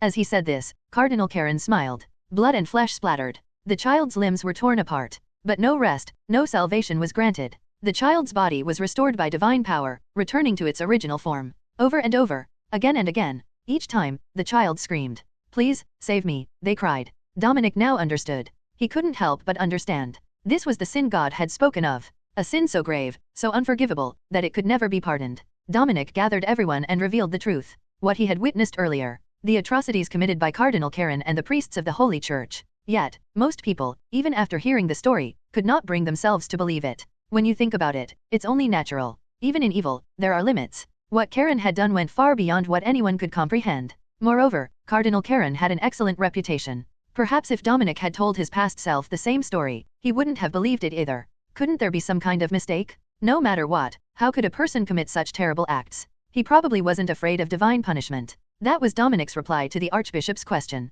Surely, Cardinal Karen wasn't afraid of any kind of heavenly retribution. No, perhaps he didn't even believe in the existence of God. If he did, there's no way he could have committed such atrocities in the name of God. But, if that's true, then what about the stigmata? There's no way God would grant such a powerful stigmata to someone capable of those acts. A white-haired cardinal, an elderly man, posed the question. It was a valid point. If what Dominic said was true, and Cardinal Karen had committed such horrifying acts, it would indeed be strange for him to have received the stigmata, a symbol of God's favor. But Dominic thought he understood now, the truth behind the stigmata. Why someone who didn't even worship God could wield such a powerful miracle. It's likely, he transplanted someone else's. What in the world are you talking about? That can't be possible. Yes, of course, transplanting stigmata isn't realistically possible. Even if you could move it, most of its power would be lost in the process. It was a sudden admission. The elderly man looked puzzled for a moment, then his expression turned to shock. His face went pale in an instant. The reason was simple. He was a key figure overseeing operations in the Republic. If such a capable person hadn't picked up on the hidden meaning behind Dominic's words, that would have been more surprising. There must have been countless sacrifices. If stigmata are forcibly transplanted, most of their power is lost. Moreover, since the stigmata often merge with the body's magic circuits, trying to remove them forcibly almost always leads to death. The Holy Church didn't declare stigmata transplants impossible for no reason. But, that monstrous man thought otherwise. He believed it wasn't a problem. After all, the issue could simply be solved by using numbers. Even if only 1/100th or no, even 1,000th of the stigmata's power could be transferred. It would only take that many people to use and solve the issue. Everyone's face was filled with horror. They were starting to realize. Dominic's words were not lies. No, perhaps they had known all along, to some degree. But they all wanted to deny it. After all, no one wants to believe that such monstrous acts were carried out by those who swore to serve God. Dominic understood that feeling. But that didn't mean he could allow them to escape from reality. The Black Saint had spoken. Face your sins. Surely, those words were left behind for this very moment. Dominic led them to the special education room and showed them the events that took place here. The horrifying, unspeakable truth.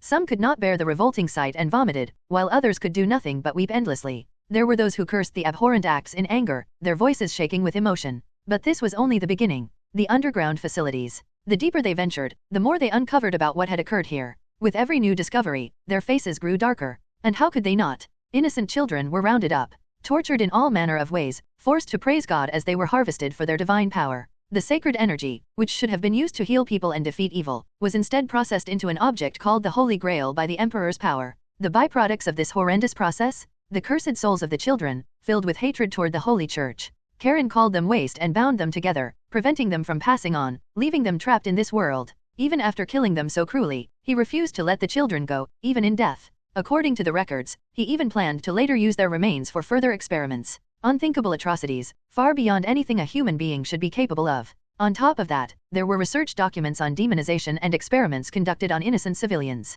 The more they uncovered, the more horrors came to light. No wonder God was so enraged. How could he remain silent while such terrible deeds were done in his name? Dominic now felt he could finally understand, at least in part, what he had meant. You do not even know the most blasphemous sins you have committed. And that is why punishment is impossible. That message was surely referring to this. After confronting the truth that waited in the depths beneath the Holy Church, a cold silence settled among them. There was nothing to be said. No excuses could be made.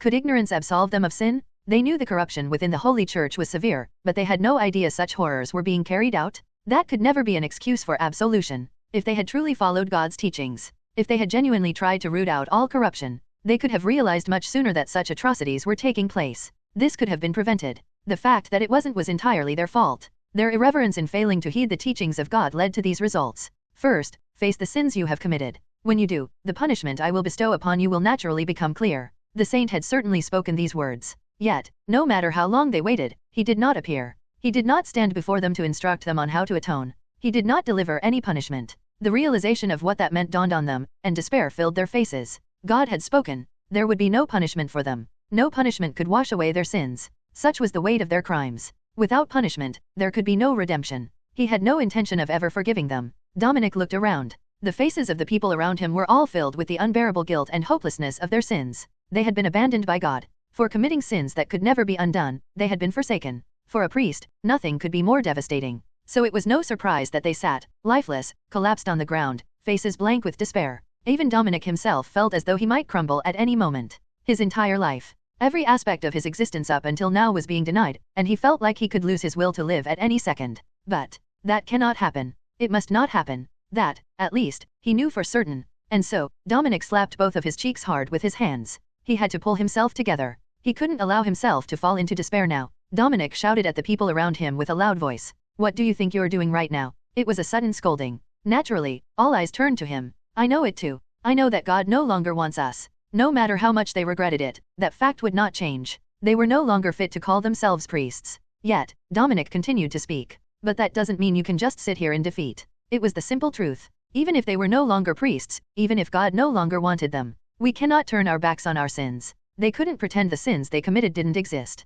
As humans, we must at least take responsibility. We must take responsibility for the sins we've committed. It didn't matter whether they were priests anymore or not. This was the duty of any human being. Don't run away from your sins. Dominic spoke these words as he looked at them all. And then, the elderly white-haired cardinal was the first to rise. He wanted to pretend he didn't hear it, wanted to ignore it. But he knew the words were true. He had ignored what was right all this time. And that was exactly why, now more than ever, they had to choose the right path. Hearing this, the others fell deep into thought, each reflecting on their past, contemplating what choice they should make. At this moment, they all knew what decision had to be made. It was inevitable. They had faced their sins. They had felt the weight of them. They knew how terrifying it was to confront those sins. And because of that, they could not repeat the same mistake. They could no longer turn away from what was right. They rose to their feet, not as priests, but as sinners, as mere foolish humans. It was in that moment that the secret organization, the followers of the Black Fangs, the Order of Fools was born. After spewing nonsense to distract the clergy, I ran toward Miss Rubia's mansion, cradling the unconscious Lucy.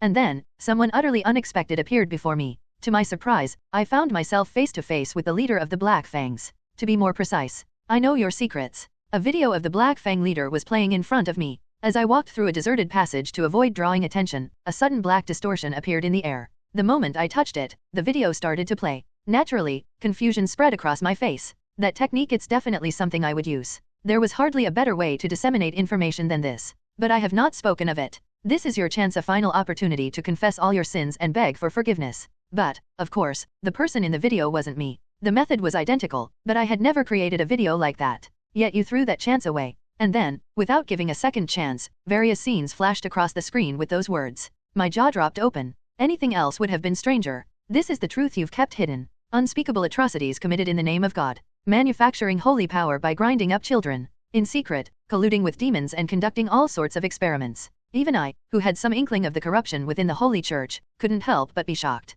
There are degrees of wickedness, after all. And this, far surpassed those boundaries. Before I could fully process the horror, the so-called Black Fang leader in the video spoke again, this time delivering a proclamation. This is what was happening inside the great cathedral. And this is why I passed judgment upon them. He claimed that he had judged the Holy Church, that he had rightfully punished those who dared commit such profane acts in the name of God. And if anyone dared defile the name of God again, I will gladly deliver judgment upon them as well. They, too, would meet the same fate. With those final words, the video ended. But even after the video stopped playing, I stood there for a long time. I understood the video's contents. I grasped what had been happening there. A part of me could even accept that it made sense if the creators of Blood and Bone, who had an eerie penchant for tormenting orphans, were responsible for such atrocities. But there was one thing I simply couldn't wrap my head around. Who the hell are these bastards? The most immediate hypothesis was that those people were the real Black Fangs. Up until the video ended, I honestly thought the person in front of me was the real leader of the Black Fangs. The shadowy figure who, without even a single mention in any spoiler posts, was shaking the empire to its core.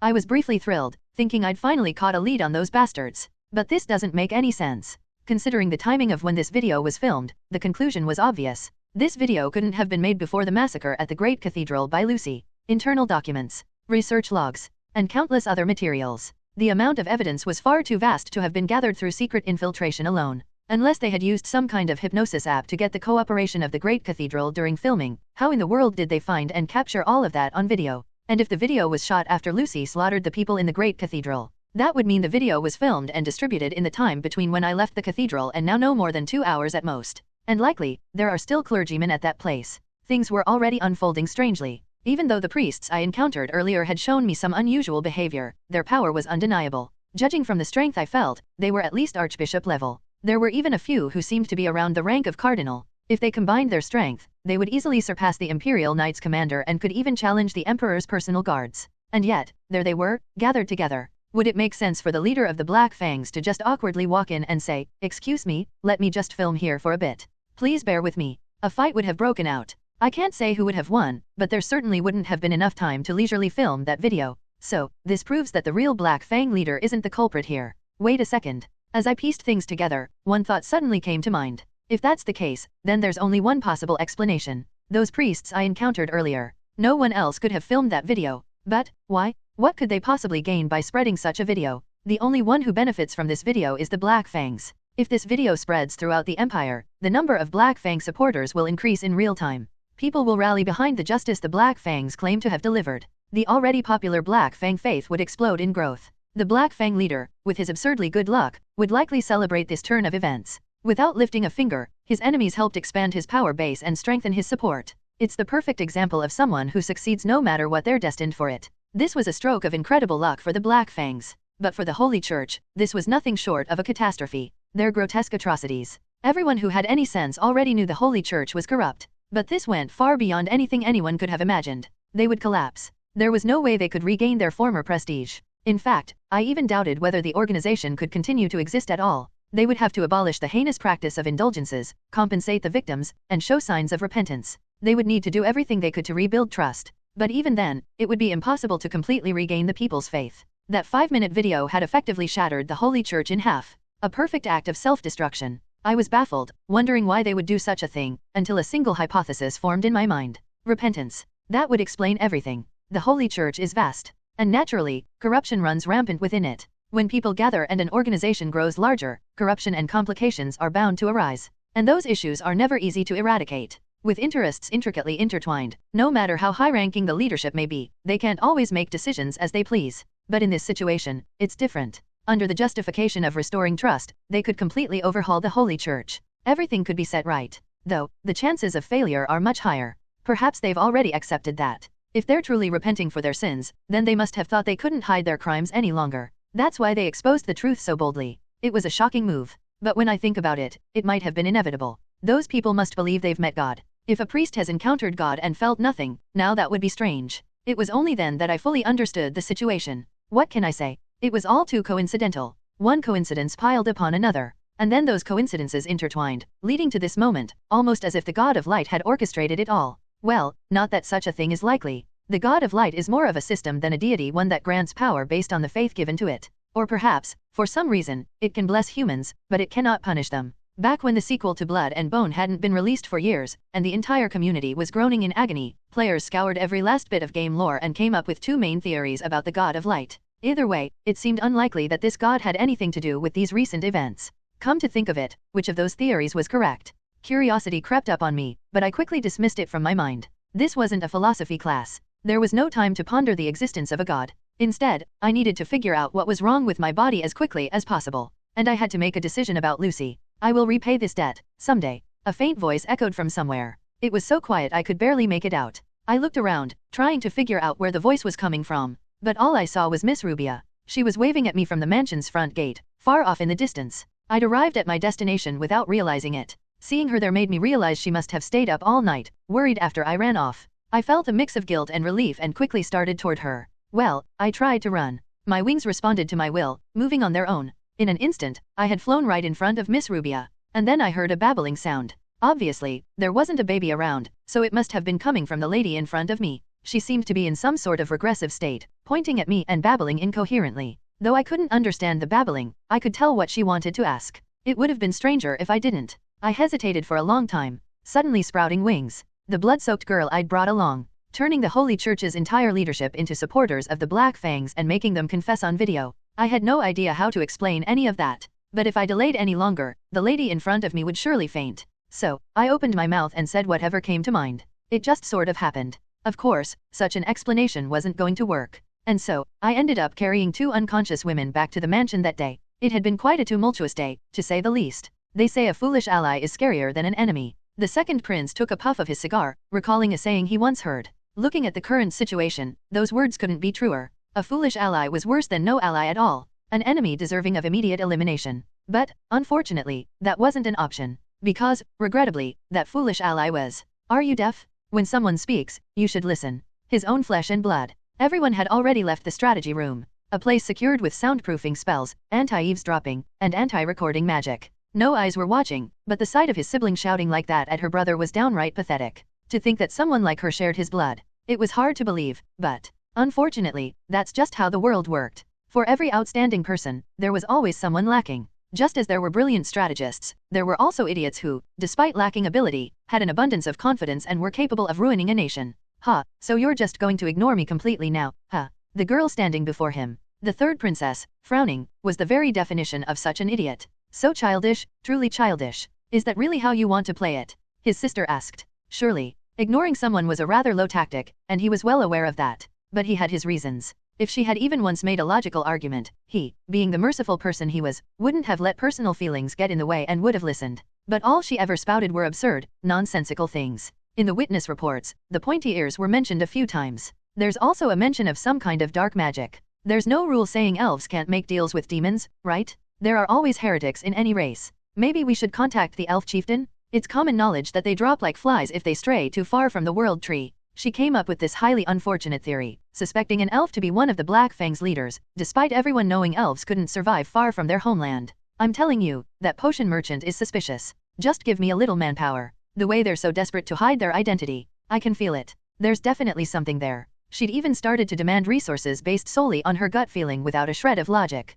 In this situation, what kind of mad commander would take her seriously? I get it. This is revenge, isn't it? Over that incident last time. The girl said, causing the second prince's expression to falter slightly. Are you still bitter about nearly losing your command to me? It's not about losing command. The problem is that if an idiot like you takes the helm, this ship will sink. He replied with a scowl. It had already been quite some time since their father entrusted him with handling the Black Fang's situation. Though eliminating the Black Fangs wasn't something that could be achieved overnight, it was true that progress had been sluggish. In that gap, this ungrateful wench had started scheming. She'd been whispering things to their father, trying to take his command away from him. If she had succeeded, the Empire's future would have grown even darker. There was nothing more terrifying than an incompetent person holding power. Thankfully, it hadn't come to that. Indeed, it was nothing short of divine intervention. The goddess of victory must be smiling upon the Empire. There was no other way to explain the miracle that had come to the second prince. That bastard Karen had suddenly handed over the hero's corpse to their side and then died. Thanks to retrieving it, the second prince managed to keep his command. The girl in front of him glared. She had spent a long time flaunting her insolence and disrespect, but still, she wasn't done. She opened her mouth once more. Fine. If that's what you want to think, go ahead. But that's not the issue right now. Bang! The third princess slammed her hands down on the table with a thud. We need to investigate the Holy Church. They're the most suspicious ones right now. Despite the dramatic gesture, her words were, as always, nonsense. His younger sister continued, explaining how the Holy Church's reaction to the video released by Black Fangs was suspiciously lukewarm. Rather than denying the contents of the video, they had announced their intent to reflect on their past wrongdoings and make changes. That, she claimed, was far too strange. The leader of Black Fangs is clearly controlling the higher UPS in the Holy Church. The girl boldly shouted, standing firm in her conviction. It was almost laughable how ridiculous she looked. She actually believes that's a theory. There had to be limits to how far logic could leap. How, exactly, would the Black Fangs leader have managed to take control of the Holy Church? Mind control? If there were a mage powerful enough to cast mind control on dozens of archbishops or higher, Black Fangs wouldn't even need to struggle.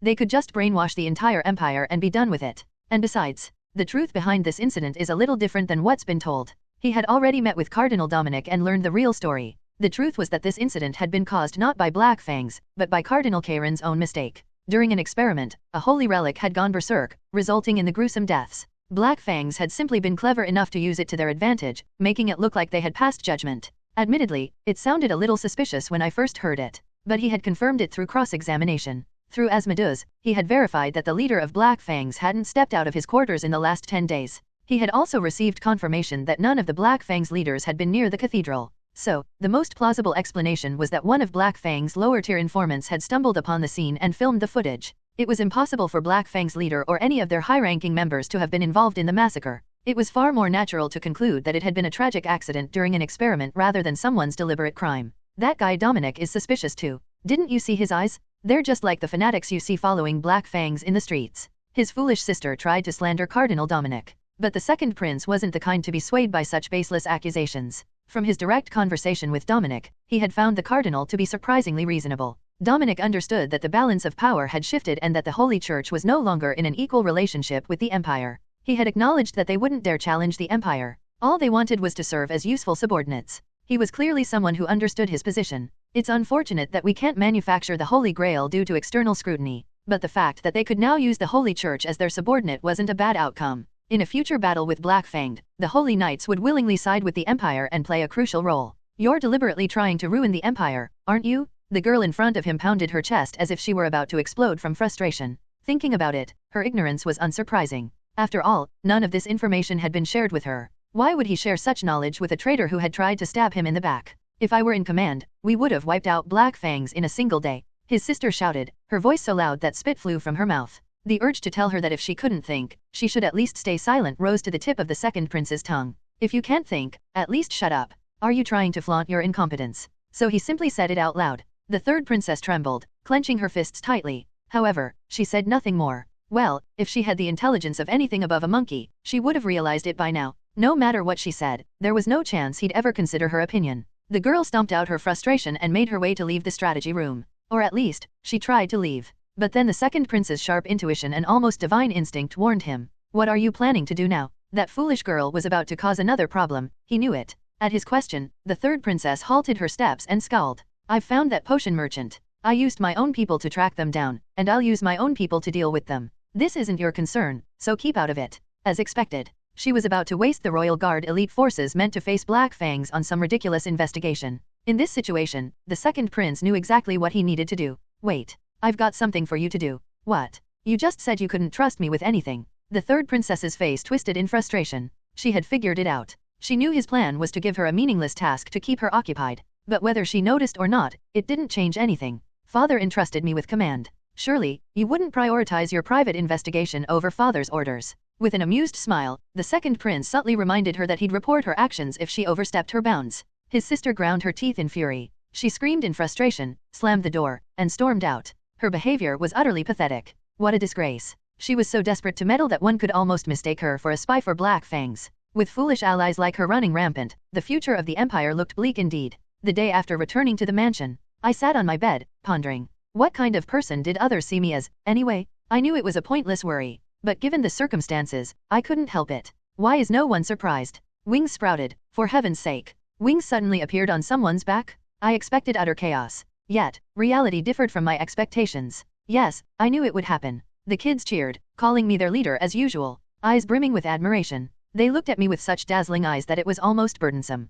Not a single one of them freaked out about the wings. Instead, they started making sense of it in their own way, talking nonsense about how it all makes sense now. Wow, at least Lean seemed a bit startled. But it was a purely innocent exclamation, almost like reacting to a new outfit that suited me well. When I asked if she wasn't surprised by such an abrupt event, Lean responded awkwardly with a compliment about me. It seemed she interpreted my words as wanting praise. So, who did you bring in this time? As the cherry on top, Seal showed more interest in Lucy, the new recruit, than my wings. In an unexpected turn of events, we were temporarily sheltering a large group of Black Fangs who hoped to join. Everyone seemed invested in their training, so much so that even Seal and Lean, along with the kids, were there. Seal requested that I send Lucy over whenever I had time so she could meet her in person. It seemed she wanted to confirm something. When I, a bit flustered, asked if the wings didn't bother her, Seal responded nonchalantly as always. No matter how you change, you're still you. That's all I need. In other words, her attitude toward me wouldn't change regardless of how I looked. Warm as it wasn't exactly what I expected to hear in this situation, and with that, Seal ended the video call.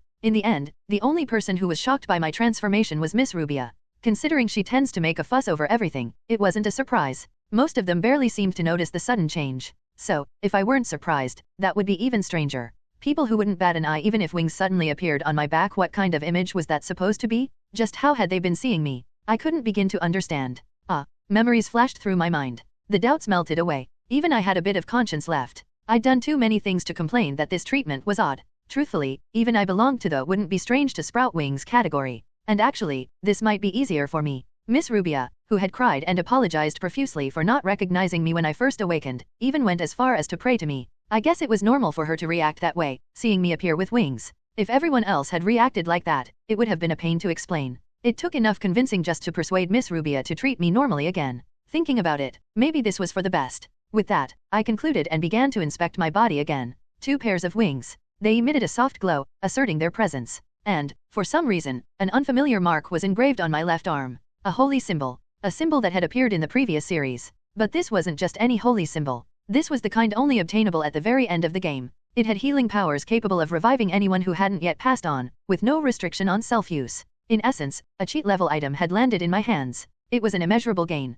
A gain, but why did it appear, though? There was no context. I hadn't cleared a hidden dungeon or fought in a life-or-death battle and found enlightenment. It just appeared. Since the wings appeared out of nowhere, I checked my body for other abnormalities, only to find the symbol. It doesn't even feel like a stroke of luck. Usually, such a stroke of luck involves some effort. Typically, obtaining a potion requires overcoming challenges, and even after that, one has to endure the process of fully absorbing it. But there was no process in this sudden fortune of mine. Could it have something to do with the Emperor's trait changing? Or maybe it's connected to the God of Light. I mulled over various hypotheses. But, in the end, nothing changed. Of course. What's the point of coming up with all these plausible theories if there's no way to verify them? Status window, I muttered, but all I saw was a useless display. The broken characters had become almost familiar by now. Normally, when I grow stronger or gain a new power, the standard procedure is to open the status window and organize everything. But there was no display kindly listing out my stats or abilities. A status window that couldn't even tell me my status. The irony was almost laughable.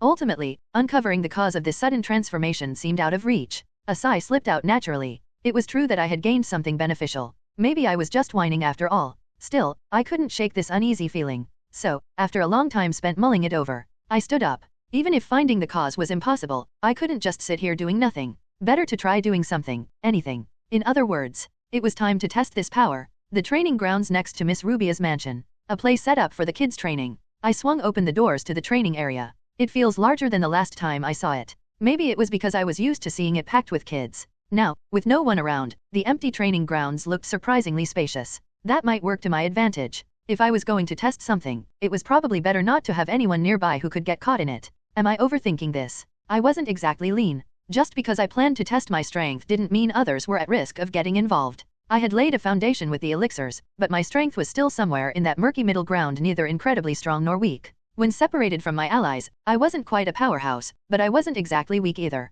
Just somewhere in between. That was, objectively speaking, my current level of skill. I did experience a bit of a change this time, though, but it was hard to say for sure if that would translate into an increase in combat power. Holy power, by its nature, is suited for healing and exorcism. The reason the Holy Knights are so strong is that they can wield both holy power and magic. At the same level, someone with regenerative abilities is naturally stronger. Better not to expect too much. Expectations lead to disappointment. If you don't expect anything in the first place, there's no risk of being let down. With that reminder firmly set in my mind, I pulled out a wooden dummy from the storage. A training tool enchanted for practical use. If I kept digging around in the storage, I might have found something more powerful. But it seemed a bit excessive to use something like a security golem for a simple test. I didn't even plan on using a sword this time, so a wooden dummy would be more than enough. I placed the dummy in front of the wall. With a series of clunks, the wooden dummy locked into position. The moment it registered my attack, that thing would start attacking me as well. For now, it's probably best to start as usual. The purpose of this test was to figure out the extent of what I could do with my wings and how they could be used in combat.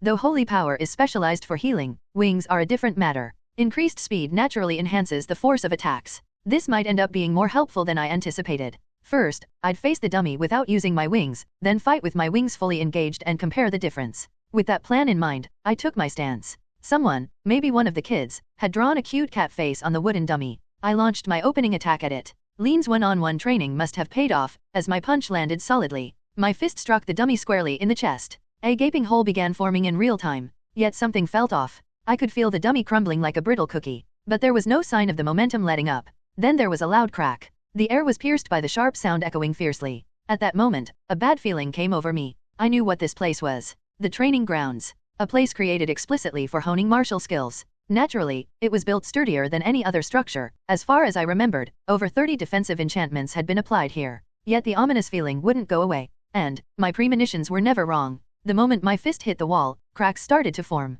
They spread in an instant, and before I could react, the collapse began. Kothum? A deafening roar rang out, enough to hurt my ears. The entire training grounds were crumbling around me. A building crumbles down in a heap. The debris crashes toward me with relentless force. Yet, I remain unscathed. Before I even have time to think, my wings move instinctively. Emitting a faint glow, they wrap around my head, shielding me. Of course, they don't block all of the debris, but that didn't matter either. With a stigma that could cure even incurable diseases, there was no way it wouldn't heal a mere scratch. The wounds close before blood can even flow. Thanks to my resilient physique, no pain registers unless it's a significant injury. In reality, I'm left both physically and mentally unscathed. I push aside the debris that covered me, dusting off my hands as I step out of the collapsed building. What the hell is this? I stared blankly at what used to be the training hall. All I wanted was to test it. Just once. I only wanted to try my strength. But what the hell is this disaster? Why did that just collapse out of nowhere? It wasn't supposed to crumble that easily. The sudden turn of events left my head spinning. Just as I was pressing my forehead to relieve my headache, I heard footsteps approaching. There were only 3 of us in the mansion, including me. Huff, ha. And only one person would be so out of breath, struggling to make it here. Sure enough. Soon, I saw the familiar figure of my red-haired Nuna. Her white pajamas, damp and almost translucent from sweat, clung to her. Her red hair was disheveled. It looked like Miss Rubia had bolted out here after hearing the loud noise in her sleep. Her expression quickly twisted into one of shock. A spatula, hardly fitting as a weapon, slipped limply from her grip and dropped to the floor. Miss Rubia looked at the half-destroyed training hall, and rubbed her eyes, as if unable to believe what she was seeing. When that wasn't enough, she pinched her cheek hard, so hard she let out a little yelp. Finally, Miss Rubia looked at me. That look in her eyes. How could I even describe it? It was the kind of look you'd give to a lunatic who had just demolished a building with their bare fists. Which was exactly the case, of course. She already saw me as something beyond human. It was obvious what kind of misunderstandings this would reinforce. I quickly opened my mouth, ready to explain myself to her. To say that I was just a normal person. To reassure her there was no need to be afraid. But, the words wouldn't come out. It would be even stranger if they did. I just demolished a building with my bare hands, but I'm a normal person, really. Oh, and I have wings, but I'm definitely a regular guy, so don't worry, yeah, right. There's a limit to nonsense. Even the typical reincarnated novel protagonist saying, I just want to live quietly and not get involved with the original plot, sounds more believable than that. So, I could only say the most suitable, necessary, and above all, classic response for this situation. I'm sorry. Of course, just saying that didn't magically solve everything. I had to desperately calm down the frazzled Miss Rubia. I suppose I should consider myself lucky, in a way. This wasn't the first time something like this had happened. Somehow, I managed to explain the situation and reassure Miss Rubia. I guess I've become quite adept at calming down Nuna when she reverts to a childlike state. Though, whether or not that's something to be proud of is up for debate. It was an accident out of nowhere. The training hall collapsed under ridiculous circumstances. But fortunately, it didn't escalate into a bigger problem. There was no one around to get caught up in it, and everything stored in the warehouse remained intact. And thanks to the generous funding my friend Asher had provided, repairing the training hall was a simple fix. So, the real issue I needed to focus on now was the change happening to my body. This is definitely not some kind of blessing. The sudden appearance of the stigma. At first, I'd hypothesized that maybe the god of light had blessed me or something. But it was time to abandon that theory. The idea that the god of light gave me wings and strengthened my body to this degree. If he had the power to do that, yet stood by idly while the Holy Church committed atrocities, it just didn't add up. So, what was causing this change? In the end, only one possibility came to mind. Rank of. The qualification to stand above anyone in this world. This. The trait that blatantly screamed, I'm suspicious. The change in the rank of emperor was likely the root cause of all this. Should I consider this a good thing? How should I put it? It's hard to say. Looking at the situation as it stands, it certainly seems like a positive development for me. I'd chosen this trait because I sensed there might be something hidden within it, and sure enough, there was. With it, I was able to supplement the strength I had been lacking. I'd never struggled too much with my lack of power since my companions were already incredibly overpowered. But having my own strength up to par certainly couldn't hurt. However, I don't know. Something about it still bothered me. It seemed that even though this trait hadn't fully revealed its hidden elements, my body had already changed. Call it intuition, but it didn't feel like this transformation was complete. If that's the case, then where does it end? What exactly am I becoming? As I pondered this, my head began to ache, and I let out a heavy sigh. Knock, knock. A sudden sound broke the silence. When I opened the door, it was Miss Rubia standing there. I was planning to go see her soon anyway, but it looked like she'd come to find me first. I have something I'd like to discuss. But, if you're busy, we can talk later. I assured her I had plenty of time and invited her in, pulling over 2 chairs and setting up a space for us to sit. Just the 2 of us, alone in the room, sitting across from each other. A slightly awkward silence filled the air for a moment. After a brief hesitation, I decided to speak first. I really am sorry for what happened the other day. There wasn't much else I could say. After all, I had just destroyed the building she'd gone to the trouble of constructing. She must have been completely taken aback. Oh, no, it's fine. We can just build it again. Besides, thanks to your recipes lately, our finances are more than enough to cover it. Rubia waved her hands dismissively as she spoke. All I could do was keep apologizing and thanking her for everything.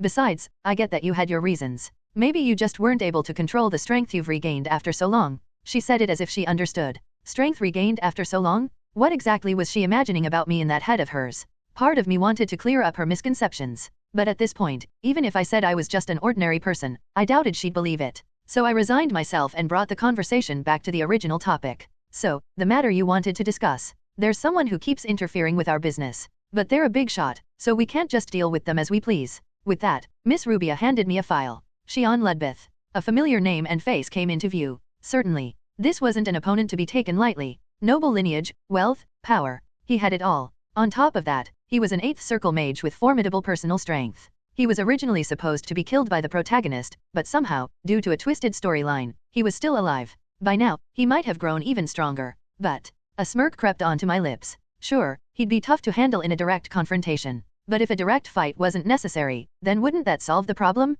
Let's make use of a bit of story knowledge from the original series. There's no need to waste effort on a difficult fight. I'll just let someone else do the fighting. This guy could be neutralized with just a few words. I knew a secret. The Swordmaster of the Empire. Xian had accidentally killed the Swordmaster's son and then framed someone else for it. So the solution to this problem was simple. I just need to declare that if he kept interfering with our business, I'd whisper that story into the Swordmaster's ear. That would be the end of it. With confidence, I declared, if that's the case, you don't need to worry. This will be resolved in no time. Miss Rubia's face was clouded with confusion. I began explaining my plan to the bewildered Miss Rubia. Or rather, I was about to explain. A strange sound echoed in the room. The familiar signal of a communication spell. The message wasn't for me, so it was definitely something for Miss Rubia. Sure enough, the face of Miss Rubia's trusted informant appeared on the screen. And the informant spoke. Xian Ludbith is dead. There was a mark beside his split body, with the name The Winged Union. Xian, that bastard. Of all times, he had to die now. It was a luxurious mansion. The interior of a building armed with dozens of security systems and protective spells.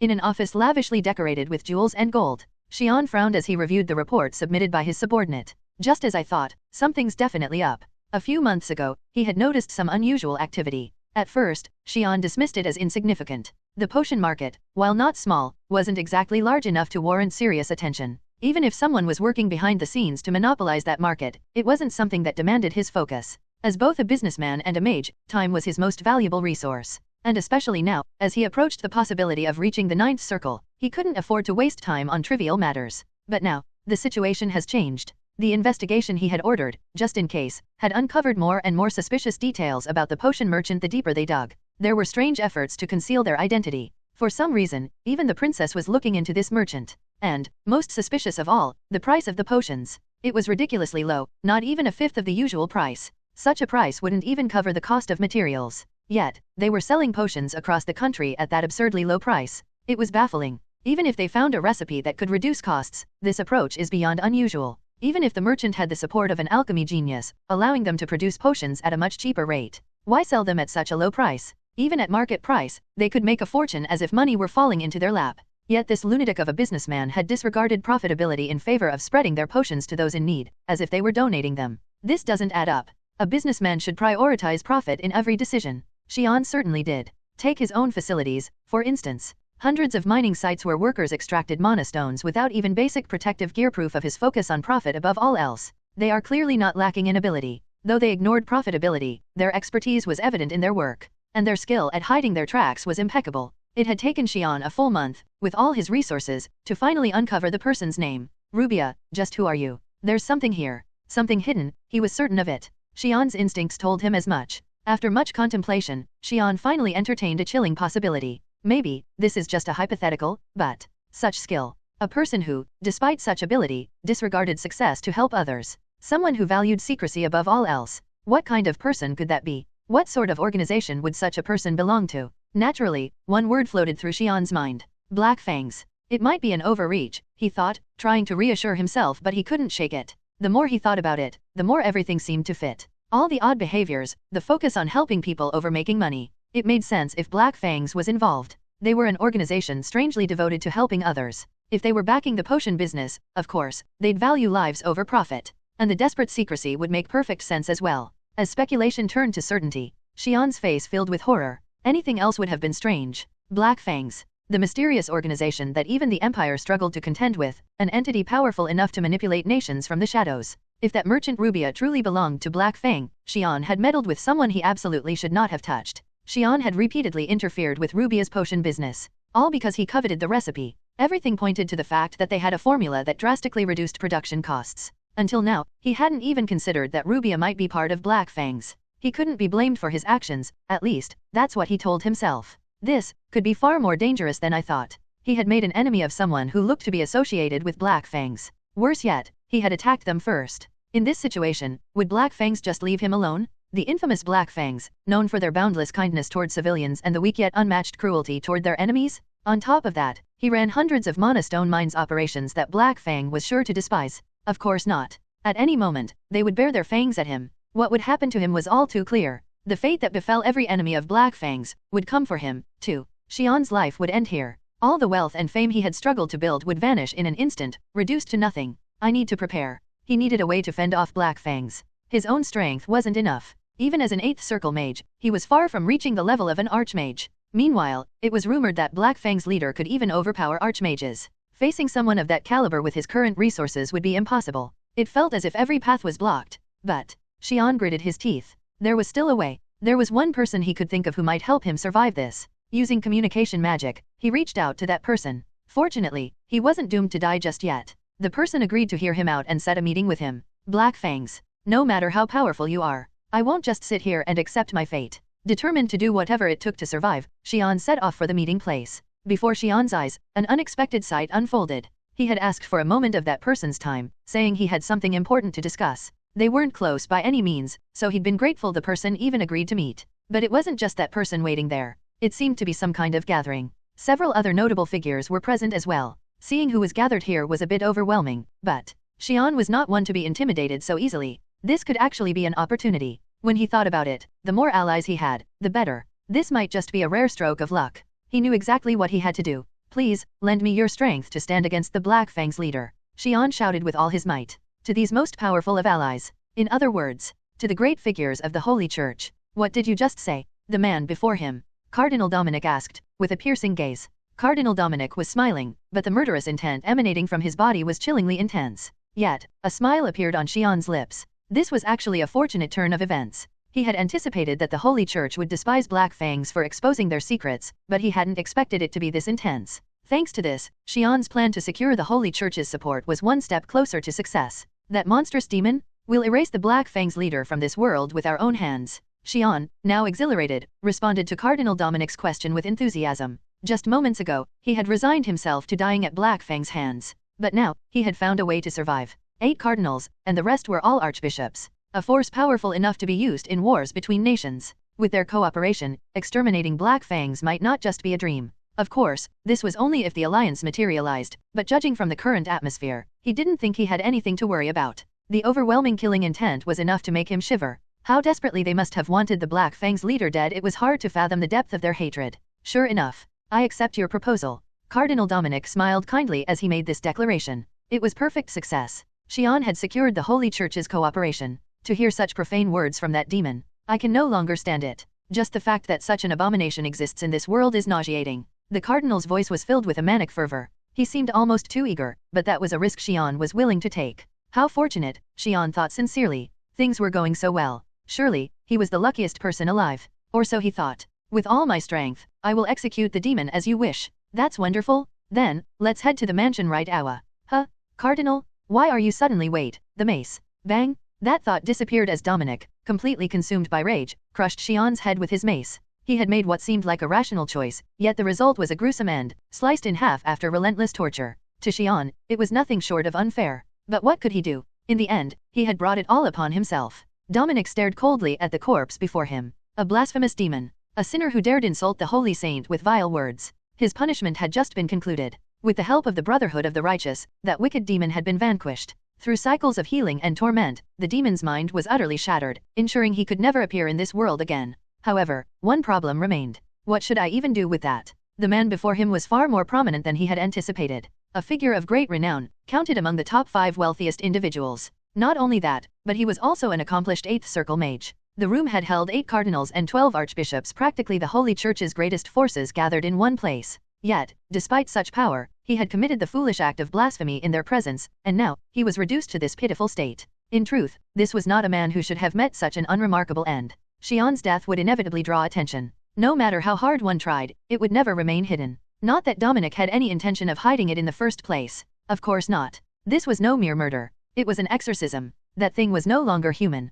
Why should defeating a demon be treated as something shameful to hide? The question is how to present this to the world. If he were to reveal this incident, it had to be done in a way that benefited the saint. The Holy Church's misdeeds had already caused faith in God to plummet to rock bottom. By their own failures, they had tarnished the name of God, and now they needed to reclaim it. The question was, how best to use this incident to achieve that? After much deliberation, Dominic came up with an idea, a way to restore God's name to its former glory. A grand judgment. That was the answer. A display so awe-inspiring that no one could help but marvel at God's magnificence. The sight of God punishing evil would be etched into everyone's mind, compelling them to praise the holy saint. With his decision made, Dominic no longer hesitated. He marked the corpse with the symbol of the Brotherhood and left a message only the saint could recognize. Then, he moved it to prepare for the grand spectacle. Shion Ludbith was dead. And it had to happen right after I told Miss Rubia that the problem with him would be resolved soon. Miss Rubia's face turned pale. Her lips moved as though to form words, but nothing coherent came out. The only sounds she managed were strange fragments. Oh, ah, ah. She repeated these nonsensical utterances over and over.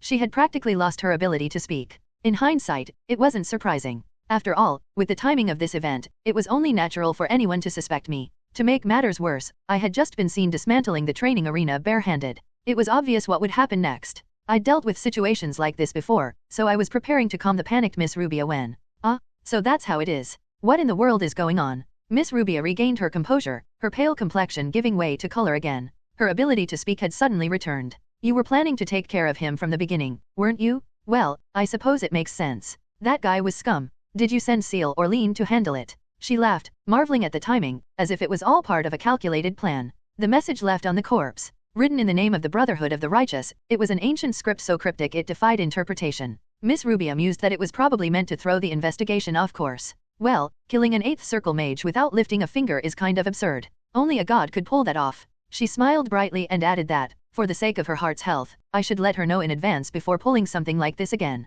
I couldn't make sense of any of it. Here I was, calmly piecing the situation together, while Miss Rubia concocted her own version of events and seemed completely satisfied with it. This bizarre back and forth went on for a while until a familiar sound echoed through the room. Another communication was coming in. It appeared to be from an informant I had asked to investigate further. The informant's face soon appeared on the screen, and she spoke. Shion was killed by a massive sword of light that descended from the sky. All eyewitness accounts confirm this, so it must be true. This was no ordinary assassination. A colossal, mountain-like sword of light had fallen from the heavens and struck Shion down, as though divine judgment had been delivered. Miss Rubia's face turned deathly pale again. Only a god could. Miss Rubia's earlier words trailed off as she stared at me with a vacant expression, her gaze fixed on one thing, my wings. The subtle glow they still emitted seemed to seal the misunderstanding. It was obvious what conclusion she had drawn. I quickly tried to think of a plausible explanation. Of course, I had to. The kind of power that could eliminate an 8th circle mage without so much as lifting a finger, a force capable of raining divine punishment from above. It was no surprise that Miss Rubia's imagination was running wild. If I didn't act, she would undoubtedly elevate me in her mind to something far beyond human. But no reasonable excuse came to mind. Honestly, it would have been strange if one had. The information in the dossier Miss Rubia handed me confirmed it all. Shion was a piece of trash who had operated hundreds of facilities similar to the mining site where I was first imprisoned. On top of that, he had repeatedly obstructed the ventures I had set in motion. I had every motive. It was only natural for her to connect the glowing wings with the sword of light that descended from the heavens. Finding a convincing way to clear my name in this situation? Impossible. The best idea I could come up with was to laugh it off with something like, "Tada! Surprise." And so, a long, awkward silence stretched between us. As the situation dragged on, Miss Rubia's face grew more and more filled with shock. "Why, Yuri?" She looked at me, her gaze as if fixed on something otherworldly. I was unmistakably being misunderstood. The moment I realized that, the transmission resumed. And next to the body was a statement left by the leader of the Black Fangs. It claimed that the demon who committed such heinous acts was judged in the name of God. The perfectly timed message brought a smile to my face. In a situation where I had been on the verge of being wrongly accused, the revelation that the Black Fang's leader was the true culprit was a relief. If we uncover anything else, I'll report it immediately. With that, the transmission ended. The conclusion was clear, everything that had happened was the work of the Black Fang's leader, with no connection to me whatsoever. Surely, Miss Rubia's misunderstanding had also been cleared up. Or so I thought. But for some reason, the fear never left Miss Rubia's face. She stared at me, mouth agape, with the same horrified expression as before. The misunderstanding should have been resolved, so why was she still like this? After a moment of thought, it dawned on me. Well, it makes sense when you think about it. The Black Fangs. Their reputation alone was enough to send shivers down anyone's spine. While everything so far suggested they weren't outright villains, the sheer magnitude of their power was terrifying in its own right. Dropping a colossal sword of light from the heavens to execute someone? It was a feat so godlike it was unnerving even to me. If I felt this way, how much more terrified must Miss Rubia be, given her timid nature? She must have been utterly shaken by witnessing such an overwhelming display of power.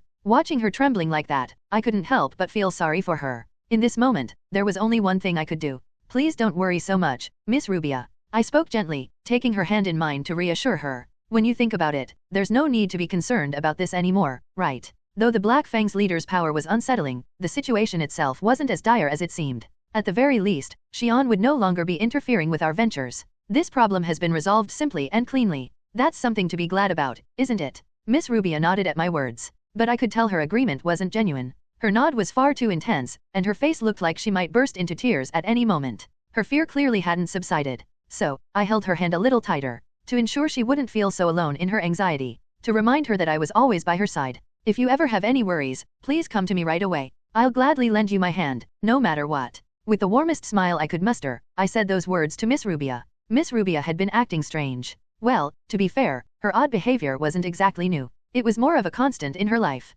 But lately, it felt like her strangeness had intensified. Sitting on my bed, I replayed the events from a few hours ago in my mind. Do you know? Actually, I've always admired the God of Light. It was the day after the incident with Xian. Miss Rubia had timidly approached me and blurted out those words, completely out of the blue. She launched into a sudden, unprompted monologue about her supposed faith in the God of Light, clearly trying to convince me of her devotion. Caught off guard by her unexpected topic, I hesitated before responding. Maybe she was under some kind of misconception because of my wings? Did she think I had some divine connection to the God of Light? I think you're misunderstanding something. I have absolutely no relationship with the God of Light, I said, trying to clear the air. I'm neither an apostle of the God of Light nor the God himself. We're completely unrelated. I made it clear that whatever she believed, it wasn't true. Of course, what you choose to believe in is entirely up to you, I added, respecting her freedom of religion. Maybe she was simply here for an innocent chat about faith. But as soon as I finished speaking, Miss Rubia's reaction completely blindsided me. I am sorry. I don't actually believe in the God of Light, she cried out,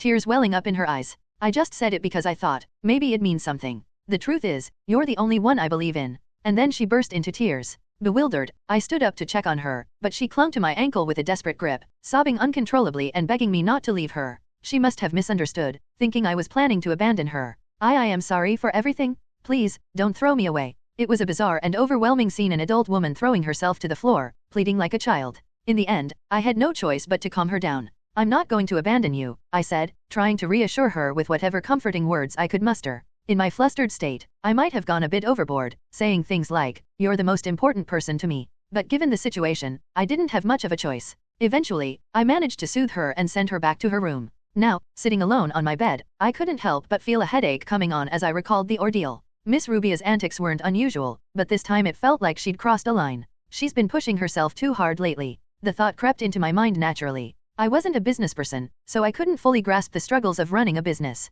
But I knew enough to understand that managing even a single shop was incredibly tough, let alone overseeing multiple enterprises like Miss Rubia did. And she wasn't just running them, she was doing so while hiding her true identity. The exhaustion she must have felt was unimaginable. Even though she insisted she was fine, it was clear she was carrying an enormous burden. No matter how powerful she was still human. Fatigue was inevitable. Her strange behavior might very well be a sign of overwork. Thinking that, a mix of guilt and gratitude welled up in me. I need to take better care of her. If Miss Rubia ever found herself in danger, I wouldn't hesitate to help her, no matter the risk. Of course, avoiding such danger in the first place would be ideal. But for now, I resolved to support her in any way I could, whether that meant lending an ear when she needed to vent or stepping in to resolve any troubling issues for her. With that, I turned my thoughts back to the current situation. Xian Ludbei's death. And the Holy Church. Major events had been unfolding one after another, shifting the tides of power. The Holy Church, which had maintained its influence for centuries, was crumbling. New factions were rising, titans of the empire's economy were falling, and winds of change were sweeping through the empire. It wouldn't be an exaggeration to say the entire empire was in flux. We need to stay vigilant. Although most of these events had worked in our favor so far, we couldn't let our guard down. The empire might be chasing shadows now, wasting time, but it was far from powerless. With 3 sword masters and countless hidden weapons at their disposal, the empire remained a formidable force. They might have stumbled repeatedly, but they weren't to be underestimated. One misstep, and we could find ourselves branded as traitors and hunted down like prey, which is why we needed strength not just to survive the currents of change but to shape them ourselves. The forces we've gathered so far are impressive, but it's not enough. Power was always in short supply, The final boss of the last saga was the Demon King of Domination, a being who absorbed the strength of beasts to wield the power of two. If the final boss of this new saga is anything like that, they'll be even stronger. It's just a hunch, but I'm certain of one thing, they won't be weaker than what we've faced before. So, it was best to brace myself for an opponent far stronger than the one in the previous saga. In any case, I need to prepare thoroughly. Whether to prevent future destruction or to build the strength to withstand the sway of other forces, reinforcing our power was essential. And I already had an idea of how to achieve that. The Holy Sword. For some reason I couldn't quite grasp, a non-believer had gained both stigmata and an immense reservoir of divine power. Normally, divine power and stigmata were specialized for healing and exorcism, and they weren't particularly effective in enhancing offensive capabilities. But with the Holy Sword, things were different. With this divine power, I could unleash the Holy Sword's full potential. Perhaps, even in its broken state, the Holy Sword could surpass the might of the complete sword once wielded by the protagonist. The restoration is about halfway complete, they said. The blacksmith had attempted to restore the Holy Sword using leftover artifacts and had reported partial success. Though greedy for money, his skills were undeniably exceptional. I'd left the sword with him, thinking it was only a matter of time before it was fully restored. It's probably better to retrieve it now, though. There were experiments I wanted to conduct, and more importantly, the Holy Sword could serve as a crucial asset in emergencies. Admittedly, the likelihood of a swordmaster barging into this place unannounced was slim, but it wasn't zero. Besides, I can handle the restoration myself if necessary. Though I'd entrusted the task to the blacksmith due to other pressing matters, I was more familiar with the theoretical aspects of the game's system. I could even hire a few people, set up my own forge, and handle the repairs myself. Or, if it came to it, I could simply overwhelm the blacksmith with my resources and bring him under my wing. The Holy Sword had grown too important to leave unattended. The investment would be worth it. Regardless of the specific approach, my next step was clear. It seems my destination is set. The blacksmith's district. I moved quickly. Of course, that didn't mean I was literally walking there. The village of the dwarves, where the blacksmith's district was located, was over a month's journey on foot. Flying would get me there in 3 days, but unless I wanted to paint a target on my back for the Empire, advertising my presence wasn't a good idea. Fortunately, I could adjust the size of my wings enough to conceal them under clothing. I decided to take the train instead. Knock, knock. I knocked on Miss Rubia's door, intending to inform her of my plans. But no response came, no matter how long I waited. Curious, I opened the door and stepped inside, only to find Miss Rubia fast asleep, drooling slightly. She must have dozed off while reading a book. How to Overcome Fear. Ancient monsters, demons, and gods. Terrifying beings from beyond the world. I couldn't fathom why she'd been reading such books. Adult diapers, aging isn't something to be ashamed of. There weren't any elderly people in this mansion, so I had no idea why that pamphlet was on her desk either. But seeing her sleep so soundly, I decided not to disturb her and quietly closed the door. Taking the train required a noble's company, but fortunately, there was another noble in this house. I headed to her room. "You're here," she greeted, her tone calm. Her blue ponytail swayed slightly as she spoke. Lucy Valier. It seemed I'd be traveling with her on this journey. Here's one thing I've come to learn recently. Lucy was far more obedient than I initially thought. I barely mentioned that we had somewhere to go together. Before I could even explain the details, she began preparing to leave. When I asked her if she wasn't curious about where we were going or if she had time to spare, she simply replied that none of that mattered. Only my will did. If it is your desire, I will simply act upon it. Such a textbook answer. It was the very image of a stereotypical knight. This definitely wasn't how she used to be. When we first met, she was timid and somewhat naive. But now, there was no trace of that earlier impression. She was still technically just a trainee knight. Yet her demeanor and strength had nothing of the rookie about them. As I mulled over these changes, one particular thought struck me. Come to think of it, how did you handle your status as a knight? This could get complicated. Since she hadn't been officially knighted, she wouldn't have the Empire's self-destruct sigil engraved on her. Still, the fact that she belonged to the Empire's knighthood hadn't changed. If she had been AWOL this whole time, things could get ugly if she was caught. Worried, I decided to ask her. If that's what you're concerned about, it's fine. I was dismissed just yesterday, Lucy answered calmly. I blinked in confusion. She'd left for somewhere alone as soon as she regained her strength, and now she claimed to have gotten herself dismissed during that time? Is that even possible? I stared at Lucy with doubt, and as if noticing my gaze, she began to explain further. I figured if I simply quit, it would look suspicious. So, I cut off my arm. I couldn't believe what I was hearing. Certain I must have misunderstood, I focused on her explanation. I reported that I'd been injured during duty and couldn't recover, even with the temple's help. The Knight Order promptly expelled me. No matter how much I listened, the story didn't change. My face naturally twisted in shock. Setting aside the Empire's cruelty of dismissing someone without compensation the moment they became one-armed. She did that to herself? To leave the Empire's army as quickly as possible? Who in their right mind would cut off their own arm for something like that? Without anesthesia, it must have hurt like hell. Please don't worry. I can regenerate my arm anytime. Lucy reassured me nonchalantly, even adding a polite thank you for my concern. I'm ready to leave. Let's go, my lord. Strapping her sword to her side, Lucy stood up. After spouting one insane remark after another, she remained utterly composed. I found myself at a loss for words. Sure, with the geese in place, I knew she was bound to obey my commands. And judging by her current demeanor, it was clear she was fiercely loyal, more likely to defend me with her life than harm me. But still, this was a bit much. Should I just wake up Miss Rubia and drag her along instead? I let out a long sigh, pushing the thought aside, and got to my feet. Something about the journey ahead started to feel deeply unsettling. The train's body gleamed in a sophisticated black. Intricate golden gears and a transparent tube filled with blue mana stones coursing within gave it an elegant, almost magical appearance. Every time I see it, it takes my breath away. It was a train overflowing with steampunk charm. Of course, it irked me a little that only nobles and their attendants were allowed to board. While I admired the train's details, Lucy handled the ticketing and identity verification up front. Unlike with Miss Rubia, the process seemed to be taking a lot longer this time. Well, it made sense. The Valier family had fallen from grace, after all. Even among nobles, the treatment was bound to differ. Still, it wasn't something worth dwelling on. After about 30 minutes, we were allowed to board. Since the train had separate cars for nobles and their attendants, Lucy and I had to enter separately. I wandered around for a bit, looking for a suitable seat, and finally settled in one. There wasn't much to do during the trip, so I sat idly, watching the scenery pass by through the window. Then, I heard laughter. It wasn't a pleasant sound. At first faint, the laughter grew louder, until I turned to find its source. Seated next to me was an elderly man, laughing like a madman. Is something wrong? Concerned, I was about to ask when the man suddenly rose to his feet. Drawing everyone's attention, the old man strode to the center of the car with a deliberate air. And then, his face began to melt. It was the telltale sign of a disguise spell unraveling. At last, the time has come. His true face was revealed, a man with a head full of black hair and scars crisscrossing his features, wearing a sinister grin. The abrupt transformation plunged the car into chaos. But the man paid no mind to the uproar around him. Still grinning, he began to speak. Nobles and their lapdogs, your judgment day has arrived. We, the harbingers of the apocalypse, are here to deliver your sentence. As soon as he said that, the color drained from everyone's faces. Of course, it was obvious what was happening. A suspicious man who had boarded the train using a disguise spell. His open hatred toward the nobles. And this train, practically a symbol of noble privilege, was precisely the kind of target an anti-imperial group would fixate on. He was a terrorist. A terrorist was on the same train as me. Biting my lip, I quickly tried to think. Where was the bomb? Could it be stopped? What was the best course of action? But no answers came. There couldn't be any. While neutralizing the man himself might be possible, handling the bomb was another story. There was no sign of a detonator in his hands. That meant it was highly likely the bomb was on a timer, set to detonate automatically.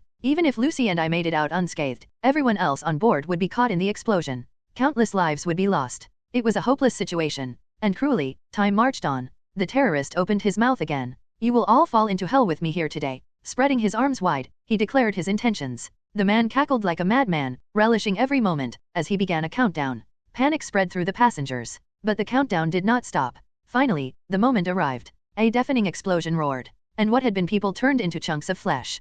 Countless lives snuffed out in an instant. The train overturned in a catastrophic explosion. Except none of that actually happened. The terrified faces of the passengers were now painted with confusion. No one had died. The train continued peacefully on its route to the destination. Far from being derailed, it ran smoothly and steadily, a proud testament to the Empire's exceptional engineering. The terrorist remained frozen in place, arms outstretched, mid-laugh in that bizarre pose. Faced with this peculiar scene, I knew there was only one thing I could do. I stood up and walked toward him. This can't be happening. This just can't be. How could it fail not once, but 3 times? The man muttered to himself, his unsettling grin replaced with frustrated mumbling. Then his gaze fell on me. The madness returned to his eyes. Was it you? Were you the one sabotaging the noble plans of the harbingers of the apocalypse? Grinding his teeth, the terrorist pulled a dagger from his cloak and charged at me. But I didn't move. The blade struck directly into my abdomen. He started laughing, triumphant only for his expression to twist into bewilderment moments later. He must have realized something was wrong. The blade hadn't pierced me. With a dumbfounded look, he inspected the dagger in his hand. Not a drop of blood stained it. The blade was bent, as though it were made of rubber rather than steel. What? A confused, almost pathetic whimper escaped his lips. Beads of sweat formed on his brow as he began to sense that the situation was not in his favor. But it was too late to realize that now. I drove my fist into his head. Clang! The sound echoed, absurdly loud, like metal clashing against metal rather than a fist meeting a skull. Foaming at the mouth, the terrorist collapsed. And thus ended the career of that amateur terrorist. I don't even know how to thank you enough, the conductor said with a bow after the crew had dragged the man off in restraints. As we spoke, the conductor filled me in on the details. Apparently, those harbingers of the apocalypse weren't even a proper terrorist organization. They've never actually carried out a single attack despite all their threats. Exactly? I just can't wrap my head around those lunatics. The conductor went on a rant, pouring out his frustrations about this bizarre group. They were a strange lot, issuing threats of terror without ever following through. Even during interrogations, their explanations were nonsensical lies that only added to the headaches of the authorities. Like last time, they claimed they planted a bomb, but a black wolf carried it off before it could explode. Do they think we're complete idiots? He assured me they'd come up with another ridiculous excuse for this incident as well. I couldn't hold back a laugh as I responded. That's not a terrorist. That's just someone crying for attention. Exactly, and I'm the one left dealing with the aftermath every time. We chatted for a while longer until the train finally arrived at its destination. As we said our goodbyes, the conductor made it a point to remember my face, telling me to reach out if I ever needed anything. Well, the world is full of idiots, I suppose, I muttered to myself, shaking my head. The world is vast, and fools abound. With that thought, I rejoined Lucy, and together we made our way toward the blacksmith's district, the road from the station to our destination. Naturally, I ended up walking alongside Lucy. Of course, given her personality, it was rare for her to start a conversation on her own. Still, the conversation flowed more smoothly than I expected. Spending time with Seal, who rarely speaks first, had gotten me used to initiating conversations with quiet people. While we exchanged casual small talk for quite some time, an interesting topic emerged. Why did you join the Imperial Knights? It was just a light-hearted question on my part. But for some reason, the moment she heard it, Lucy's expression darkened. It was the first time she remained silent instead of responding sincerely to my question. I wondered if I had unintentionally touched a nerve. Just as I was about to assure her that she didn't have to answer if it was difficult to talk about. It was because there was someone I admired. Lucy, who had been frowning as if recalling something, finally spoke. There was someone who saved me when I was in mortal danger. I wanted to become a knight to help others, just like they helped me. It should have been a heartwarming story. Yet, for some reason, her face turned a little pale. However, I couldn't bring myself to ask why, because of what she said next. It was a hero with the same name as you who saved me. The moment those words left her lips, I too was at a loss for words. Until now, no one had known about the previous hero. Miss Rubia, Seal, Lean. No matter who I asked, no answers came. Neither books nor records held any trace of the hero. Yet, this unexpected lead came from Lucy. Why on earth did I forget something so important? Lucy murmured in a bewildered tone. Afterward, I questioned her about the previous hero multiple times. Her story was straightforward. A man with black hair saved her from a burning mansion that was under attack. And when she saw his brilliantly shining sword, her younger self instantly realized that the man before her was the legendary hero from the rumors. She couldn't recall what happened afterward or why everyone had forgotten about the hero, but this alone was a significant discovery. At least now, I could confirm the existence of a previous hero. The protagonist of the previous generation undoubtedly existed. It seemed highly likely they were based on the character I had created. After all, Ian was a nickname I frequently used. Black hair was the default setting when I didn't bother customizing the character. The previous game didn't mention Lucy or the Valier family, so the story seemed to have diverged a bit. But at least the hero's existence was now certain. In other words, someone deliberately erased the hero from this world. How had the original story been twisted? Who was responsible for this anomaly? Why were people's memories erased? There wasn't enough evidence yet to answer these questions. However, the most likely suspect was obvious. What the hell did the Empire do? When a troublesome situation arises, blaming the Empire is usually a safe bet. This time, too, it had to be their doing. My face naturally contorted into a scowl. Even Lucy, who had personally witnessed the hero and carried a vivid memory of him, had only just regained her recollection. This meant someone had cast a mental manipulation spell strong enough to affect someone as powerful as Lucy. Considering that such mental manipulation could only be performed by high-level magic users like archmages, the sheer scale of what was happening made it impossible to guess the extent of the monstrosity behind it. The situation was overwhelmingly bleak. My head spun just thinking about it. But I brushed off my worries with a single deep breath. In the end, what I need to do hasn't changed. The more hidden truths were uncovered, the clearer it became that the opponents I would face in the future would be formidable. But sitting still and taking it wasn't an option. I had to do everything within my power. All I could do was keep moving, gathering strength and preparing for the eventual apocalypse. And that, as always, was what I did. As I walked, lost in thought, a peculiar noise began to echo in my ears. The sound of hammers striking. The clanging of metal against metal created a resounding racket. The lively atmosphere and unique scenery caught my attention. The blacksmith's district. Our destination unfolded before us. In front of us was a row of blacksmith shops. Lucy and I walked through them side by side. Though the shock from earlier still lingered, walking down this street was undoubtedly a unique experience. It was a space I frequently visited in the previous game to gather equipment. Some things have changed, and some haven't. Over the past decade or so, some shops seemed to have closed down, while others continued to operate, albeit with new faces running them. But there was no use dwelling on the past forever. Hoping to lift my mood, I decided to check out the state of one of my favorite blacksmith shops from the previous game. However, instead of noticing the shops, my eyes were drawn to Lucy. For some reason, she was staring intently at one particular smithy. Did something catch your eye? Before Lucy could answer, a dwarf approached us. You can't know just by looking, can you? The dwarf beckoned us over, encouraging us to take a closer look if we were interested. It was an exceptionally skilled sales pitch. After a moment of hesitation, I decided to play along. Well, I did need something like this. With the Empire and the final boss increasingly appearing to be linked to the Black Fang's mercenary group I was sheltering, investing in weapons and armor for them didn't seem like a bad idea. It wouldn't hurt to gift my people some high-quality gear. With that thought, I followed the dwarf into his smithy. Displayed were swords and armor, each piece dazzling and exuding an air of quality. The prices were steep, of course. Dwarven-made equipment tended to be that way. I picked up a sword to inspect it. Can I try swinging this? I asked, just in case. Of course. How else would you know if it suits you without trying it out? The dwarf declared confidently. He seemed awfully assured of his craftsmanship. I carefully swung the sword, taking great care to avoid any accidents like those that had occurred at the training grounds. And then, my expression filled with doubt. What's wrong with this? I wasn't exactly an expert on swords, but even I could tell that something was off about this one. The balance was completely off. There was no satisfying sense of sharpness when wielding it. And that wasn't the only odd thing. The label claimed it was made of the rare orichalcum metal,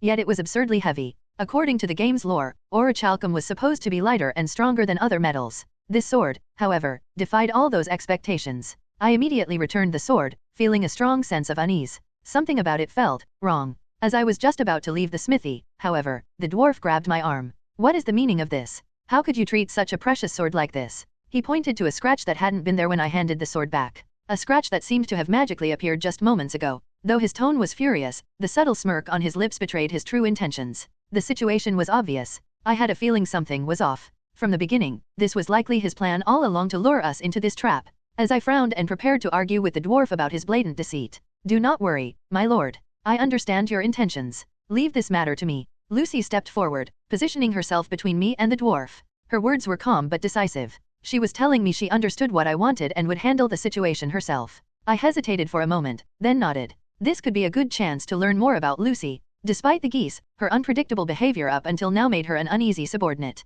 I was curious to see how she would outmaneuver this con artist. The moment I nodded, Lucy walked briskly into the smithy. She declared boldly, "It was you who said we could test the sword, was it not?" A logical point. It was, after all, the dwarf himself who had allowed us to try out the sword. I couldn't help but be slightly impressed. Lucy was a warrior, not a strategist, so I hadn't expected such a sharp rebuttal. Curious to see how she would follow up, I watched her closely. And then, Lucy said, "In that case, I'll try swinging it myself." Her words were startlingly unexpected. Lucy grabbed a random sword, exhaled deeply, and assumed a flawless sword-drawing stance. It was then that I realized what was about to happen. But by the time I understood, it was already too late to stop her. Third form, whirlwind dance. Her sword danced through the air, tracing mesmerizing arcs. Everything in the smithy, every piece of merchandise, the forge, all the tools, the walls, the pillars was sliced apart. Boom! A massive explosion echoed as the entire smithy collapsed in an instant. The dwarf, I, and everyone else present were left utterly speechless. Without uttering a single word, Lucy had silenced any argument before it could even begin. It was, in its way, a perfect form of persuasion. Though admittedly, it was a bit too physical. Swinging the sword just a few times. And suddenly, the blacksmith shop was in shambles. Everyone's eyes were filled with shock as they watched the building collapse in an instant. I wasn't any different. No, you said you understood my intentions. What on earth did you think I meant to cause such a disaster? All I wanted was to keep that swindler dwarf at a reasonable distance, nothing more. I turned to look at the conman again. The dwarf was staring blankly at what used to be his blacksmith shop. What in the world are you doing? He shouted, his voice trembling as if on the verge of tears. But Lucy remained as composed as ever and replied calmly. You said I could test the sword, so I tested it. A nonsensical excuse that made me question her sanity. Perhaps he was in too much shock from seeing his shop reduced to a pile of rubble in mere seconds. I'll report this to the guards right away. You've made a serious mistake this time. The dwarf yelled, his face red with fury. Sure, the dwarf was a skilled craftsman. If he reported us, the guards would indeed rush over. Though I doubted anyone, even a dozen guards, could deal with Lucy or even just me, for that matter. Still, getting officially wanted by the Empire wouldn't do us any favors. Is that so? I wouldn't know about that. Lucy walked toward the dwarf as she spoke, her tone casual. At that moment, I thought it would be best to leave before things got messy. I was just about to suggest retreating when. We aren't fools. Did you think we'd wander around without even a single concealment spell in place? Lucy lied without a hint of hesitation, her expression unchanging. Her words left me speechless. A masterful bluff. With a simple trick, Lucy preemptively shut down any possibility of him calling the guards. And besides, even if the guards come, it would take them quite a while to get here. As she said that, Lucy gripped her sword again. In a flash, an instant so brief it was almost imperceptible, the blade struck. It was such a swift move that it felt like the sword hadn't even left its sheath. The next thing anyone knew, the dwarf's beard, his defining feature, was sliced clean off. I assure you, the guards won't be able to guarantee your safety, she declared. The dwarf's face turned pale. So, from where I stand, it seems the mistake wasn't mine, but yours. Lucy spoke with conviction, looking down at the scammer now slumped helplessly on the ground.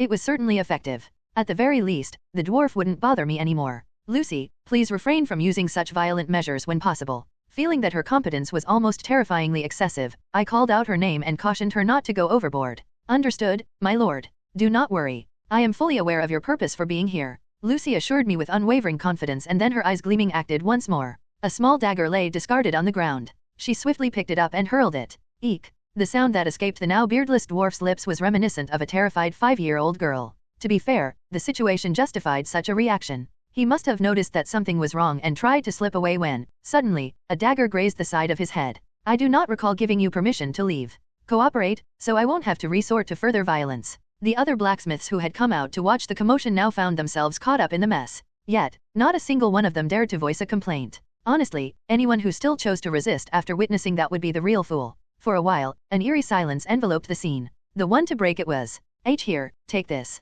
A particularly sly-looking dwarf. He had been glancing around nervously, and now, he handed me a heavy sack. Inside was, gleaming gold bars that practically screamed, "Hi, I'm solid gold.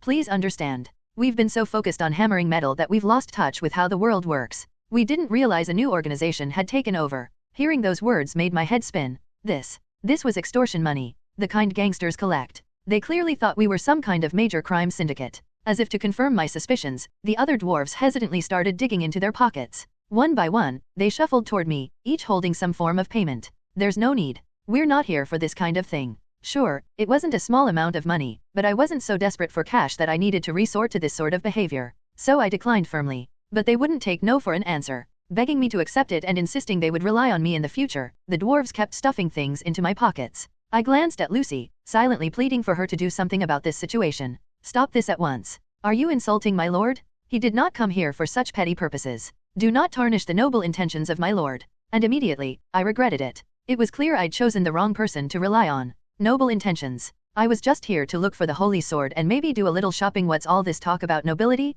What could she possibly be thinking? I looked at her with a mix of concern and unease. Do not worry, my lord. I fully understand why you've come to this infamous blacksmith's district, she said confidently. And then, those words. Infamous blacksmith's district. The phrasing somehow didn't sit right with me. A strange intuition gnawed at me, the feeling that I was missing something crucial. Quickly, I enhanced my sight and hearing with magic. Not focusing on this mess of a scene, but instead looking further, to the parts of the district where people were still unaware of the chaos unfolding here. I observed the ordinary sights of the blacksmith's district. And then, my face twisted in utter shock. Why are you doing this? I was just asking about the price. Do I look like someone who answers questions for curious shoppers? You're testing my patience here. Now, come with me for a second. Over there. Wait. I'll just take a look around some other shops. Other shops, my foot. They're all the same? Are you doubting my word? And over there too. What nonsense is this? I just touched it for a second, and now you're telling me to pay.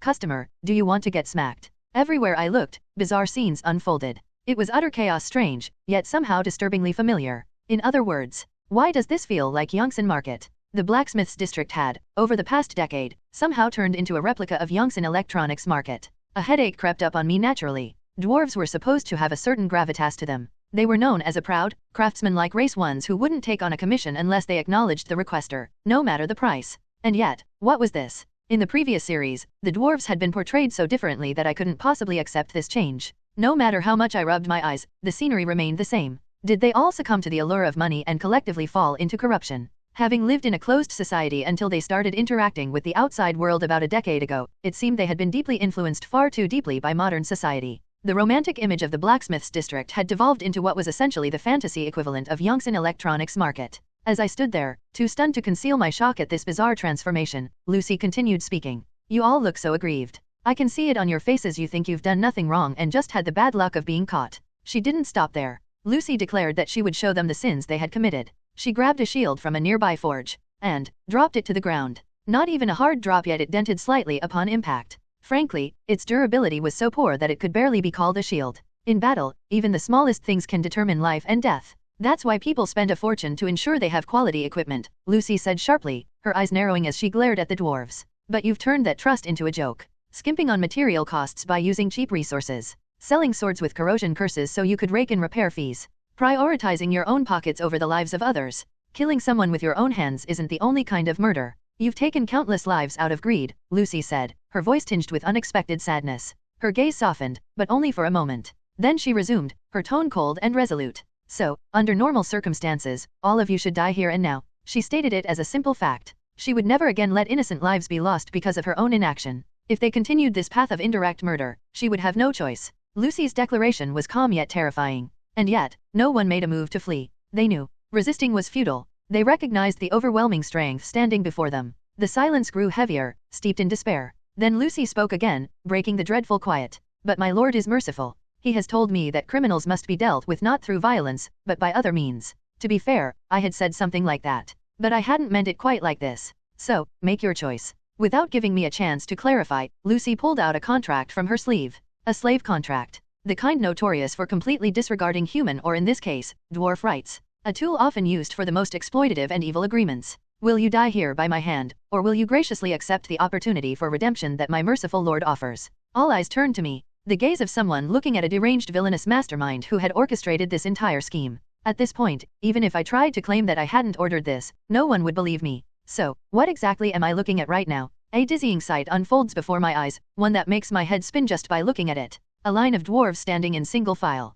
They're waiting their turn to draft contracts. Curious about where they managed to get those contracts, I took a closer look and spotted the seal of the Holy Church. It seemed to be an item once used to control test subjects. Not wanting me to stand, Lucy had fetched an elegant black chair from somewhere. Seated comfortably, I casually skimmed through the contract's clauses. And then, I was at a loss for words. Of course, who else but the Holy Church? The contract, already heinous, had been made even more despicable. Originally, breaking the rules came with a heavy cost, having one's heart pierced by the sword of the contract. But they'd strengthened it further by involving demons. Now, breaking the rules didn't simply result in death, the violator's soul would be handed over to a demon, condemned to suffer even in the afterlife. These bastards really have a knack for being thorough, don't they? It made me wonder if they had struck a deal with the demons while drafting the contract. The clauses even specified that if a slave's soul was transferred to a demon, the demon would, in return, provide power to the master. The more I read, the more horrifying it became. A contract riddled with poison clauses. Anyone bound by this agreement would live a life treated worse than a pet. This is too much, isn't it? A voice spoke up, trembling and faint. Though it seemed angry, it couldn't express its fury outright. The mix of awe and fear in those eyes. I could roughly guess what this dwarf thought of me. And I couldn't even deny it. It wasn't intentional, but anyone looking at me now would mistake me for the big boss of some villainous organization. Calmly orchestrating absurdity from an elegant black chair. If someone didn't misunderstand, that would be the strange part. But now, it's too awkward to explain that this is all just a misunderstanding. Lucy's argument had been convincing enough. Her methods were rough, but I agreed that these dwarves couldn't be left unchecked. If I let these weaponsmithing dwarves roam free, they would undoubtedly cause trouble for others down the line. So, pulling them to our side and making them work for us was the better option. Thus, I spoke. Don't worry. This contract is merely a precaution. I will not use it to oppress you unfairly. I said this with a kind smile, trying to reassure them. But the dwarf recoiled in fear and shouted, I am not doubting you. I wasn't saying I didn't trust you. Please, spare me. His face turned pale. As I reached out to hold his trembling hand. Ugh. With a faint gasp, the dwarf collapsed. The sudden turn of events startled me, but I calmly checked his condition. Thanks to unintended experience from Miss Rubia, I knew what to do. He wasn't dead, just fainted from sheer terror. Thank goodness. It was a relief, but not entirely. Did you see that? He knocked him out without even lifting a finger. He didn't even use magic. The murmurs of the dwarves didn't sound reassuring. The words I had spoken to calm them had backfired spectacularly. They now saw me as someone so powerful, I could kill with overwhelming presence alone. Among the dwarves, my reputation had morphed into something akin to a monstrous being with an instant death cheat skill. Some even began spreading wild rumors that I might be the boss of the Black Fangs. Annoyed, I stopped enhancing my hearing with magic. I had been amplifying it to catch whispers of escape plans, but now, no one even dared to utter the word escape. Resistance was no longer on the table. No one who opposed the Black Fangs had ever come out unscathed. If even the Holy Church had fallen, what hope did they have? That was the only kind of chatter I kept hearing. The dwarves quickly became obedient. The truly wretched ones even signed the accursed slave contracts, groveling and calling it an honor to serve me. As expected of my lord. I could only control them with violence, but you command them with sheer dignity. Even Lucy couldn't miss the chance to flatter me. No, on second thought, it didn't sound like flattery. The sparkle in her eyes made it clear this wasn't just empty words. This naive girl truly believed I had orchestrated all of this with precise calculation and intent. What in the world does she think I am? I just came to the blacksmith's district to find a single item. I never had some grand purpose of reforming dwarves who had abandoned righteousness and morality. Such thoughts surged to my throat, but I held them back. Instead, I gave one final piece of advice. Try to use more peaceful methods from now on. There was no turning back now. The best course was to think positively. After all, whether you buy equipment from a blacksmith or force them at sword point to make it for you, as long as the results are good, does it really matter? It's all for saving the world, isn't it? As the incident wrapped up to some extent, I gave the dwarves orders to stand by and started walking toward our destination with Lucy. Somehow, along the way, I ended up collecting about 100 dwarf slaves in a grand detour. But the primary reason I came here was to retrieve the holy sword. After all, this place has become so much more extravagant than it was 10 years ago. Before I knew it, we arrived at Rob's forge. Even in the previous timeline, it boasted a fancy exterior, but compared to now, that was like comparing a drop to the ocean. This wasn't a forge anymore, it was practically a mansion. The building was gilded. Decorative fountains and statues adorned the surroundings. The scale of wealth poured into this place was unimaginable. Well, it would have been stranger if he hadn't made money. Rob, the blacksmith, the dwarf to whom I had entrusted the repair of the holy sword. His defining trait was his love for money. In the previous timeline, while other dwarves would stubbornly say things like, "I only take commissions from those I respect," Rob had one simple, consistent criterion for his clients. Money. Overwhelming amounts of money. As long as you paid enough, he didn't care if you were a saint or a villain. His skills were among the best even among dwarves, so naturally, after working for over a decade, he had become incredibly wealthy. It feels like he's partly responsible for why so many dwarves have lost their way. I had wondered why those once proud craftsmen had turned out like this. It seemed Rob's influence had played a significant role in turning this place into a mercenaries' playground. It was only natural to feel envious when some dwarves wallowed in poverty and discrimination while others, like Rob, basked in luxury on their piles of gold. Eventually, even pride gives way, and thoughts of abandoning everything to earn like him start to creep in. Our esteemed customer has arrived. While I mulled over these thoughts, Rob opened the front door and greeted us warmly.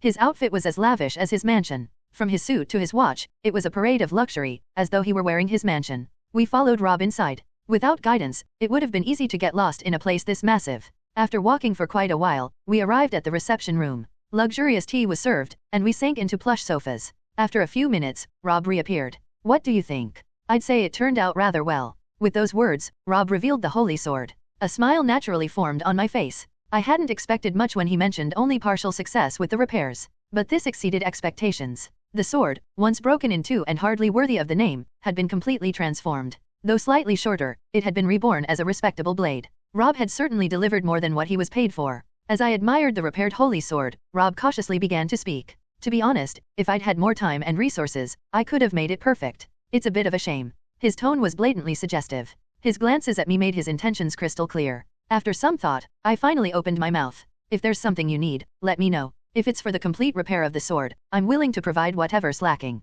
Knowing Rob's nature, he'd likely come up with all sorts of excuses to squeeze more money out of me. But considering the value of the holy sword, it was worth it. Money wasn't an issue when it practically duplicated itself in real time. No sooner had I finished speaking than Rob eagerly unfolded a map and began explaining. "A material capable of holding the mysteries of artifacts, that's all I need to complete the repairs perfectly. Adamantium. With adamantium, the repairs could be perfected." Pointing to a location on the map, he explained the whereabouts of the vein. In this situation, there was only one thing for me to say. "Oh dear, so the reason you couldn't finish the repairs was due to a lack of adamantium. By the way, do you have a mother?" As a gamer, there's no way I wouldn't recognize that location on the map. There's no vein there. Only a dangerous ruin where an ancient dragon sleeps. In the last 10 years, you've honed your forging skills, but your tricks haven't changed at all, have they? Sweat trickled down Rob's neck. He quickly began preparing for battle. Even deploying artifacts, he fortified his defenses entirely. But it was already too late. "If only you had quietly taken the money and done the work. I'm no slaver. I didn't come here to kidnap anyone.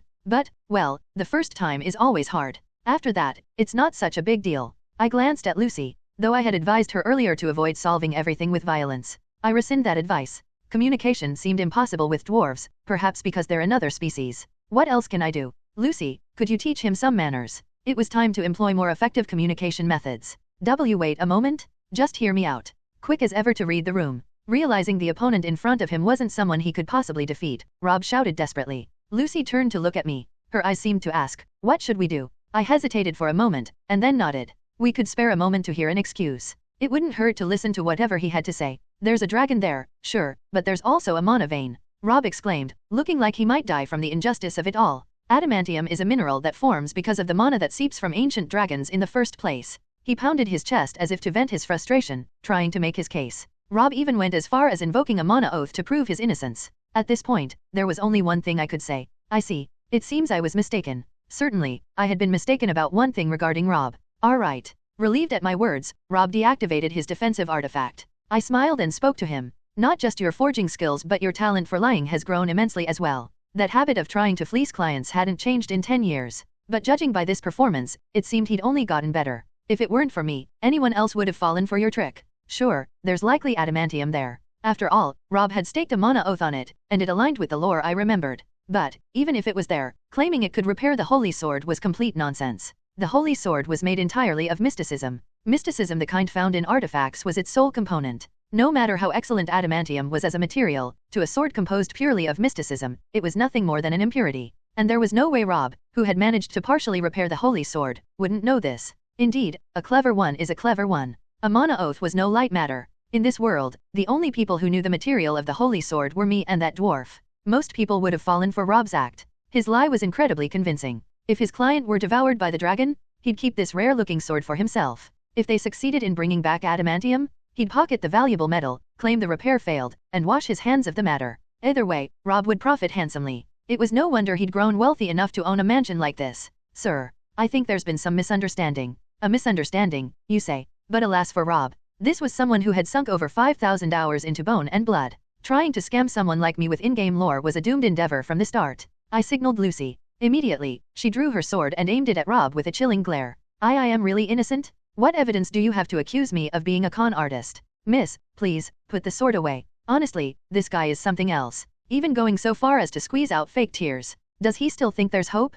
Indeed, the fact that the Holy Sword couldn't be repaired with adamantium, and that Rob had a considerable history of shady behavior, were all things I knew from the previous game. But explaining all that out loud wasn't exactly an option. From Lucy and Rob's perspective, I would just look like an unreasonable customer accusing someone of being a scammer without any proof. That's probably why Rob believed he could convince Lucy. But if there was one thing Rob had completely misunderstood. A misunderstanding? Are you suggesting my lord is lying? He had failed to realize that the girl standing in front of him was, to put it mildly, utterly unhinged, a true force to be reckoned with, even by my standards. Lucy began to approach Rob, step by step. My lord is always righteous. To doubt his noble will is nothing short of disgraceful. Her glowing eyes and resolute words sent a chilling wave through the room. The atmosphere turned deadly in an instant. Thankfully, her aura of killing intent was suppressed by her traits, otherwise, even I might have collapsed on the spot like that poor dwarf. Lord, may I take it upon myself to educate this insolent one? Lucy turned to me and asked, a hint of eagerness in her voice. She added that she didn't want to subject me to the unpleasant sight and suggested I leave the room for a while.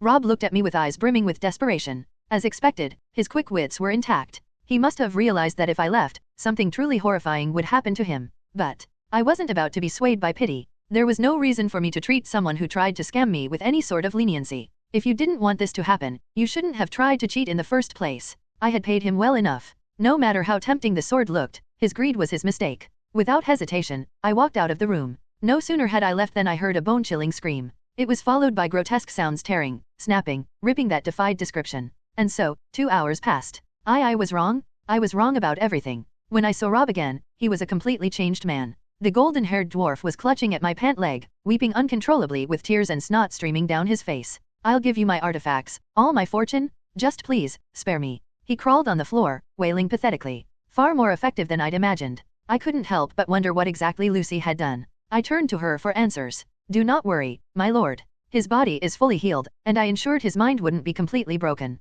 He'll be fit for labor without any issues. Lucy declared this proudly, as if her methods had been entirely justified. It seemed best not to ask further questions. I simply told her, good work, and left it at that. Lucy, usually stoic, lit up with visible pride the moment I praised her. How should I put it? She's terrifying, yet strangely easy to manage. She tends to go overboard, but the results of her actions are rarely disappointing. Would you call that competence? It's a bit of a gray area. But one thing was certain. She'd make an incredible inquisitor. Such a highly specialized talent, really. Not that I'd ever need an inquisitor, considering I'm not running some massive religious organization. The commotion finally settled down, and I left the blacksmith district, my steps carrying me forward. I wonder if Lucy is managing all right. Riding a train back to the mansion with over 100 dwarves in tow. It was practically a confession that we were the culprits behind the mass disappearance of dwarves. Under Lucy's guidance, the dwarves were being sent to the encampment of the aspiring recruits for the Black Fangs. They were likely moving discreetly at this very moment to avoid being seen. With everything except the holy sword entrusted to her, I walked the streets alone, my mind inevitably drifting to countless random thoughts.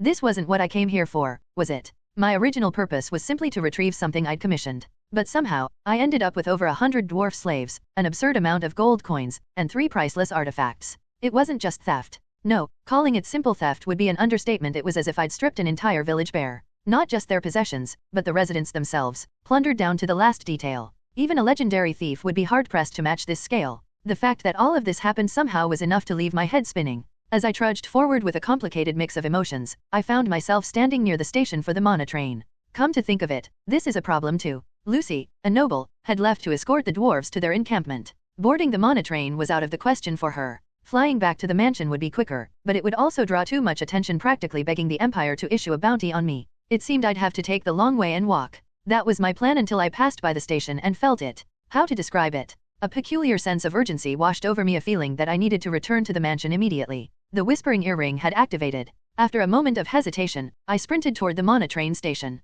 Dressed in fine clothes that clearly set me apart from commoners, no one stopped me as I moved through the station. Before long, I spotted a familiar face. Ah, it's you, the one who dealt with that terrorist this morning. It was the conductor from before, the one who'd promised to remember me and help if I ever needed it. I approached him, fabricating an appropriate story to request his assistance. Thankfully, his offer of help hadn't been just empty words. He allowed me to board the Mana train as a staff member. Is all this really necessary? The thought briefly crossed my mind. Sure, taking the train was faster and more convenient than walking, but this was a risky move. If the conductor hadn't been so accommodating, I might have ended up arrested. Acting purely on intuition like this seemed a bit excessive when viewed rationally. Still, I shook the doubt from my mind. The whispering earring's accuracy had always been a bit unpredictable, but even without it, my instincts were screaming at me. Something was wrong. Something was very wrong. Before long, the Mana train arrived at its destination. After thanking the conductor, I exited the station and dashed toward the mansion as fast as I could. I prayed that, as usual, my intuition was off the mark. But the sight that greeted me was,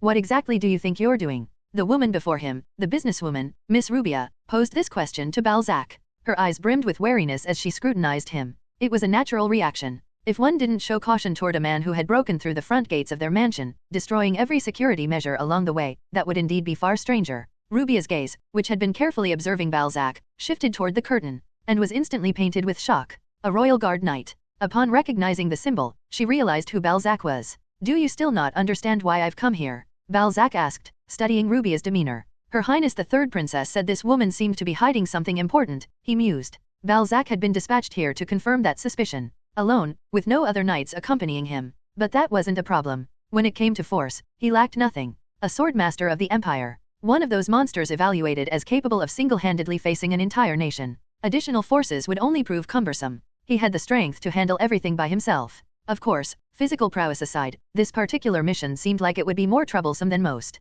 The Third Princess's orders were always difficult to execute. Most of her judgments were based on intuition rather than reasoning. The kind of person who relied on gut feelings instead of logic. While her intuition often had an impressive success rate, leading to considerable achievements, it was nothing short of frustrating for those tasked with following her orders. This time was no different. A businesswoman attempting to dominate the potion industry while hiding her identity. She allegedly had something crucial concealed, and he was to uncover it. No solid evidence. No convincing logic. But ignoring the orders of royalty was unthinkable. Having witnessed the Emperor's power firsthand, Balzac understood better than anyone. Defying the imperial family was tantamount to suicide. And so, he opened his mouth to address Rubia. "Considering the things you've been up to, you should have expected this kind of event to happen eventually." What exactly those things were, Balzac didn't know. He had only heard that her desperate attempts to conceal her identity were suspicious. Beyond that, no information had been provided. But that didn't matter. This was merely a tactic to gauge her reaction. Balzac carefully observed Rubia's behavior. Her expression, the changes in her pupils, every tiny response could serve as a clue to what she was hiding.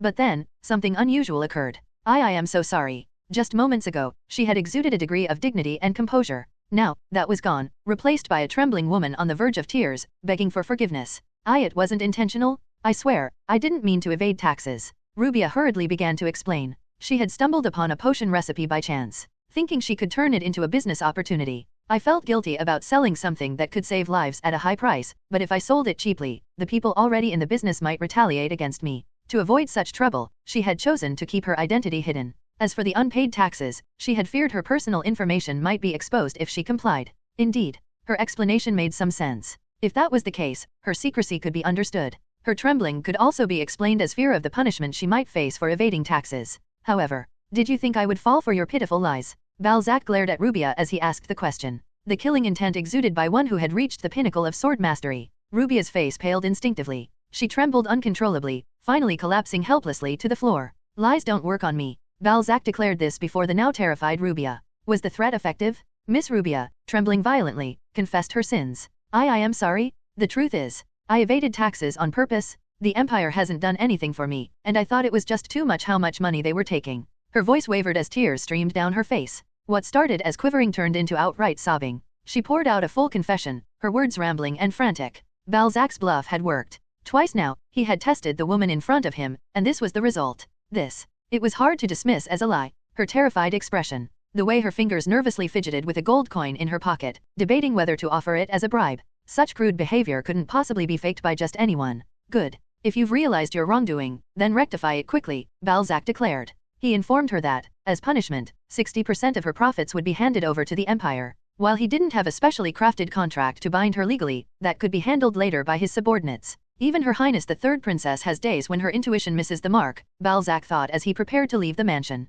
Or rather, he tried to leave. Ding-a-ling, the sudden sound. Before he could exit, the chime of a magical communication device interrupted him. Rubia's face turned as pale as a sheet. Unlike her earlier performance, this time it was genuine. Her mind blanked completely. Everything had been fine just moments ago, even with the unexpected arrival of an Imperial Sword Master, even when his words seemed to suggest he had some idea of her connection to the Black Fangs, she had kept her composure. After all, no matter how powerful a sword master was, humans who had reached the peak of human limits, she had spent years living alongside that kind of being. If she had shown fear in front of a sword master, that would have been more suspicious. Calmly assessing the situation, she had realized the man in front of her was probing her for information. Acting was a skill every businessperson needed, and deceiving him hadn't been as difficult as she had anticipated. But then, ding-a-ling, that sound. The sudden chime of the communication device shifted the entire situation. The Imperial Sword Master, who had been about to leave, turned back to face her. Shouldn't you answer that? It seems someone's waiting for you. His words cut through the air, almost mocking her hesitation.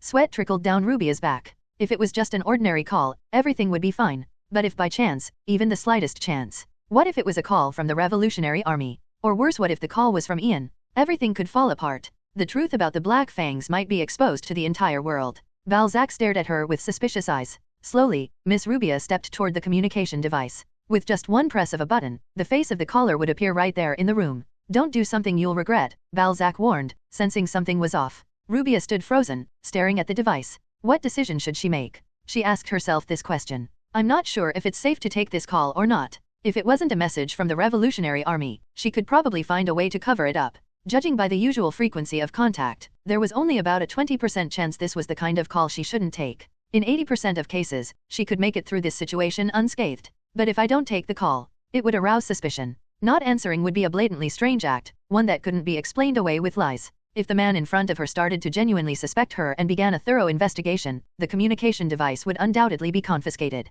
And if a skilled mage were to examine it thoroughly, all the communications she'd had up until now would be exposed. In that case, she'd have to destroy the device before it came to that. The problem is, what comes after? If she not only refused to take the call but also smashed the device, the man would undoubtedly realize the truth. Her true identity. And then the outcome would be obvious. A member of the Black Fangs, finally captured. They would use every means at their disposal to extract information about the organization. It won't be pretty. Horrific torture. Days where she'd regret being alive. Time was running out. She had to make a choice. And the rational choice was clear. The thought of torture was unbearable. There was no way she could endure it. Her life was the most precious thing. A bit of selfishness could save her from such risks. And so, Rubia hurled the communication device to the floor with all her strength. The delicate piece of magical engineering shattered instantly into countless fragments. In a flash, a terrifying killing intent surged toward her, far more intense than before. I told you, Balzac said, drawing his sword, not to do something you'd regret. Indeed. Perhaps his words were right. This was a foolish decision. A choice that sacrificed all her gains. Logically, prioritizing her safety would have been the better course. But even knowing that, what else could I do? If I didn't, I'd regret it even more, she muttered, her voice trembling yet resolute. This way, I felt like I'd regret it otherwise. As she spoke those words, the man before her began to walk toward Rubia slowly. Foolish. From now on, you will bitterly regret the decision you've made until the end of your days. At that declaration, her legs began trembling uncontrollably. Because she knew those words were true. What awaited her future was clear. Horrific torture. Pain so unbearable that she'd beg for death. And it would persist until she revealed the information they sought. But Rubia had no intention of divulging any information. That much was certain. The torture would continue until her mind was utterly shattered. There's no hope for rescue, is there? Perhaps the captain would come to save her. Perhaps, as always, he would appear and resolve everything. To say she hadn't even entertained such a thought would be a lie. But the miraculous descent of the holy sword from the heavens to strike down the man before her did not occur. And that, perhaps, was to be expected. Even the captain couldn't wield such divine power consecutively. After all, a divine entity's intervention in the mortal world was an extraordinary act. It was better not to pin her hopes on such help. I'll ask you one last time. Are you truly certain you won't regret your choice? The overwhelming bloodlust emanating from the man poured over Rubia as he asked. After a brief hesitation, Rubia answered. If you guarantee my life, I might be willing to make some compromises. It was a calm and deliberate lie. Taking a step back, Rubia quietly prepared her final move. She guessed that the man didn't want to complicate matters, given his question. She expected him to respond somewhat positively. However, the man's expression remained dark and unmoved. Without even glancing back, he swung his sword. The artifact Rubia had secretly directed behind him collided fiercely with his blade. The sharp sound of clashing metal echoed. But the stalemate didn't last even 0.1 seconds. The artifact, a treasure passed to her by the captain during the black market incident imbued with mystic energy and moving according to her will, was utterly ineffective. The cut was so clean it bordered on artistry. The artifact Rubia had been secretly controlling split cleanly into two in an instant.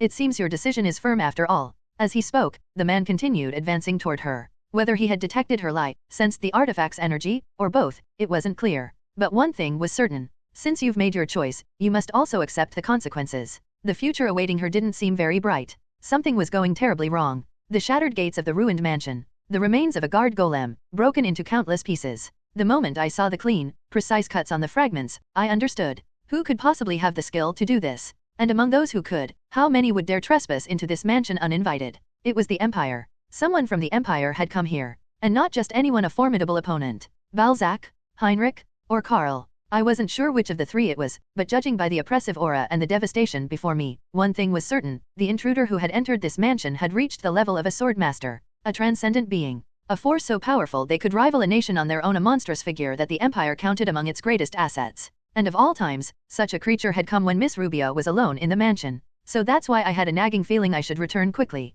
Bad premonitions never failed. The earrings that were usually so useless, my instincts that often led me astray, why did they have to be accurate now, of all times? Cold sweat trickled down my back. It was almost certain that a sword master from the Empire had come to this mansion. Miss Rubia's life was in danger. Unlike others, she had no means to defend herself. She couldn't possibly withstand someone of a sword master's caliber. Running away wasn't even an option for her. Given the situation, there was only one thing I could do. Suppressing my presence, I quickly entered the mansion. The powerful aura was palpable, even from this distance. Though my body trembled from suppressing my mana to avoid detection, I didn't have the luxury to worry about that. Silently, I moved toward the source of the aura. Eventually, I reached Miss Rubia's office. From the aura emanating inside, it was likely where the intruder was. Cautiously, I peeked through the slightly open door. And what I saw made my heart sink. Miss Rubia was in a pitiful state. She was tied up, her face pale and weary. A blue liquid coursed through her veins. I recognized it immediately. It was the torture serum used by the Empire. Among the various substances employed to extract confessions from criminals, this was the most malicious.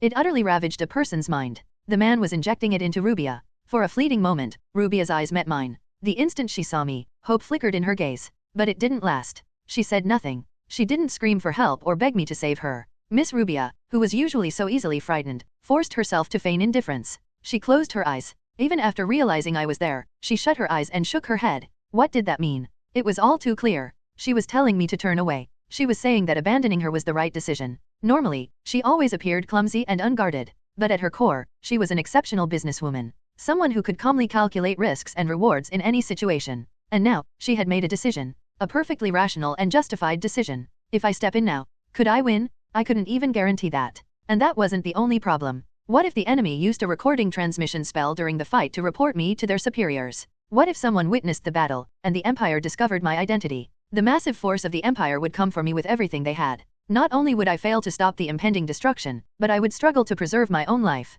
In all likelihood, the world's destruction would proceed as foreseen. So Miss Rubia's judgment was correct. If I wanted to survive, the best choice here was to flee. For the sake of the future, abandoning Miss Rubia and escaping was the logical course of action. After all, the weight of one person's life could never compare to the weight of an entire world. But, even so, I didn't want to do it. I couldn't accept it. I didn't want to make such a choice, no matter how rational it seemed. The vibration of the holy sword in my hand reached me. It was asking me, what would I swear upon it? What conviction would guide me forward? The previous wielder had sworn never to break before the holy sword. Yet somehow, that vow had been broken, and because of that, the unbreakable holy sword had been shattered. So, what should I swear? The answer was already decided, without the need for contemplation. I stood up, and at that moment, a message appeared before me. Run away. Unlike usual, the words were intact and unmarred, as if every ounce of their strength had been mustered for this desperate plea. Even so, I ignored the message and took a step forward, without concealing my presence. Naturally, the man before me noticed. His murderous intent bore down upon me,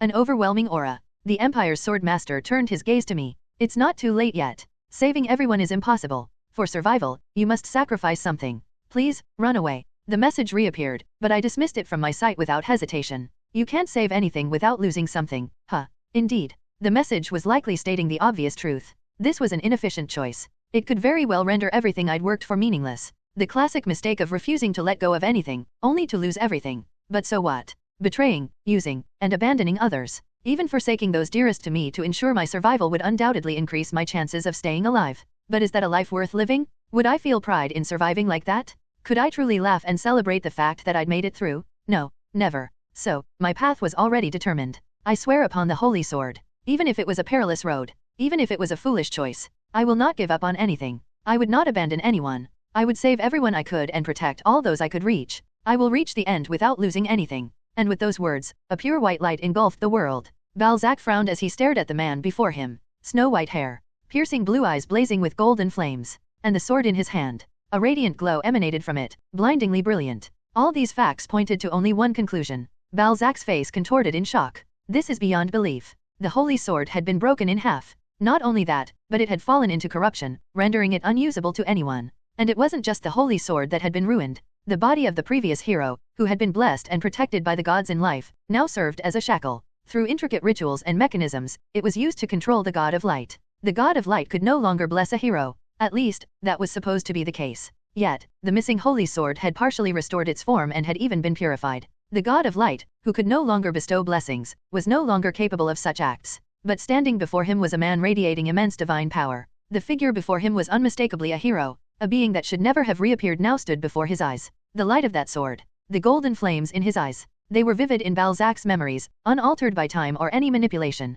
But one thing eluded him. Who are you? The identity of this man. That face was one he had never seen before. He thought he might be connected to the previous generation, but there was no trace of any relation. Thus, Balzac exuded a murderous intent as he asked, but no answer came. The man continued to walk toward him, as if he didn't even feel the hostility. In his eyes, there was a clear emotion of anger. Given the circumstances, it wasn't hard to guess what had enraged this man. Could he be her ally? Her act of self-sacrifice, refusing to take any risk, hinted at something important she was hiding. Balzac had suspected as much. But he hadn't expected her to be connected to a hero. It seems you have no intention of speaking with me. The fact that he had attacked her must have deeply offended him. His murderous glare made it clear. Seeing this, Balzac doubted any negotiation would be possible. Well, it doesn't matter. He hadn't expected to win him over with words anyway. That wasn't his strength to begin with. What stood before him was a clear enemy. And what should be exchanged was not meaningless words, but swords. Come. There was no reason to hesitate any longer. The man before him adjusted his stance and steadied his breathing. Even that simple action seemed to shake the entire surroundings. A being far beyond human limits. An entity so unified with his blade and the world around him that the boundary between them seemed non-existent. Balzac had known this would be no easy fight. The mana in the air. Even the mana within his own body was being controlled by this man. This was why battling a sword master in close combat was a death wish. Unless one had reached the level of an archmage, mana would always side with the sword master. And yet, even so, Balzac pushed off the ground and charged toward the man. For a brief moment, he caught a flicker of surprise on the man's face. It made sense, after all. To exhibit such strength without using mana was something that should have been impossible. But Balzac was different. I've never needed mana to begin with. Without forming any circles, without learning advanced techniques to enhance his body with mana, his strength was not diminished by the lack of it. Instead, his abnormal body allowed him to display extraordinary power without a hint of mana. Even though he wasn't yet fully accustomed to controlling his wings, complex maneuvers weren't necessary. All he had to do was move forward. And faster than anything else, focus on reaching the man.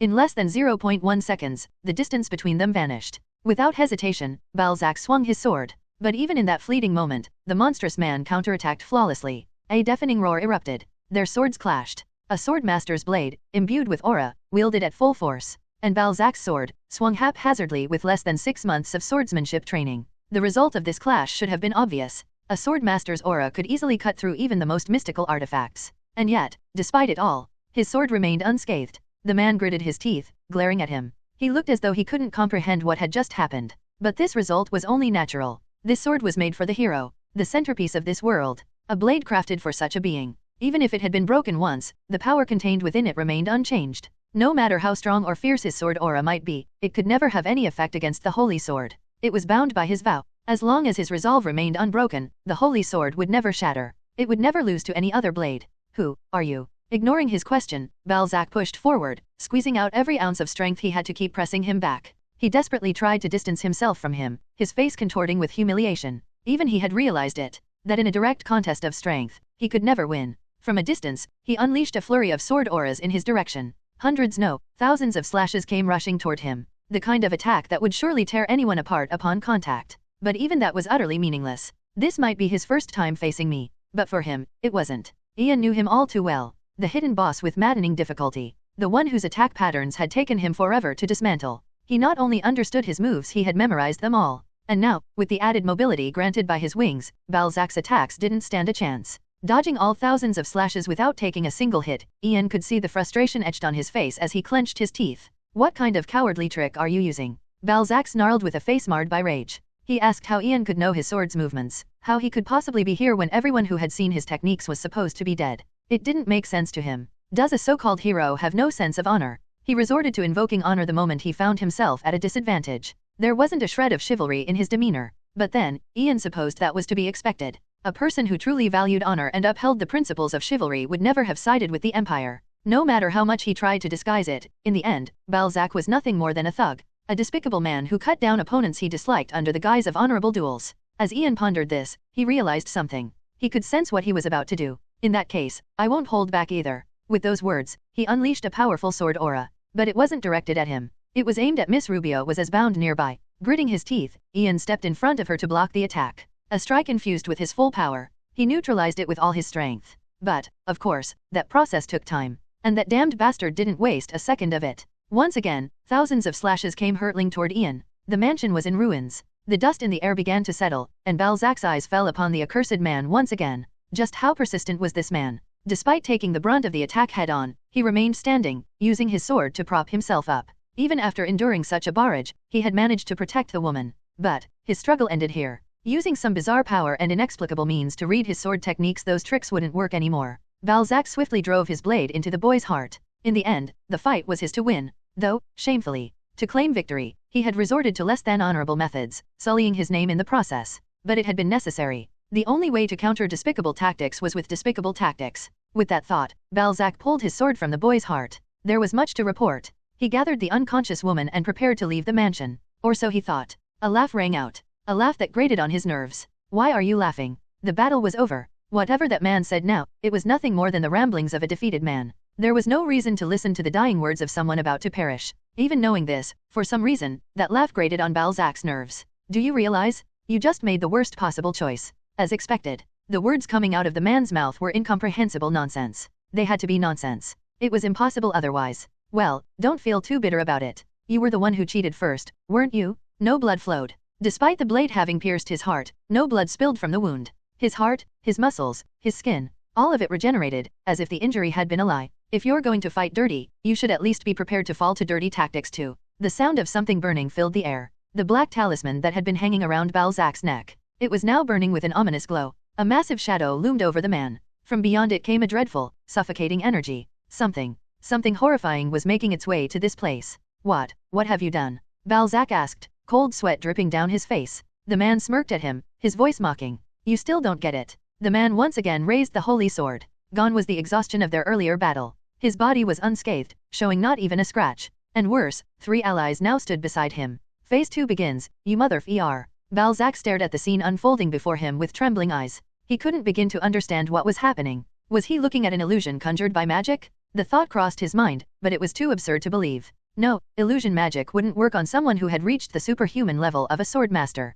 Not only that, but every bit of mana in the vicinity was under his control, making it impossible for anyone to cast spells undetected. This was, without a doubt, reality. The man he had defeated with all his might had revived without a scratch, as if mocking his efforts. And, as if that weren't enough, the man had brought reinforcements. This was dangerous. No, it was unmistakably perilous. The 3 figures now standing before him exuded an ominous aura. Balzac was confident he could handle one hero on his own. But 4 of them? Could he truly win against that? A foreboding feeling swept over him. From all the battles he had fought and the countless experiences he had accumulated, every instinct screamed at him to retreat. This was a battle he couldn't afford to face, no matter what. I have no choice but to step back. A strategic retreat. Of course, it wasn't fleeing. The Imperial Knights didn't even have the word retreat in their vocabulary. It was merely a tactical withdrawal to prepare for the future. There's still room for negotiation. If that woman, Rubia, had died, the chance for a ceasefire would have been slim. But since the heroes arrived faster than expected, not much of the drug had been administered to her. With proper treatment, there shouldn't be any lasting after effects.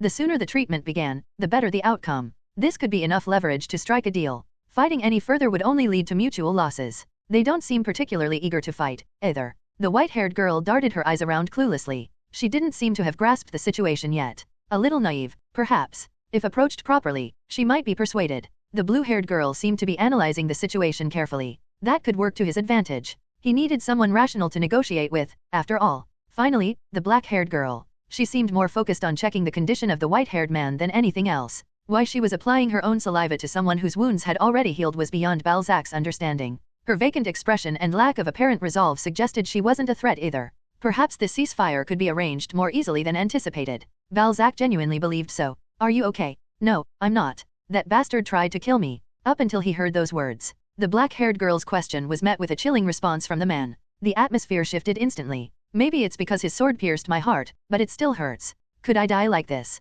The man's words were accompanied by a wicked smile. As he continued to speak, the expressions of his 3 companions started to change. It was as if they were collectively malfunctioning. In unison, their gazes turned toward Balzac. The swords trembled. Balzac's face twisted in horror. He was genuinely frightened. A sword master of the Empire, one of only 3 in existence, who had reached a level of unity with the world, was terrified. Terrified by the sheer malice radiating from them. By the endless, suffocating intent to kill directed solely at him. But Balzac quickly steadied his breathing and calmed his mind. Though the sudden turn of events had startled him, he was a warrior who had reached the pinnacle of his craft. He wouldn't falter now. There's no need to be afraid. No matter how fierce their auras, every ounce of mana here was under his control. They couldn't harm him. He reassured himself of this. But then, a piercing sound so sharp it hurt his ears erupted. The white-haired girl, her eyes brimming with madness, propelled herself toward him with terrifying speed. It was sudden, relentless attack. Balzac desperately blocked the attack. But the excruciating pain surged through him. Even though he had defended perfectly, even stopping the blow with his sword, a pain like broken ribs radiated through his body.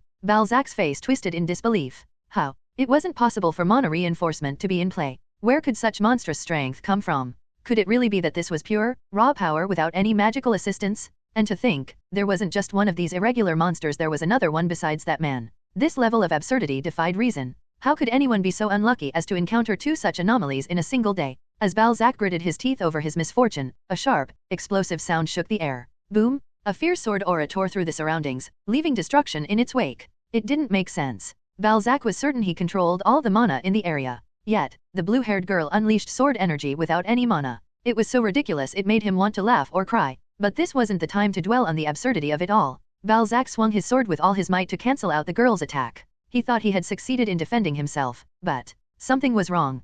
Corruption. As her sword aura clashed with his blade, something began invading his senses. His head spun. Suddenly, a fierce hatred toward the Holy Order filled his mind. Balzac bit down hard on his tongue, jolting himself back to his senses. A swordsman who uses curses instead of mana. To manipulate curses as if they were mana. He had never heard of such a bizarre technique in his entire life. What's more, the curse was so potent it even threatened the mental stability of a sword master, a warrior who had reached the pinnacle of their craft. Under normal circumstances, he might have been able to handle it. But his mana and stamina weren't infinite. Unlike that swindler of a hero who had healed every wound with some unknown method, Balzac had no such luxury. His body was still worn out from the battle with the white-haired man. His condition hadn't recovered in the slightest, and the situation only continued to deteriorate. One by one, his enemies arrived, each more overwhelming than the last. This dire situation. There was only one way out. I didn't want to resort to this, but he had no choice. His death would deal a great blow to the Empire. A truly honorable man must sometimes compromise his ideals for a greater purpose. Let's end this in one strike. With those words, Balzac unleashed the power bestowed upon him by his Imperial Majesty. Balzac's hair turned stark white. His eyes burned crimson. His cursed blade. The attack surged toward the bound Rubia with devastating force. Naturally, his enemies would have no choice but to shield her. No matter what those 4 tried, they couldn't withstand the power granted by his majesty. This battle would end in his victory. At least, it should have. It should have, but break the necklace? Light is coming from the necklace, and he's using it to attack Rubia Uni with that strange sword. Through the remaining shadow pathway, a brown-haired girl poked her head out and shouted. Before he could even activate the cursed blade, the blue-haired knight shattered the necklace into pieces. The power stored within it was now useless. Grinding his teeth, Balzac wildly unleashed sword energy at the fallen woman. But it's been a while. Before him stood a wolf. The Beast King, who should have been betrayed and absorbed, had reappeared. Before Balzac could even process the bizarre situation, his sword energy was swallowed by shadows. A shadow pathway appeared behind him. The energy he had unleashed turned back on him, flying straight at its origin himself. Balzac managed to evade with quick reflexes, but the same process repeated itself. The deflected sword energy was swallowed by shadows again, only to be redirected toward him. On top of that, the relentless assaults from the white-haired girl continued, her strikes brimming with curses too potent to ignore. Now, Balzac couldn't even muster an attack. He was entirely consumed by the effort to dodge and block. In the midst of this chaos, a little service for you, kid. I've got my own grudge against that bastard. The wolf's voice echoed. The black-haired girl stepped forward slowly. Beneath her, a massive and intricate magic circle began to etch itself into the ground. No, could it even be called a magic circle? I'll lend you my strength. It wasn't mana fueling this ritual but something far darker and ominous and sinister energy. The formation pulsed with malevolent light as it activated. Balzac's shadow moved on its own, wrapping around him like a living entity. No matter how much he struggled, he couldn't escape. The shadow transformed into chains, binding him completely and rendering him powerless. Yet, no attacks came. The blue-haired girl, who had been threatening him moments ago, and the white-haired girl, who had relentlessly pressed him with her cursed strikes, both stopped their assaults and backed away. Why? What was happening? The reason was obvious without needing much thought. The white-haired man was looking directly at him. In his golden eyes, flames of divine brilliance burned. That man hadn't just been idly observing the battle. He hadn't been drained of strength in the earlier fight, either. He had simply been preparing for the final strike. Holy sword. A surge of sacred energy filled the air. An archbishop? A cardinal? The pope? No, it wasn't like any human divinity. This aura wasn't something that could emanate from a mere mortal. This divine power, the radiant wings unfurling behind him, they belonged to a god. A god stood before Balzac. Draw sword. In an instant, pure white light consumed everything. There was a hazy consciousness. His mind floated in a void. In that state, a voice echoed. The wandering consciousness, adrift without a destination, found direction. And before long, his awareness returned. Eyes that he thought would never open again, opened. You've finally awakened, Balzac Nim. The voice accompanied the sight of a knight with black hair, clad in armor, the insignia engraved on his chest plate. Judging by that, he appeared to be a knight of the Empire. Where am I? A splitting headache threatened to shatter his skull. Even the slightest movement sent waves of nausea surging, teetering on the edge of vomiting. Clenching his teeth against the unbearable headache, Balzac tried to lift his body, sprawled on what seemed to be a cot. But his body refused to obey. An extraordinary being who had reached the level of sword master. The sense of omnipotence that had always radiated from his body was nowhere to be felt. The power that could split a mountain in half with a single swing of his sword was gone, leaving behind a broken body that even struggled to lift an arm. You must rest. Your wounds haven't fully healed yet. As Balzac attempted to move, the black-haired knight cried out urgently. At that moment, memories resurfaced. The events that had unfolded flashed through his mind. While investigating that woman, Rubia, a white-haired man had stormed in, wielding an incomprehensible power and strange allies to wreak havoc. In the end, he had fallen to the man's holy sword. He was certain he had died. And yet, Balzac was now breathing. Although his body was in shambles, his limbs were intact. A narrow escape from death. Against all odds, Balzac had survived. Report. What exactly happened? When we found you collapsed in the ruins of a building, we immediately brought you to the Holy Church. They commenced treatment as soon as we explained the situation. As soon as Balzac gave the order, the black-haired knight responded briskly. But his questions were far from answered. The current situation made no sense. That strike. The divine power imbued in the holy sword was overwhelming, but it wasn't enough to deplete the warrior's strength entirely. His companions had also been in good fighting shape. And yet, they left me behind, unconscious. Perhaps they were in a rush to flee the manor. After such a fierce battle, it was only natural that people's attention would be drawn. To avoid being discovered by the Empire, they might have fled without confirming whether he was dead or alive. That hypothesis came to mind first, but it didn't add up. I had set up a barrier. Rubia wasn't just any commoner, she was a noble. Not just any noble, but one belonging to the upper echelons, with considerable influence. It wouldn't have done them any good to be seen publicly oppressing someone of her stature. That's why Balzac had placed a barrier around the manor. A barrier so thorough that not a sound could escape. It even included illusion magic to prevent ordinary people from approaching the vicinity of the manor. And they didn't notice the barrier. Was it really such a stroke of fortune that allowed him to survive?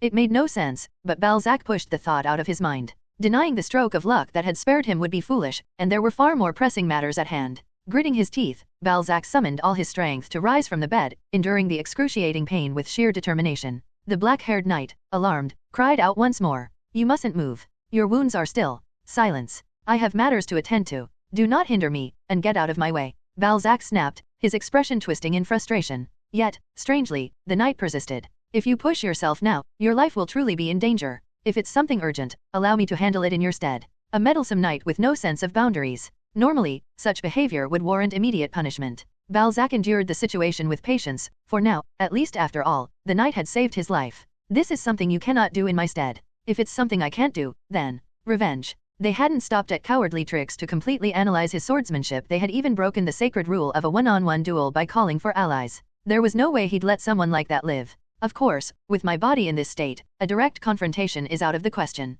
If that was the case, he'd simply mobilize other forces. He already knew who they were. That overwhelming strength. Those incomprehensible abilities. The name of the organization composed of such enigmatic individuals was so obvious that even a child could guess. The Black Fangs. The slippery bastards. They played a cunning game. The white-haired man. He was undoubtedly the leader of the Black Fangs, yet the Empire was still wasting its efforts chasing after some petty criminals. Just as he had analyzed Balzac's swordsmanship, the man must have used deceitful magic to manipulate the Empire. But that ends now. Balzac had seen it with his own eyes. The man's face, his magical pattern. There would be no more hiding. Though the Black Fangs had evaded pursuit so far, they'd now have to face the full force of the Empire. Defeating one sword master was impressive, but could they handle two? What about the Empire's formidable army? And if they somehow overcame all of that, could they survive an encounter with His Majesty, a being who had already transcended humanity? No. That white-haired warrior's power. An overwhelming physical prowess that allowed him to rival a sword master despite having skills inferior to those of a mere apprentice knight. If left unchecked, he would one day become a true monster capable of shaking the Empire to its core.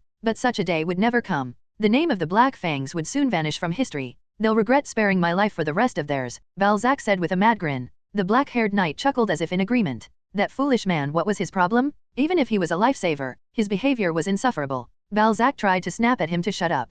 Or he intended to. But the words wouldn't come out. It would have been strange if they did. Ah, you're right, Balzac. You're absolutely right, said the knight, laughing uproariously. His face began to melt, and what was revealed beneath it was white hair and piercing blue eyes. The leader of the Black Fangs stood before him. You couldn't even see through a simple disguise spell. Looks like your magical circuits really are wrecked, I said, smiling. A sword master was still a sword master, it seemed. Even after taking a blow imbued with the entirety of my divine power, Balzac had clung to life. Though he was more a lump of meat than a man at this point, his life force had endured, allowing for perfect revival. The stigmata of a holy relic wasn't just for show, it even let me exclude his magical circuits and a few other organs from the treatment. Balzac glared at me, grinding his teeth. You cowardly bastard. How far do you plan to insult me? He spat accusations about trickery and dishonor, claiming I was shameless for attacking one man with many. But words like that had no impact. Cowardly? Please. We were a righteous hero party, after all. The virtuous companions I had gathered worked together to defeat the villain standing in our way. There was no room for cowardice in such noble actions. When Imperial Knights gang up on someone, it's called a mob beating. When we do it, it's called a raid. And even if I had used dishonorable means, it didn't matter. The result of the battle is already clear, isn't it? Whatever you say is nothing more than the ramblings of a loser. At my words, Balzac's mouth snapped shut. The same words he had so often hurled at others in the past. He'd never imagined he'd be on the receiving end of them. Kill me, he said, his voice resigned. I'd expected him to struggle more pathetically, but it seemed he had concluded there was no way to survive. With a solemn expression, Balzac closed his eyes. I walked toward him leisurely, my steps echoing in the stillness, and said, no. His expression instantly twisted in confusion. He seemed unable to grasp the situation, but it wasn't hard to figure out. If I had intended to kill him outright, why would I have bothered treating him? It would have been far simpler to just chop off his head and ensure he was dead. Don't get your hopes up. I'm not saying I'll spare you. Honestly, I had briefly considered letting him live. He was too significant a figure for his sudden disappearance to go unnoticed. Recruiting him had crossed my mind. But hadn't he said it himself? He'd made it clear that sparing him would only lead to regret. He practically shouted, if you let me live, I'll stab you in the back. Ignoring such earnest advice wouldn't be wise. So yes, I was going to kill him. But it's only natural to repay what you've suffered, I said, pulling something out. A syringe. Inside it was a blue liquid, the very same substance he'd injected into Rubia. His face froze in shock. Understandable. How many people could reverse engineer the Empire's special concoction and mass produce it on the spot? Wait. Balzac's face turned pale. Panicked, he tried to crawl away from me, but I continued my approach. I may not be a member of the Tang family, but I've read plenty of wuxia novels. I've learned a lot about living wisely in this world from them. Smiling brightly, I plunged the needle into his wrist. Kindness should be repaid twofold. Grudges, 100-fold. A scream, shrill as that of a 6-year-old girl, pierced the air. Balzac's body arched violently, his back bending like a drawn bow. I left the room where that scumbag Balzac had been, feeling uneasy. Waves of regret and emptiness from what I'd just done came crashing over me. Of course, I wasn't a complete idiot. It's not like I was about to spew nonsense about how revenge is hollow or how forgiving your enemies is the way to break the cycle of hatred. If someone wrongs you, you pay them back. Especially if they dared to touch someone I care about. So, revenge itself wasn't the problem. That part was perfect up until then. Unghuut. OGOK, Ogo. The sounds. The groaning of a man in his mid-40s, begging me not to put anything more into him because he couldn't take it anymore. Those sounds polluted my mind. I couldn't help but wonder if this was what it felt like to face Thulhu. Ugh. I gagged reflexively. Why was this happening? Revenge was supposed to be satisfying. Yet, I felt as if I had been the one tortured. Miss Rubia had been injected with the equivalent of 2 syringes worth, so I'd happily whipped up some torture concoctions to return the favor 100-fold. And yet, I still had 50 doses left over. It seemed I had overestimated my own tolerance. I thought I'd grown desensitized to corpses. But faced with the violent scene of a middle-aged man oozing fluids from every pore and clinging to me, begging for mercy, I was utterly powerless. This is driving me crazy, I muttered. They call it the white bear effect, right?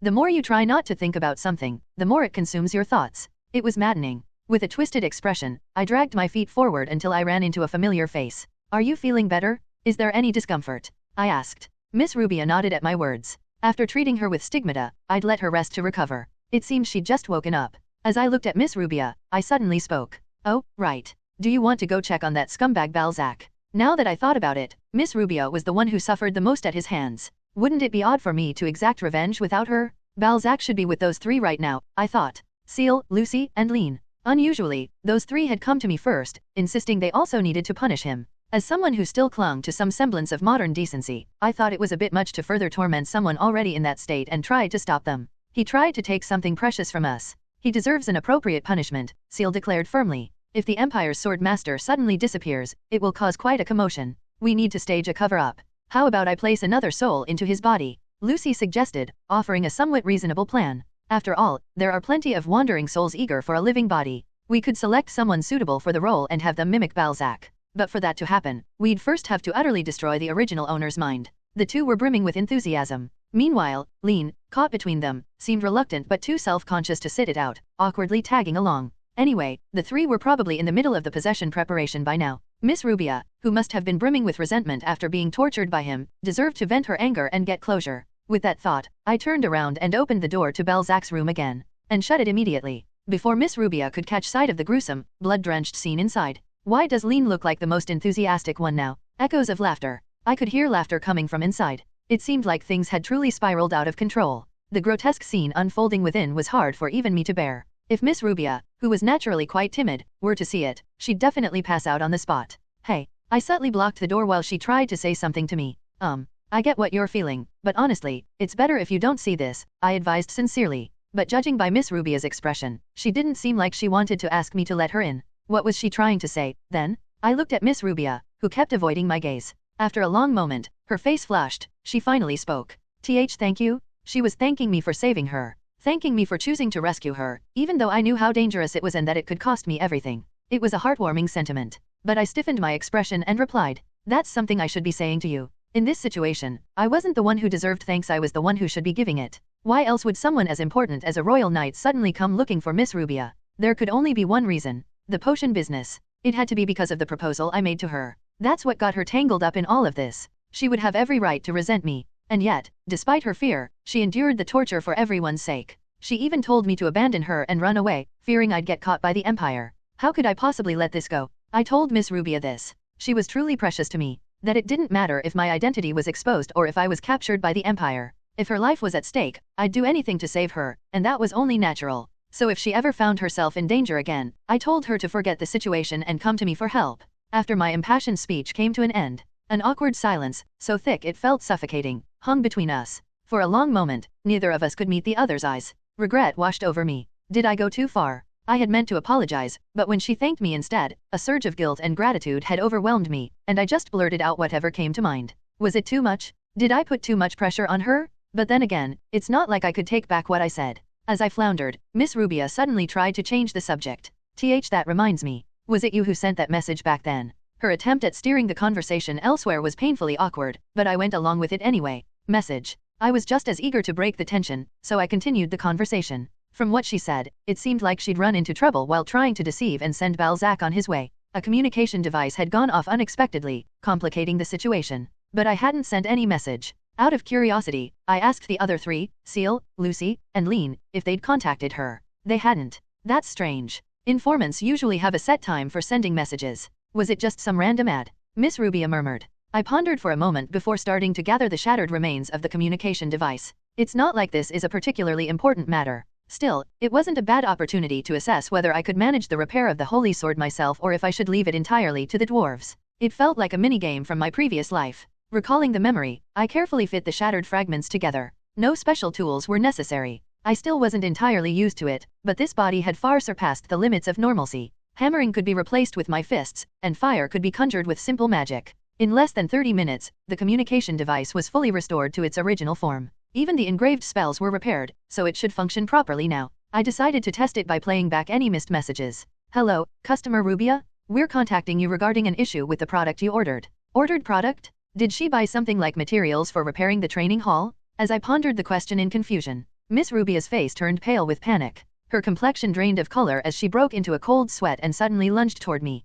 It was so abrupt that I couldn't avoid her without risking hurting her, so I braced myself. And something soft pressed against my face. Something that completely obstructed my vision and made it hard to breathe. I couldn't see what it was, but the texture alone was enough to tell me. My face flushed with embarrassment. Where's the stop button for this thing? Miss Rubia shouted, holding the communication device she had snatched from me. She seemed completely oblivious to my predicament. I tried to ask her what was going on. But before I could even form the question, the answer came. From an entirely unexpected source. The set of 50 adult women's diapers in white that customer Rubia ordered is out of stock. You'll need to choose between blue and pink. The device shattered with a loud crash. But it was far too late. Miss Rubia, who had been pinning me down, stood up. Our eyes met, an unbearably awkward silence stretching between us. I didn't say anything, but Miss Rubia immediately started speaking as if to defend herself. What a strange prank. The Empire's trends are impossible to keep up with, aren't they? Ha ha ha. She was smiling, but tears were welling up in her eyes. I tried my best to act as though I believed her excuse, forcing what I hoped was a convincing expression. But it seemed I had failed miserably. Miss Rubia standing before me was gone, replaced by a tearful, blushing carrot. The carrot couldn't even meet my eyes before attempting a hasty escape. Thud, crash, only to fall spectacularly. Her desperate attempt to flee ended with a bang, and the injured carrot had no choice but to return to me for treatment. What could I say? She was, in every sense of the word, a Nuna who utterly failed to act her age. You don't have to worry about what happened earlier. I said this to Miss Rubia as calmly as I could. Though I knew giving her some alone time would be best in situations like this, the circumstances left me no choice. The repeated use of the holy stigma. The divine energy drained from the final blow against Balzac. A series of overlapping problems had severely lowered the efficiency of recovery. This meant I had no option but to maintain prolonged physical contact during the healing process. And the result of that? Miss Rubia, lying on my lap, trembling and on the verge of tears. Her face turned as red as a ripe persimmon, overcome with shame. She looked like she might bite her tongue and end her life at any moment if left alone. Being in pain isn't something to be ashamed of. No one would laugh at you for that, I reassured her. Given how loudly her cries had echoed, combined with the fact that Seal's shadow corridor was still open, every member of our group was well aware of what had happened to Miss Rubia. I made sure to keep my tone calm and warm to avoid making things worse, gently patting her shoulder to show my support. That's not it. It's not like that, she whimpered in protest. Her voice cracked, brimming with indignation. She even started invoking a mana oath to declare she was fine. Coming from someone like Miss Rubia, who fully understood the weight of such an oath, her words made me pause. Was it really just a misunderstanding earlier? Still, there was one thing that didn't make sense. Then why in the world did you buy the diaper? If she wasn't unwell, why had she purchased that? My natural question left Miss Rubia sweating bullets, avoiding my gaze. That's because my father is very sick. She stammered out an explanation that it was for her father. Since Miss Rubia herself said so, I wanted to believe her. But doesn't that sound a bit strange? I couldn't shake the doubt. The store clerk's message clearly indicated the product was for an adult woman. Why would she order something for her father that's designed for adult women? The more I thought about it, the more my face hardened. It was inevitable. If she wasn't sick herself but still bought such items, there was only one conclusion. She has unique preferences. Adult baby play. Among all my companions, I had considered Miss Rubia the most normal. Apparently, I was wrong. It seemed I was the only one remotely sane here. I'm really worried. I should visit your father sometime soon, I said, barely suppressing my sarcasm. Miss Rubia's father, a retired man living his best life in a remote vacation spot, was suddenly reduced to an ailing elder on the brink of death thanks to his daughter's offhand remarks. To save Miss Rubia from further embarrassment, I decided to end the conversation there. And I'm sorry for misunderstanding. Her face brightened slightly, as though she believed the matter was resolved. But guilt crept in not long after. Honestly, I couldn't help but wonder, what kind of man would take on the challenge of marrying this woman? She was someone who needed constant care, and whoever ended up with her would need to be incredibly patient. My thoughts spiraled. Thinking about it, Seal, Lean, and Lucy were all the same. Good-hearted but undeniably eccentric. They might get married someday, but I couldn't imagine anyone capable of handling them. Whoever it is, they're in for a rough time. Unless they're some kind of superhuman, they'll barely survive. While I was immersed in these thoughts, still focused on healing Miss Rubia, sudden footsteps echoed around us. I looked up to see a knight with jet black hair. Did you really think I'd die so easily? A chilling voice. A murderous aura. Balzac stood before us, pointing his blade in our direction. You're the ones who first abandoned honor. Don't expect to die peacefully. His hateful eyes glared at us, his lips curling into a maniacal grin. Thousands of sword slashes surged toward us, and before we could react, the attack reached us. Blood erupted from Miss Rubia, and just like that, her life was snuffed out in an instant. The holy power and stigma I had used couldn't withstand the assault either, and I fell. Thus, we all died. Or so it seemed. How was that? Pretty convincing, right? Balzac, no. The spirit controlling Balzac's body laughed uproariously. It's done, my lord. Rest assured, the original personality has been completely destroyed, said Lucy, who appeared behind him. Hearing that, I couldn't help but smile. Accepting Lucy into the group had been the right decision. Though her skills with curses and spirits seemed ominous at first, who cared? As long as she was on our side, it was a blessing. Impressive. This exceeds my expectations. Balzac's death would naturally lead to suspicion falling on Miss Rubia, the last person he was seen with. At worst, we could end up with not one but two sword masters hunting us down. This plan was the perfect countermeasure. Balzac's body, now a puppet of Lucy's skills, was weaker than the original but identical in every other way. Combined with his convincing act, this would work. Yeah, this will do. A smile crept across my face. It was time to plant a spy within the heart of the Empire's army. Amidst the chaos of the ruined mansion, a single, unwanted guest hid, evading everyone's gaze. A man with golden hair held his breath, staring at the scene before him. His face was etched with shock and disbelief. I never thought I'd witness something like this. When the third princess ordered him to monitor Balzac's actions, he had dismissed it as a waste of time, assuming the man would do nothing but engage in pointless antics. After all, what reason would a royal knight, loyal to the imperial family, have to betray? He'd been convinced that his surveillance would yield nothing out of the ordinary. As the third-ranked officer in the Empire's Secret Intelligence Division, he'd felt it beneath him to follow such a vague command. Something feels off, so keep an eye on him for me. But what he had witnessed just now was enough to erase those thoughts entirely. The Black Fang's leader's true identity, the appearance of a new hero, the death of a sword master, and a spy plan involving a fake Balzac. Even someone like him, accustomed to uncovering shocking secrets as part of his job, couldn't suppress his astonishment at what he had just witnessed. The third princess's instincts were sharper than anyone could have imagined. Until now, he'd dismissed her as nothing more than a capricious little girl. But what he'd seen today was enough to upend that evaluation entirely. This will shake the Empire to its core. The gambit she'd made based on nothing but intuition would utterly destroy the Black Fangs. His hands trembled with excitement. He quickly left the mansion, ensuring he was a safe distance away before contacting the princess. By some divine stroke of luck, the third princess responded far faster than usual. The golden-haired girl's face appeared on the communication screen. I have an important report. He declared this in an urgent tone. The events he'd witnessed, each one capable of altering the Empire's future, raced through his mind. Of all the things he could report, there was one that stood above the rest. While the other details were undoubtedly significant, nothing compared to the revelation involving the hero. And so, the man began to speak. The Black Fang's leader, Ian, he was the hero of this era. Or at least, he tried to say it. You seem to be mistaken about something.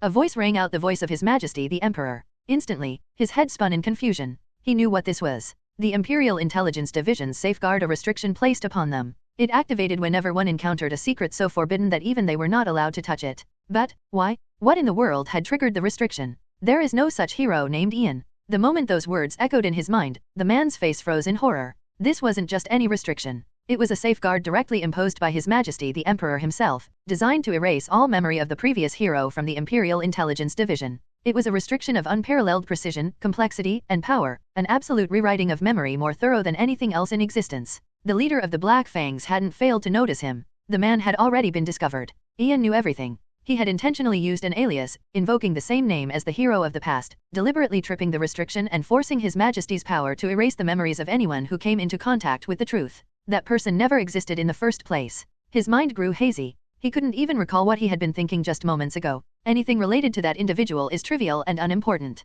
Simply forget about it. Ah, of course. Why hadn't he realized that sooner? None of it mattered. The emergence of a new hero, Balzac's death, the intricate espionage plan, all of it utterly meaningless. He just needed to forget. What's wrong with you? Why'd you stop mid-sentence? The man, who had been staring blankly, finally came back to his senses. On the screen before him was the impatient face of the third princess. So, what's this important report you had? She asked, her expression annoyed, clearly exasperated by his apparent hesitation. But it was he who felt more bewildered. Important report? What are you talking about? All of a sudden, for her to claim there was some important report after she was the one who contacted him first, was this some kind of joke? You little. Her voice rose, followed by a stream of harsh insults that grated on his ears. As always, the third princess's temper was quick to flare. She's the one who screwed up, and now she's taking it out on me because she's embarrassed. Once again, the man reaffirmed his distrust of the third princess. Though he offered a half-hearted apology, bowing and acting contrite as etiquette demanded, his decision had already been made. He now knew whose side he truly needed to align with.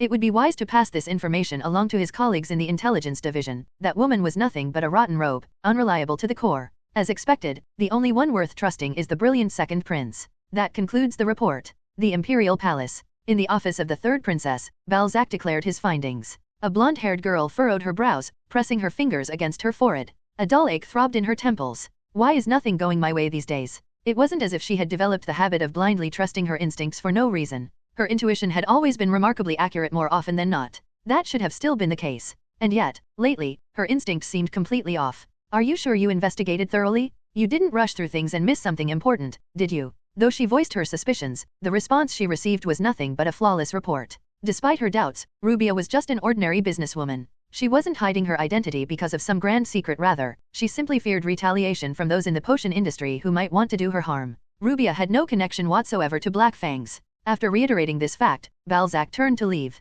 Wait. Something about the way he moved caught her attention, prompting her to stop him. Never mind. Just go. She let him go, despite her unease. Even if she was someone who acted on impulse rather than planning things out, there were limits. His face, his tone, his actions all were exactly the same as usual. And yet, something felt off. But what was she supposed to do? Interrogate him based on a gut feeling? She hadn't been in the best state lately. Letting out a long sigh, the third princess sank into the plush chair behind her desk. Maybe I'm the one who's wrong. She wasn't entirely devoid of logic, she simply trusted her instincts more than reasoning. Looking back on it, investigating Rubia had been a meaningless pursuit from the start. The second prince. That damn brother of hers refused to share any information with her. But what he didn't know was that she still had her own sources. She had received reports. The leader of Black Fangs. He hadn't left his quarters for 30 days. Not even the organization's executives had been seen going in or out much. Black Fangs was a far more meticulous group than most assumed. They weren't just roaming freely across the empire, stirring up chaos. Instead, they were hiding in the shadows, moving with calculated precision, quietly plotting the empire's downfall.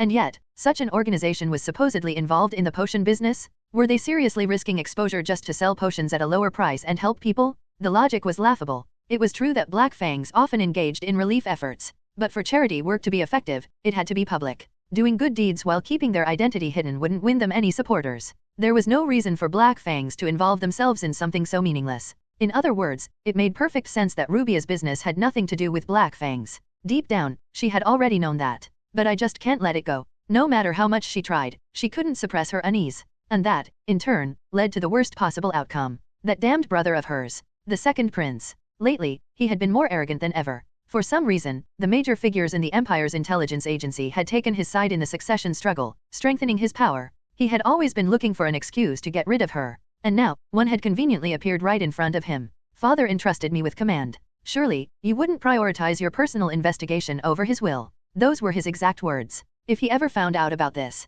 he'd have the perfect excuse to bury her. I just need to keep it a secret, right? She tried to comfort herself, telling herself that as long as Balzac kept quiet, everything would be fine. But even that was impossible. Knock, knock. She had never been lucky when it came to her brothers. Come in. The moment the words left her lips, the door swung open. A man stepped inside, his golden hair shimmering in the light, his sharp blue eyes locked onto her. Her own flesh and blood. Not the burly brute who was always chewing on cigars like a gorilla. No, this one was slimmer, delicate, almost effeminate in appearance. In other words, the first prince. The eldest brother had come to visit her office. You haven't forgotten our agreement, have you? His very first words upon entering. Her expression darkened instantly. But there was nothing she could do. She had already fallen into his grasp. She had mobilized Balzac on her own. And if that fact were ever discovered, the second prince would tear her apart. That bastard, he had figured it out. He must have used magic or something. She had no idea how he had reached such a level of perception, but the man standing before her was undeniably an archmage. Look, you already know, so stop pestering me.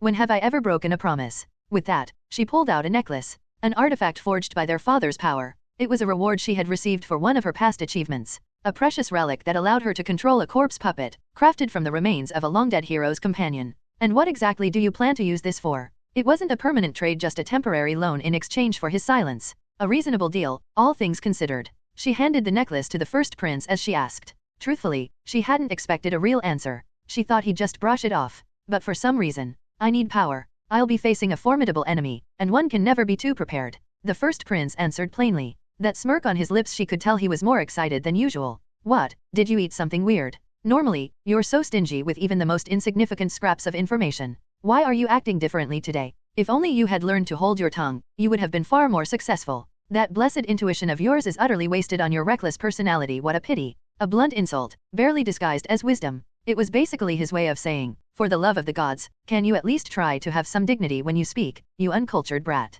Normally, she would have snapped back with a string of curses. But strangely, his words nagged at her. Blessed intuition, that specific phrase gnawed at the back of her mind. He was someone who had always mocked her for relying on her gut feelings. And yet, now he was saying this? Her face, which had momentarily stiffened, soon twisted in shock. There was only one possible explanation. He had picked up on something from her careless words. And if he was preparing for a powerful adversary, the answer was clear. Don't tell me you found it. He had found a way to capture Black Fangs. As if to confirm her suspicion, the first prince curled his lips into a twisted, unsettling smile. Whatever I'm planning is none of your concern. Just sit back and watch. His tone was infuriatingly smug. Her jaw clenched in frustration. But as much as she wanted to bite back, she had no counter-argument. Which part of her speculation had been correct? What clue had he pieced together from her words? Even if she found out, there was nothing she could do. She was already treading dangerous waters because of Balzac. Reckless action now would be suicidal. The first prince left, walking away with the confidence of a man certain of his victory. The third princess ground her teeth as she glared at his retreating back, scowling until the door finally shut behind him.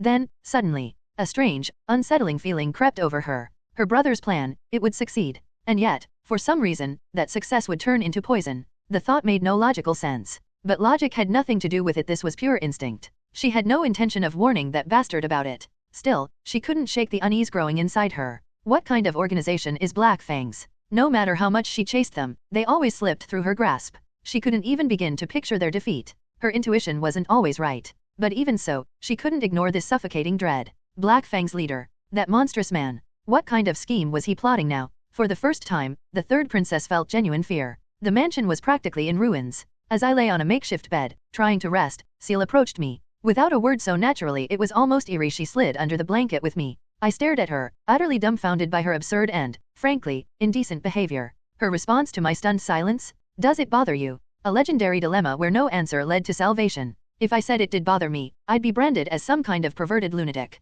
If I said it didn't, I'd be stuck like this for the entire night. There was no winning. Just when I thought the situation couldn't possibly get any worse. Why are you two here? I was wrong. A blue-haired girl and a white-haired girl appeared before me. The fortress has collapsed, leaving us exposed to all sorts of dangers. It would be best to remain nearby for security reasons, declared Lucy matter-of-factly. Why yeah, that's what I was thinking too, added Lean, who, while saying this, was subtly trying to sneak into my bed. Perfect. Lean, please cover the blind spots. Lucy grabbed hold of the clueless girl, effortlessly stopping her attempted invasion. Defeated, Lean reluctantly resigned herself to standing guard alongside Lucy. Just when I thought this absurd scenario was finally under control, the last person arrived. Miss Rubia, her face as red as a tomato. Unlike the others, she at least seemed to recognize that what she was doing was embarrassing. Is she here because she's scared? Well, I guess a ruined mansion in the dead of night would be unsettling. Especially after everything that happened recently. It made sense that she'd be afraid if everyone suddenly disappeared. I understood where she was coming from. But as the only sane person in this room, I had to say something. I let out a sigh and spoke. What are you all doing? You need proper rest. It's not like 4 people can sleep on a single bed. But I should have known better. Logic never worked on these people. Don't worry. A voice came from beside me. At the same time, Seal climbed on top of me. Her body pressed completely against mine. And as she committed this outrageous act, she proudly announced her groundbreaking, revolutionary discovery to the world. If we do it like this, we can all fit in one bed. Fortunately, Seal's idea was not adopted. Lean, who was easily swayed, and Miss Rubia, who struggled to refuse when pressured, almost fell for Seal's persistent persuasion. But before that could happen, a much more reasonable solution was proposed. We can just push a few beds together. A perfectly sensible plan. And so, like a warm and happy family, we all ended up sleeping in one big makeshift bed. Just moments ago, we had fought an intense battle. Maybe it was because we'd thrown ourselves into the fight without holding back, but despite the absurdity of the situation, sleep overtook me surprisingly fast. Thus, the long and chaotic day finally came to an end. Before I knew it, I was greeted by the warm touch of sunlight on my skin. Since most of the ceiling had been blown away, nothing stood in the way of the sun's rays, which poured down directly on me. That light naturally stirred me awake. To be honest, no matter how desperate we were, spending the night in a place like this felt a bit much. But surprisingly, the environment wasn't all that bad. Sure, there was a gaping hole in the wall, but the breeze was cool, and the sunlight felt oddly pleasant. The moment I stretched, a refreshing sensation washed over me. It felt as if all my fatigue had been wiped away in an instant. Or at least, that's what I thought. What the hell? Normally, no matter how exhausted I was, a night's sleep would leave me feeling refreshed. But today, my body felt stiff and sore. There's no way my healthy body trait decided to go on strike. No, let's set that aside for now. Wait, did I even sleep here? A massive bed made of 5 combined cots. I was certain my spot had been the second from the left. But now, I was lying in the 4th position. No matter how much I tossed and turned in my sleep, would it really be enough to shift my entire sleeping position this much? A frown naturally formed on my face. That was when I noticed Lucy. Even after repeatedly being told to lie down and rest, she had insisted on standing guard.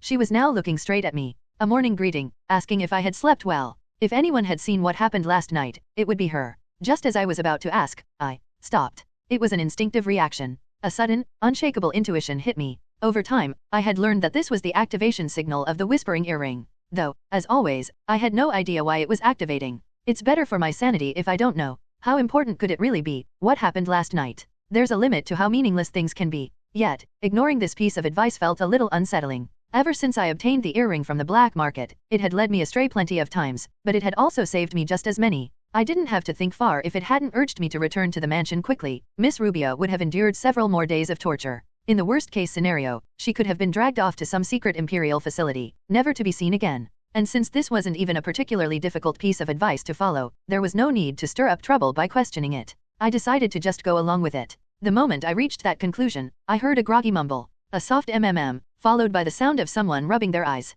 The red-haired woman stretched with a small sigh before her gaze landed on me. Huh. With just that one word, she suddenly fell into full-blown panic mode. Her face turned bright red as if it were about to explode.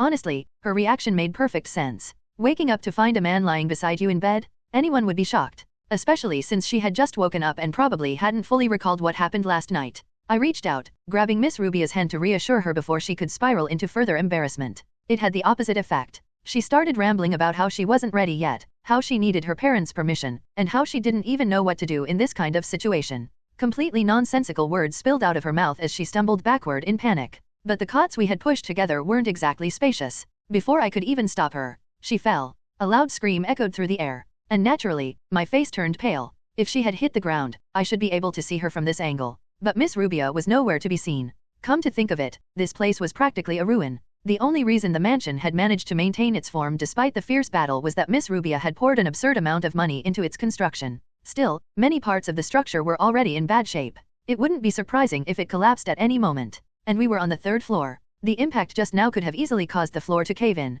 This was dangerous. Miss Rubio was an ordinary person who couldn't even handle magic properly. A fall like this could seriously injure her or worse. And no matter how miraculous Stigmata was, it couldn't bring back the dead. There was no time to go through a proper sequence getting out of bed, stabilizing my stance, enhancing my body with mana, and pushing off the ground. I had no such luxury. I immediately spread my wings. I could handle them with much more precision now. Faster. Even faster. That was the only thing on my mind as I accelerated without hesitation. The scenery blurred past me in an instant. It was, quite literally, the speed of light. I reached out to catch Miss Rubio as she fell. But something was wrong. As I arrived on the 2nd floor, my expression twisted in confusion. Miss Rubio was there. Or rather, half of her was. Only her lower body was visible. I quickly glanced back up at where I had come from. There she was, eyes shut tight, screaming at the top of her lungs. Her upper body. What was I even looking at? There was a hole, sure. But apparently, it wasn't quite big enough. Big enough for her lower half to slip through, but not big enough for certain parts of her upper body to follow. Miss Rubio was stuck, wedged into the hole in the most ridiculous way imaginable. Please save me. Still half asleep, disoriented from just waking up. She hadn't even realized she was no longer falling. I patted Miss Rubio's shoulder as she flailed desperately. She opened her eyes, and immediately turned bright red. The commotion had woken up Seal and Lean. Now, even Lucy and I were staring. All eyes were on her. Tears welled up in Miss Rubio's eyes as she begged us not to look at her. Well, in the end, she couldn't get out on her own. She had no choice but to ask for my help. A dress radiating elegance. Gone were the messy hair and the dried drool at the corner of her mouth from earlier. Miss Rubio now stood before me, perfectly dressed and composed. So, what is it you wanted to discuss? she still couldn't quite meet my eyes. But considering the sheer number of embarrassing memories she had accumulated over just these past 2 days, enough to last a lifetime, the fact that she was standing in front of me at all proved her professionalism. She was doing her best to separate work from personal matters. Honestly, to be completely honest, I was tempted to tease her just a little, but I fought off those wicked urges with all my might and instead got straight to the point. It's about the mansion. We can't keep living in a place like this, can we? After what just happened, it was even clearer that the state of this place was beyond salvageable. We couldn't just leave it as it was. If it's about repairs, I can just hire people and get it done, no problem. Wait a second. As she spoke, Miss Rubia's face suddenly shifted into an expression of concern. Even if she could be clumsy at times, when it came to work, she was surprisingly sharp. This might actually be a much bigger problem than I thought. She had realized it. That if we left the mansion as it was, everything would crumble literally and figuratively. According to Seal's analysis, the barrier Balzac had set up wouldn't last another 2 days. Even with Seal's magic reinforcing it, there was a limit to how much extra time we could buy. And if the mansion wasn't repaired by the time the barrier broke, the perception blocking and repelling spells would disappear. People would finally see the true state of this place. And when the outside world witnessed a noble's mansion reduced to rubble overnight, what would they think? And when that information reached the Empire, what conclusion would they draw? If we're not careful, everything could be exposed. Miss Rubia's voice was serious. Her face hardened with focus. But no matter how urgent this is, fixing an entire mansion overnight is impossible. Maybe it'd be better to just blow it up completely and blame it on an accident during potion making. No, that'd be too suspicious. There has to be a better way. She fell deep into thought, her expression grim. She had been through so much lately. She had every reason to feel exhausted. And yet, she was still giving her all to figure out a solution. I couldn't have been more grateful. You don't have to worry about that, I said with a reassuring smile. I already have a very simple solution in mind. Miss Rubia's face filled with confusion. She couldn't understand what I was talking about. How was I planning to fix the mansion? What exactly did I intend to do? But I had no reason to explain. There was a reason people said, seeing is believing. I sent the signal. And at that exact moment, from Seal's still open shadow portal, the sound of footsteps echoed. Dozens, no, hundreds of dwarves emerged. The most skilled craftsmen in the world. A workforce more precious than gold itself. All of them were now gathered here. A smile crept onto my lips. This was inevitable. What man in the world hadn't dreamed of this? A dream team made up of the best in the industry. An endless supply of funds thanks to the potion business. A once-in-a-lifetime opportunity delivered straight from the heavens. It was time to start the ultimate reconstruction project. A long-held fantasy was finally about to become reality. It was time to build a secret base.